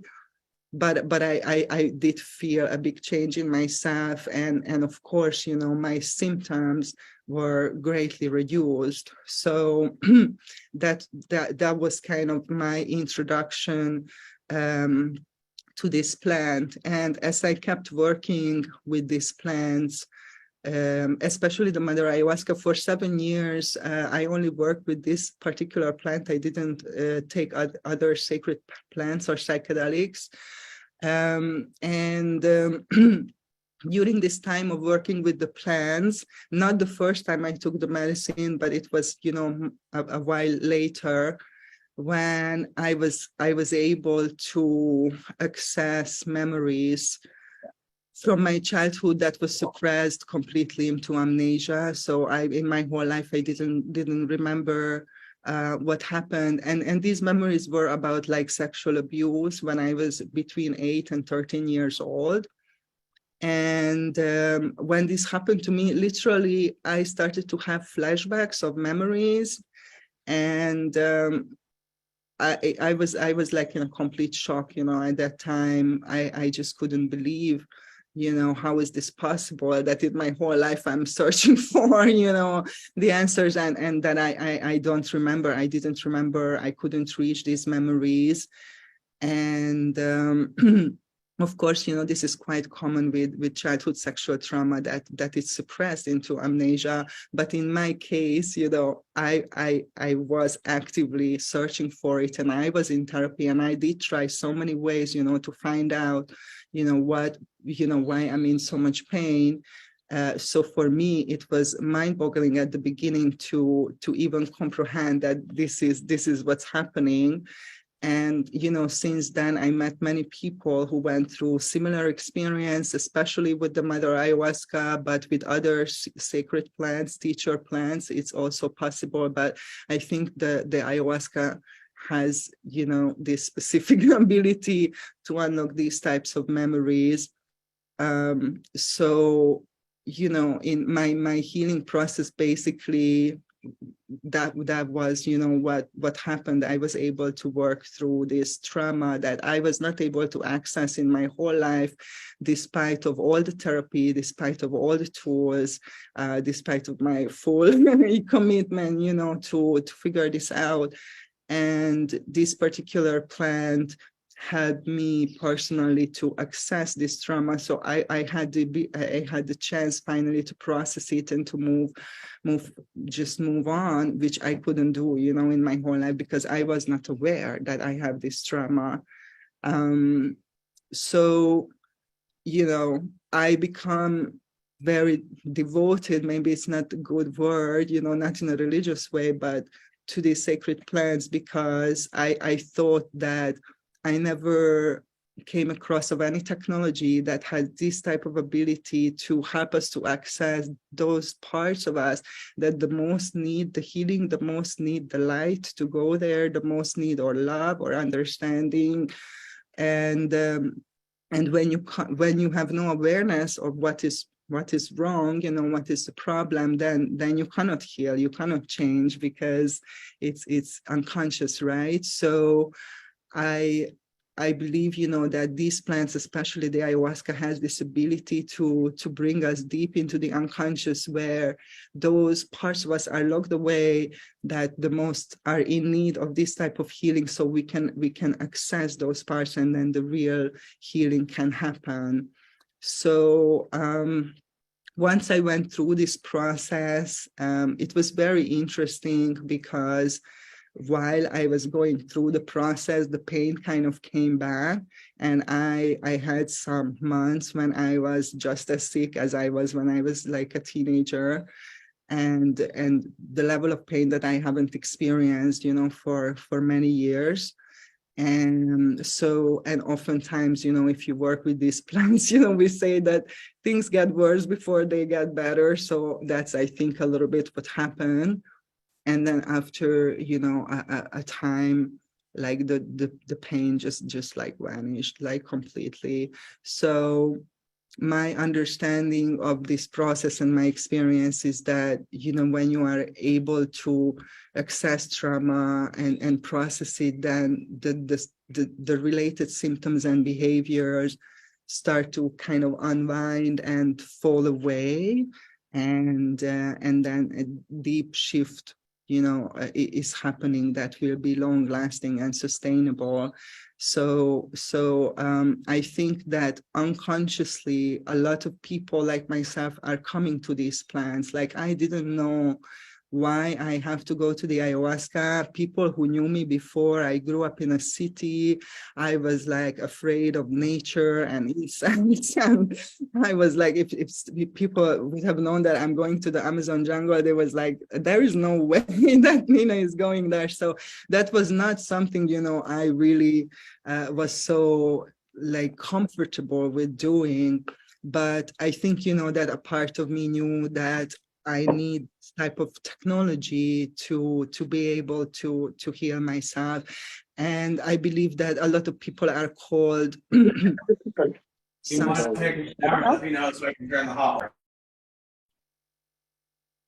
Okay, so there are a lot of people are called this way, like unconsciously, people who have some kind of trauma that is suppressed so deeply, maybe even sexual trauma or other type of trauma.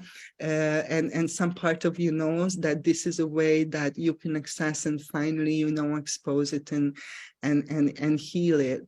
Now, coming to the topic of this series of talks about sexual misconduct in healing spaces, and in more specifically plant medicine or psychedelic space, I think, because of this reason, unconsciously, a lot of people who have sexual trauma, go to retreats, go to the medicine, go to these type of programs for healing.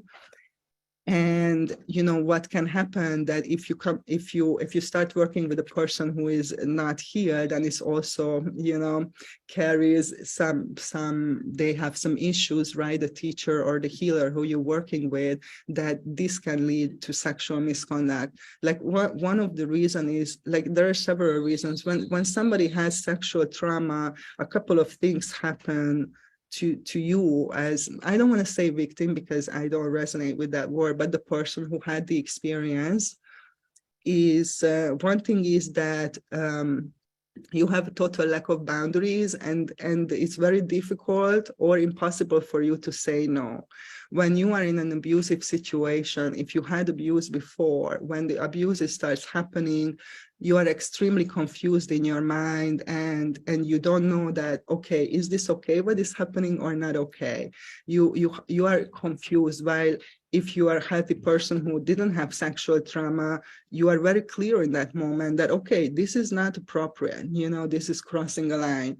Now with people with sexual trauma, you are not clear in that moment. You start questioning yourself. Your mind starts, oh, maybe it is okay because he's an elder, he's older, he's a healer, he's a shaman, he's, like your mind starts doing this. And even though you feel somehow that it's not okay, that something is not okay, but you're not 100% sure.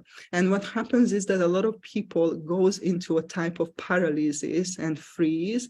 And this is just a trauma response and a stress response, right? I'm sure you're familiar. When we are under great stress, you go either fight or flight and then freeze. If you cannot do those two, then you go to freeze. That's what's happening, when you are in a situation, when there is abuse happening. First, you get into this confusion and this state of alert that your nervous system gets activated, into this fight and flight, and then you go into this freeze and this paralysis. So many people are not able to stop the abuse, are not able to say no, are not able, and this is because the trauma that they have, and maybe they unconsciously went to this place, to heal that trauma. That's another thing what we call it, when you start to recreate the experience so you can have a different ending, right? But if you do not succeed with that, then you can just reinforce the trauma.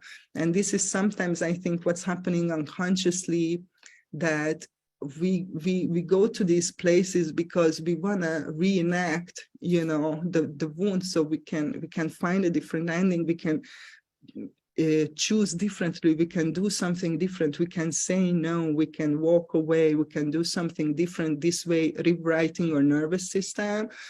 But if this is not happening, if we happen to be in a space that is not safe and we are not supported in this, and that person is also not here, then is wanted maybe to take advantage of this situation, that's when it can happen, that the trauma gets reinforced and there is another sexual trauma, instead of healing occurring. So I think, that this is just my personal opinion, that in large in humanity, especially people from the West, because this is where I am from, and I lived, in several countries, and had my practice there, my therapy practice, that we do have collectively a huge, like a sexual trauma wound. And we can look at religions and other things like why this has happened, but something happened when this energy was very suppressed, like even on a collective level.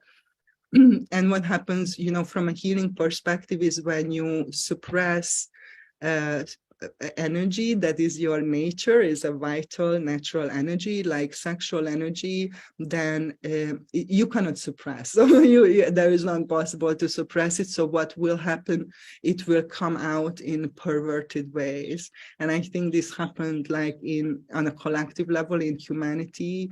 And probably everybody can say many examples of that. And I believe that there is a time of healing, and maybe the attention on this topic as well is because a lot of people are coming to work with these wounds and change these patterns and kind of stop this chain of pain or this chain of abuse. This definitely is more exposed topic. One of the big part of this type of trauma is the secrecy, and that it is hidden, and then we don't talk about it, and it's it's a shameful secret that we do not share. So I think there is an attempt, on not just on an individual level as well, but to deal with this and to heal this aspect of us and balance this energy. I'm very grateful that we can be here and share and talk about these things and raise more awareness. And I'm very hopeful, you know, that this healing is going to happen. So yeah, so this is just for introduction. I'm gonna have a little look at the chat because I haven't had a chance. And yeah, if you have questions, you can. I think it's okay to raise your hand and ask your question, and we have space for that. Yeah, anybody with questions?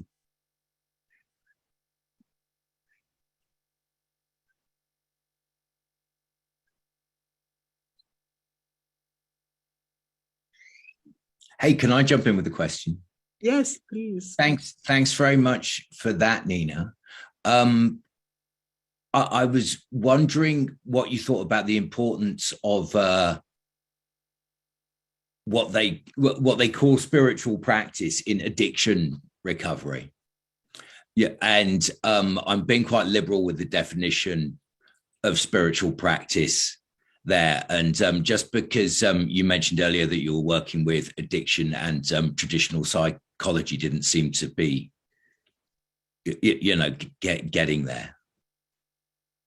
And essentially, I kind of work in my studies with, you know, personal metaphysics and introducing these concepts into, you know, regular psychotherapy practices. And I was on a Zoom this week, for example, with the two occult advisors for the NHS here in Britain. So and so things are obviously kind of moving in some ways. And I just wondered kind of what you thought, because it's very easy for us to be sort of patronizing about spiritual bypassing and the, you know, higher powers in AA, but that they do seem to sort of to benefit people. And so I wondered what what you thought about, you know, positives and negatives there, particularly with addiction and why it might have a value to addiction recovery. Right, thank you. I'm not specialized actually addiction recovery, especially not with plant medicine. But I think, you know, just in general with psychology, for me, it's a very useful tool, but it's an incomplete for me in order to understand the human being, right? So it totally disregards the spiritual aspect of our being and pays no attention to it. So I think that there is a limitation of that framework, you know, like when we are talking about healing, we're talking about healing the whole being, which is physical, mental, emotional, spiritual being, right? So the healing has to occur on every level. And with psychology is a limited tool that doesn't address all of the levels and doesn't facilitate healing on all of the levels and can't access all of the levels. Like even intellectually, it can a little bit access the unconscious, you know, but very minimal compared to, for example, healing in altered states of consciousness. Now, I'm not just talking about psychedelic plants, but like breath work or meditation or like the Sufi dance, you know, the movement. There's many ways to access, you know, other parts of us. So I think that's the limitation of psychology. It's good, you know, I still use elements of psychology in my work, absolutely. But it didn't help me, you know, and like spiritual practices, whatever that means, you know, that's like everybody can have their own definition of this word. What does that mean to them? But for me, what it means is to access that part of you, you know, the spiritual aspect of you, and to cultivate a relationship and develop a relationship with that part of you, and to be in touch, and that is very healing in itself, you know. So I think definitely any spiritual practices can support people in their healing, in their recovery. You need to ask that whatever practice you are doing, how is this working out for you? Is it helping you? Is it making your life better? Is it healing? Is it serving you? And then it's a good thing, and you shall do more of that, right? But if you're doing something that is actually causing pain for you, maybe it's not a good spiritual practice. I don't know, was this answer to your question?